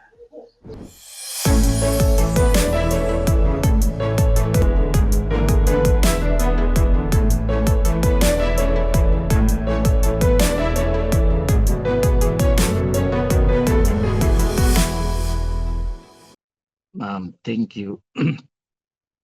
I think our aim basically is to foster a community where chess serves as a catalyst for personal and intellectual and strategic growth, equipping individuals to navigate life's challenges through critical thinking and decision making. We envision a sustainable, community-driven initiative using chess to unite people through a shared love of the game by creating a peaceful environment that deters negative influences, and promotes intellectual and social well-being. So yes, I guess that is our basic, aim. Why we created this initiative basically is to, take a lot of, use chess as a tool to, bring social change within our community, especially, we come from a community where a lot of young people are involved in alcohol abuse, drugs, and, crime and all that sort of stuff. So we are really using chess as a, tool to really bring a lot of young people away from that, get them, involving in positive activities that, try to create a conducive society where everybody, works together to try, help each other and create, something positive out of, within our community, especially. So thank you all for having us, and that is our presentation for this event. Thank you. We'll hand Thank it you over. so much, Stephen. If anyone has any questions for Stephen, please let us know in the chat. Stephen, from my side, you're working with so many people, from kids to their moms, even getting involved. What is the best thing about this for you? What is your favorite, moments or story that has come out of this Chess in the Hood for you? Thank you. I think the best moments out of this is that you get to hear people's stories. That is the best thing you can get out of this. You get to meet people from different backgrounds, and what it's doing to impact their lives, change their lives, and be part of a good thing that's happening now. So that is, I'd say, is the best things that's happening. It's changing people's lives. It's impacting people's lives, and getting them to get to also love the game as well, and getting them to get to meet each other. Beyond that, positive. I'd say positive. State of mind. Yes. So I'd say that. Yeah. Thank you. And you're not just changing individual lives, you're changing the lives of communities, which is just Yes, exactly. amazing. Thank you very much, so Stephen. Thank you for telling us your story here today. Thank you so much. Next up, I want to introduce a video which is guaranteed to make you maybe a little bit emotional, or maybe that's just me, but this is about the Chess for Protection program. Chess for Protection focuses on empowering displaced children and refugees by integrating chess into their education and social support systems. Through structured programs, chess helps foster resilience, critical thinking, and a sense of belonging among vulnerable populations. Please enjoy this next video. Close your eyes, hear the voice within calling. This heavy load got under your skin. All in, you got the white knuckles holding on it tight, keeping your feelings bottled up inside. Heading for collision and denial. To really live, you gotta die. Breathe in, breathe out. Hey, come alive. Breathe in, breathe out.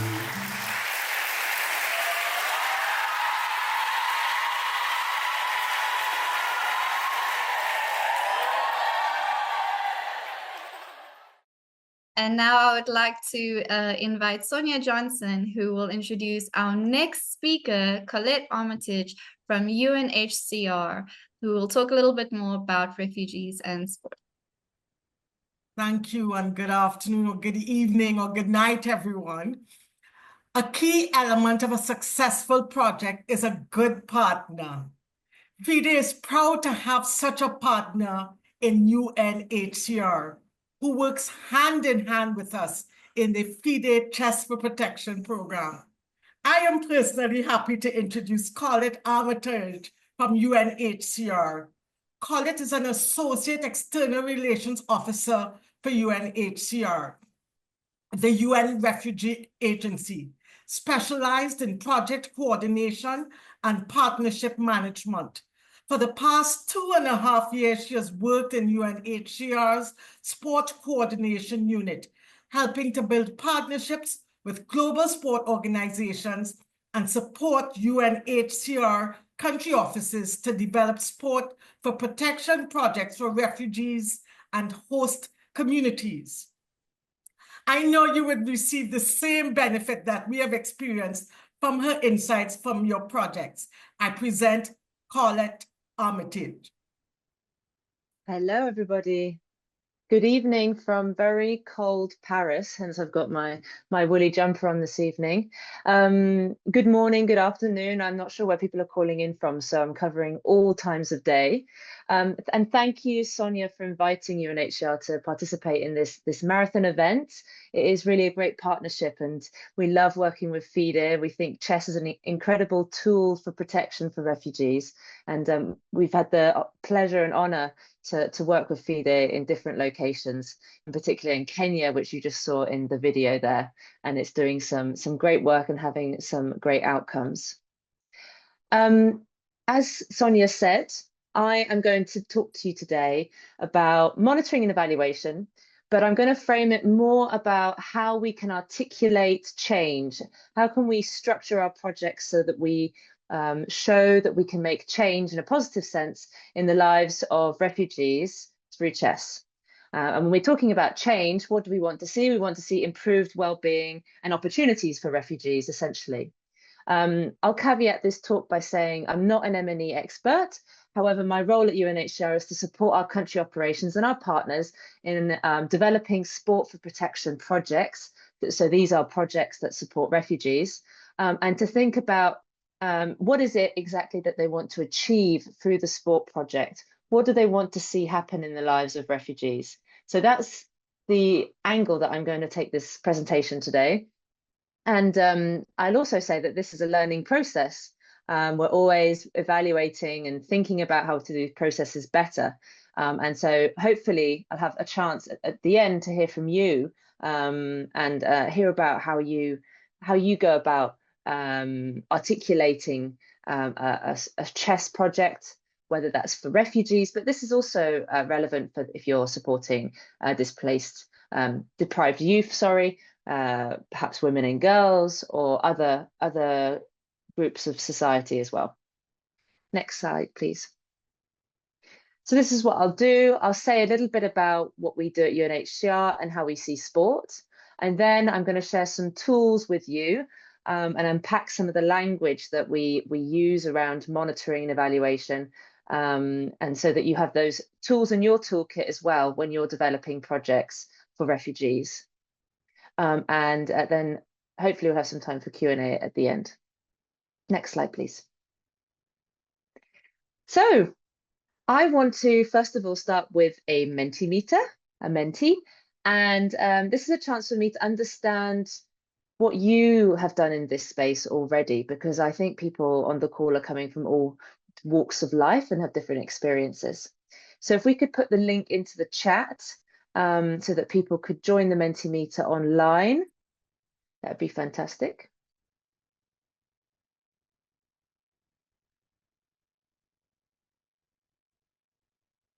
Has that been put into the chat? Yeah, great. I'm seeing some people answer. So the first question, who is or has worked with refugees and chess before? This morning, we had a mixed response, and it looks like it'll probably be the same for this afternoon's call as well.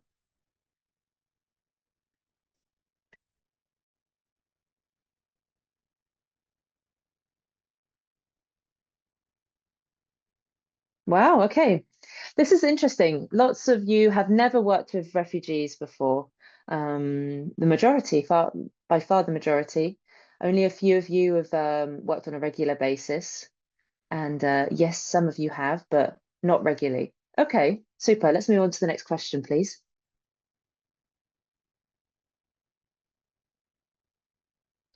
So next question is about monitoring and evaluation. What do you know about monitoring and evaluation? You either work regularly on this topic, fantastic. Somebody jumped in there with saying they did. You work a bit on this topic, you've heard about it, but don't know much about it and want to learn more. And then the third one is, my British humor, monitoring and evaluation. What? You're coming in with this with completely, fresh eyes, haven't done anything in this space before. And that is also fine.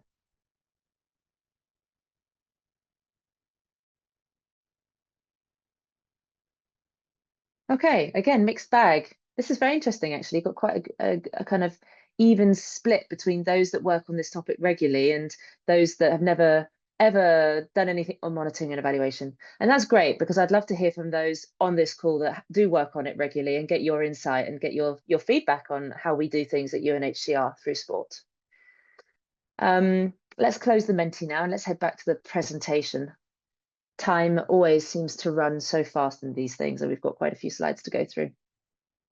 So I now wanted to sort of set the scene about what the displacement situation is around the world for those that are perhaps less familiar with it. So the situation, as you can see on this infographic, is incredibly challenging right now.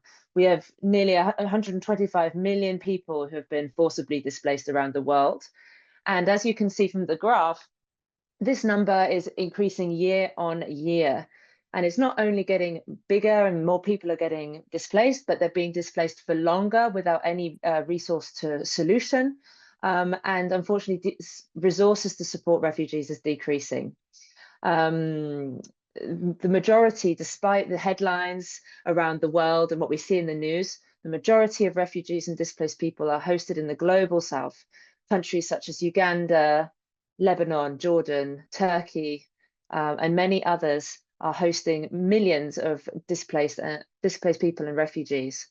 And these are countries often that have less resources, but are, being tasked to host and receive people who are in very vulnerable situations. So that what we're got to do on our plate is quite big. And I present this to say that, there's an opportunity here for chess and other sports to really support displaced and refugees, but they really do need our support. And I think sport can play a really fantastic role in that area and promoting well-being and better outcomes for them. Next slide, please. So in UNHCR, I'm actually really glad, because in the last presentation I heard someone say that chess is more than a game. And we completely agree at UNHCR. We have a sports strategy, and it is called More Than a Game.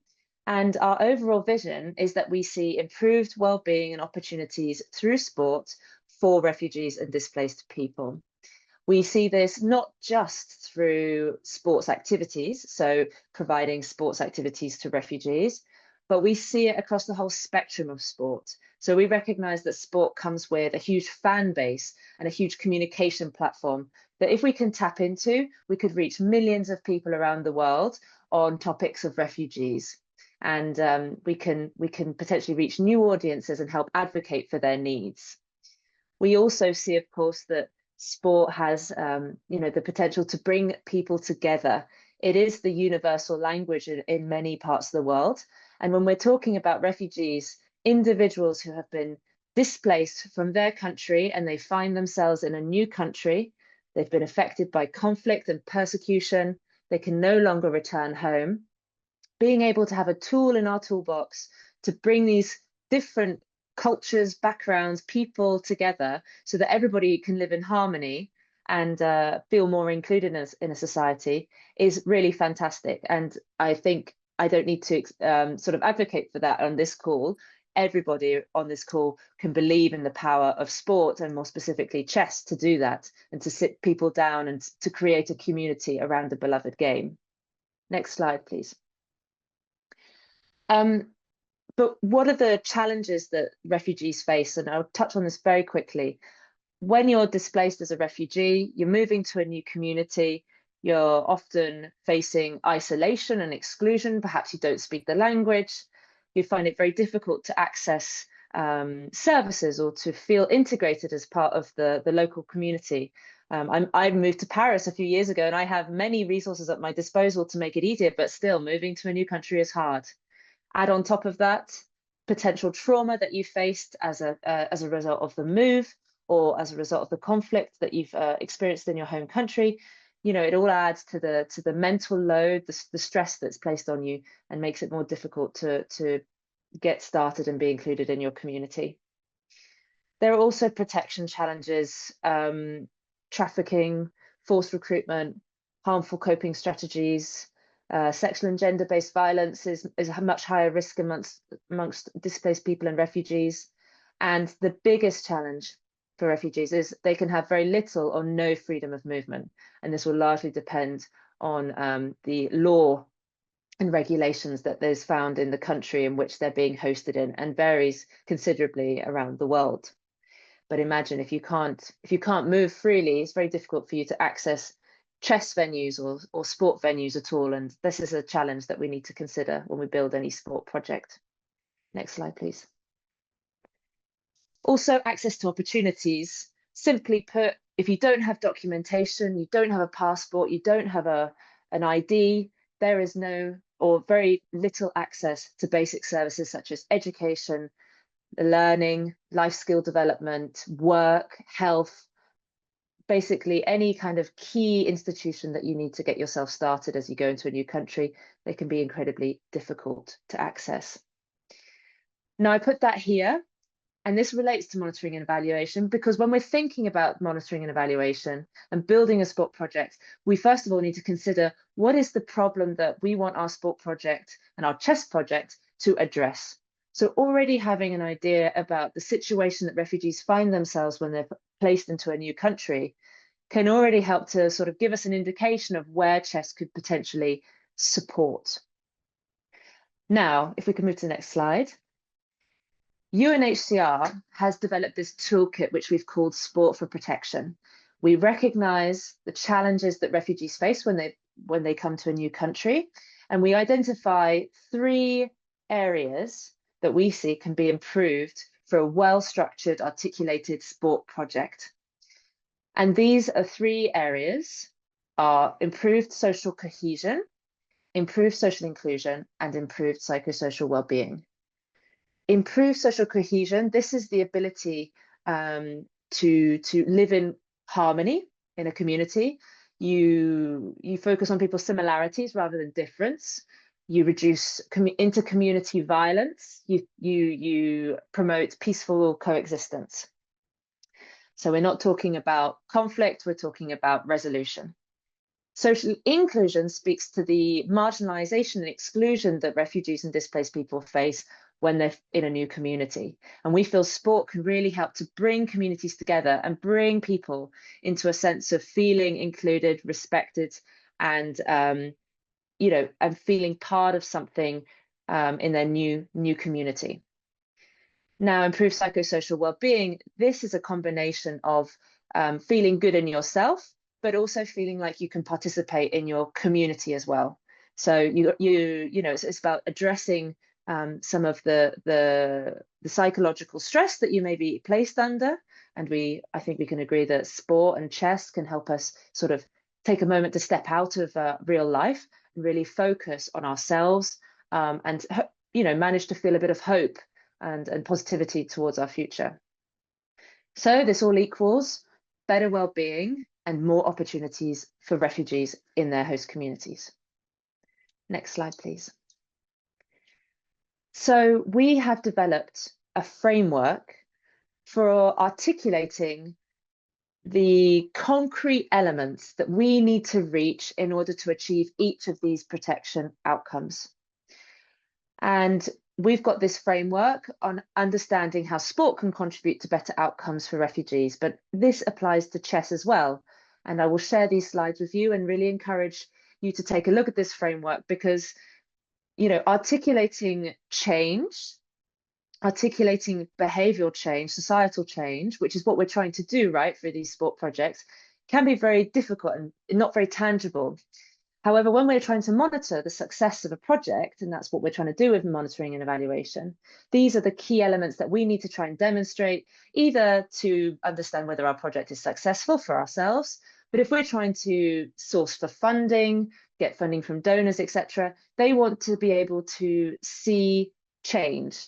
And how do we do that? How do we articulate it? Well, that is the challenge. So you'll see for each of these protection outcomes, we've identified enabling areas, life skills, midterm outcomes, which are sort of a step-by-step guide in order to reach the long-term protection outcome, and then in order to have sort of the bigger level at the impact level. Now, there's a lot in that framework. I'm not going to go into all of it, but instead, if we move to the next slide, what I will do is just unpack some of the terminology that we see in monitoring and evaluation. If we can move to the next slide. Thank you. So you may see these terms being used a lot in projects, and I think it's important for us to understand what we're talking about because they do relate to developing a structured sport project. So on the very kind of concrete level, you're going to have your activities. These are the actions that you will take within a project that you will implement and that people will participate in. These activities relate in a particular output. So this is on the quantity and quality of the implemented activities. What is it that we're doing? What do we want to do? And how do we manage our activities? For example, this might be the number of participants participating regularly in chess activities. It might be the number of people involved in life skill development activities. So it's really concrete at this output level. What are actually you're seeing as a result of the activities? What's the sort of the activity, the sort of tangible piece there? Then we move up one level and we're going to the outcomes level. Outcome is much more focused on process. So this is processes inherent to a project or program. What are the effects, changes that will occur as a result of your intervention? Here, it's starting to get a little bit more sort of less tangible. For example, this one, we're looking at behavior change. The number of people who have who feel more hopeful about their future. The number of people that feel like they've got strengthened relations with the community, if you were looking at a social cohesion project, for example. Now, you can have different levels of outcomes. You can have midterm outcomes and you can have longer term outcomes.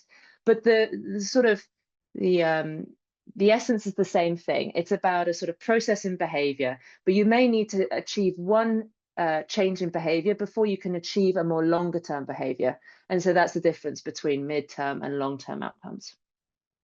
Now, impact, we use the word impact quite freely in our day-to-day language, but in monitoring, it has a very specific meaning.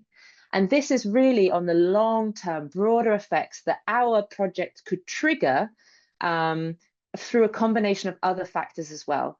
We're not saying that just our project would be able to create the impact, but we would hope that on a long-term basis, so over multiple years, 2, 3, 4 years, we could hope to see an improved impact as a result of our project.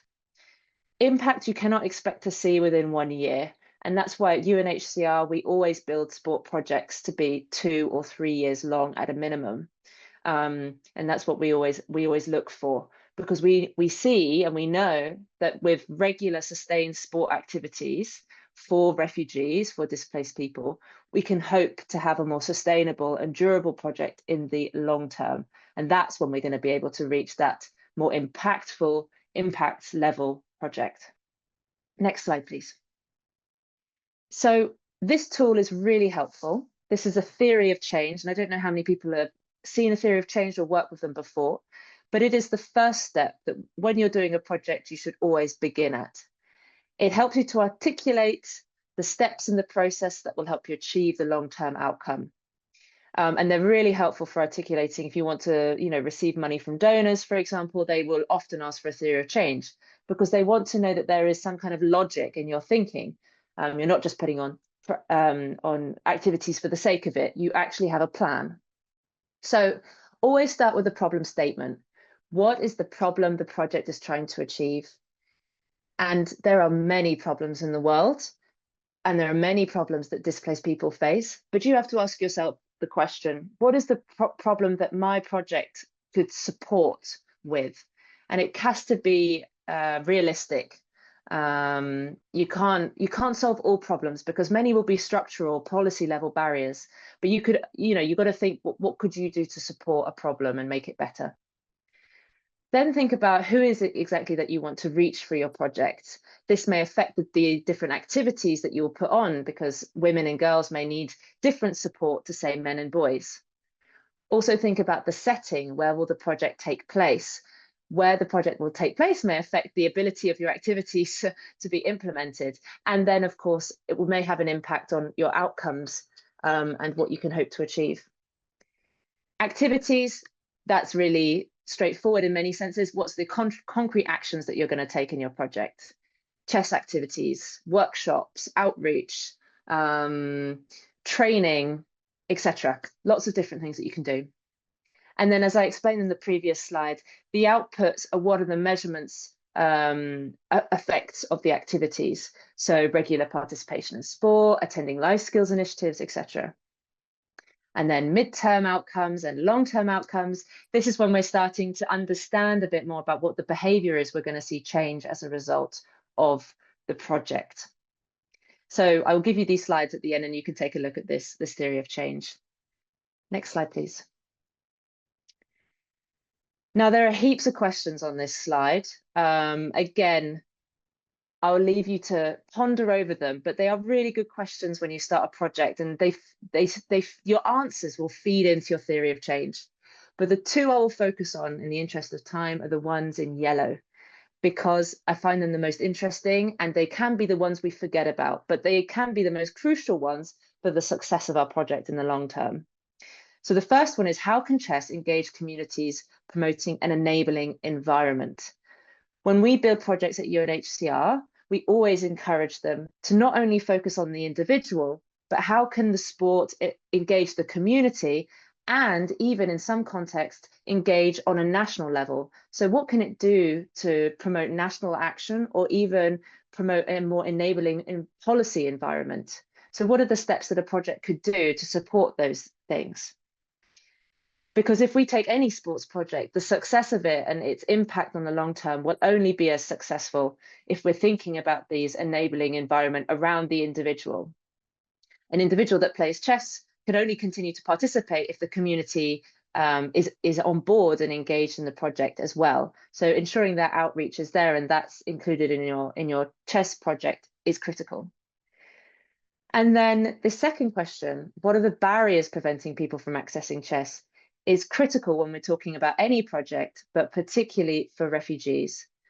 Refugees face many barriers, and we touched on some of them already. But it's really important to unpack this question, because you may put on a fantastic chess project, but then people are still not benefiting from it because there is a barrier that doesn't allow them to fully access it. And the barriers can be on an individual level, they can be on a community level, or they can be on a policy level. And as I said, you can't expect to change all problems, but being aware and writing down, putting down in your theory of change, these sort of barriers will help you to build a better project. It will have better impact on the individual and be much more impactful in the long run. And I do have a couple more slides, but I think in the interests of time, I will stop here. Maybe if you wouldn't mind just going down 2 slides. Thank you. Just to say, key challenges really, really quickly. I understand completely that monitoring and evaluation is not everybody's forte, it's not your expertise, and having limited capacity, time, technical know-how can all be barriers to doing it. But just articulating a theory of change and going through that exercise can be incredibly helpful. Don't expect to get it right first time. It's a learning process, and that's absolutely fine. It can be incredibly useful for articulating the success of your project in very tangible ways to those that could support it, such as donors or others. So it is a good exercise to do. And when you're thinking about monitoring, it can get technical. You want to understand the number of participants, you need to verify the data, etc. This is when you kind of get into the data collection side of monitoring. And finding ways of collecting data in a friendly way that doesn't kind of destroy the ambience that you've created in your community project can be difficult, but get creative with it. Classically in monitoring and evaluations, they do head counts, attendance sheets, surveys, focus group discussions. But there are many other ways to be creative about monitoring and evaluation, such as videos, photos, interviews, and sort of an array of it. So if this is something that's interest to you and you want to learn more about it, there are a wealth of resources online, and I really recommend that you go take a look at it and have a go at making a theory of change. I really think it's a useful exercise for any project. And I will stop here, and I'm very, very happy to take your questions, either verbally now or in the chat, or you can share my email afterwards if this is something of interest to you. Thank you so much, Colette. If anyone does have questions, please do post them in the chat or by email afterwards. But we've got people in the chat really appreciating your structural framework. Now everything is ordered. I think this is great for in the context of today and for people, improving on the initiatives or trying to get into it. One question from me would be, what advice would you give to someone who is new at this, who wants to engage a community? We've spoken about the steps after, but the very first step of creating an initiative, doing this, approaching a community, what advice do you have there? Go out and talk to the community. The first step is to talk to them and see what they need and want from a project. That's your first step, is really going out there and gathering, I guess you could call it data. It is a form of data. It's a form of knowledge about what the community needs. And then that will help you to build that theory of change and answer the first point, which is, what is the problem out there? What is the need? Unfortunately, you can see many projects designed because they think that this is the need, but they haven't done enough research in the first place and actually going out and asking the community exactly what they want. So once you've nailed down the question of what is the problem, and I promise you it's actually a lot harder than it seems, because articulating just one problem when there are so many that, there's so many opportunities out there, is very, very difficult. So go out, talk to the communities, make sure that you engage community leaders, make sure you engage everybody in the community. You're not just talking to women and girls, but you're talking to religious leaders, you're talking to schools, teachers, sports institutions, policymakers. Go out there, talk to the local municipality and see what they need and what are the challenges for them, because everybody will come with something a bit different, which will make a project all the more challenging to build in the first case, but much richer and more impactful in the long run. Thank you so much, Colette, and thank you for taking the time twice today to join us in this marathon. It's a pleasure. Thank you very much. We want to just have some announcements now before we conclude our day today.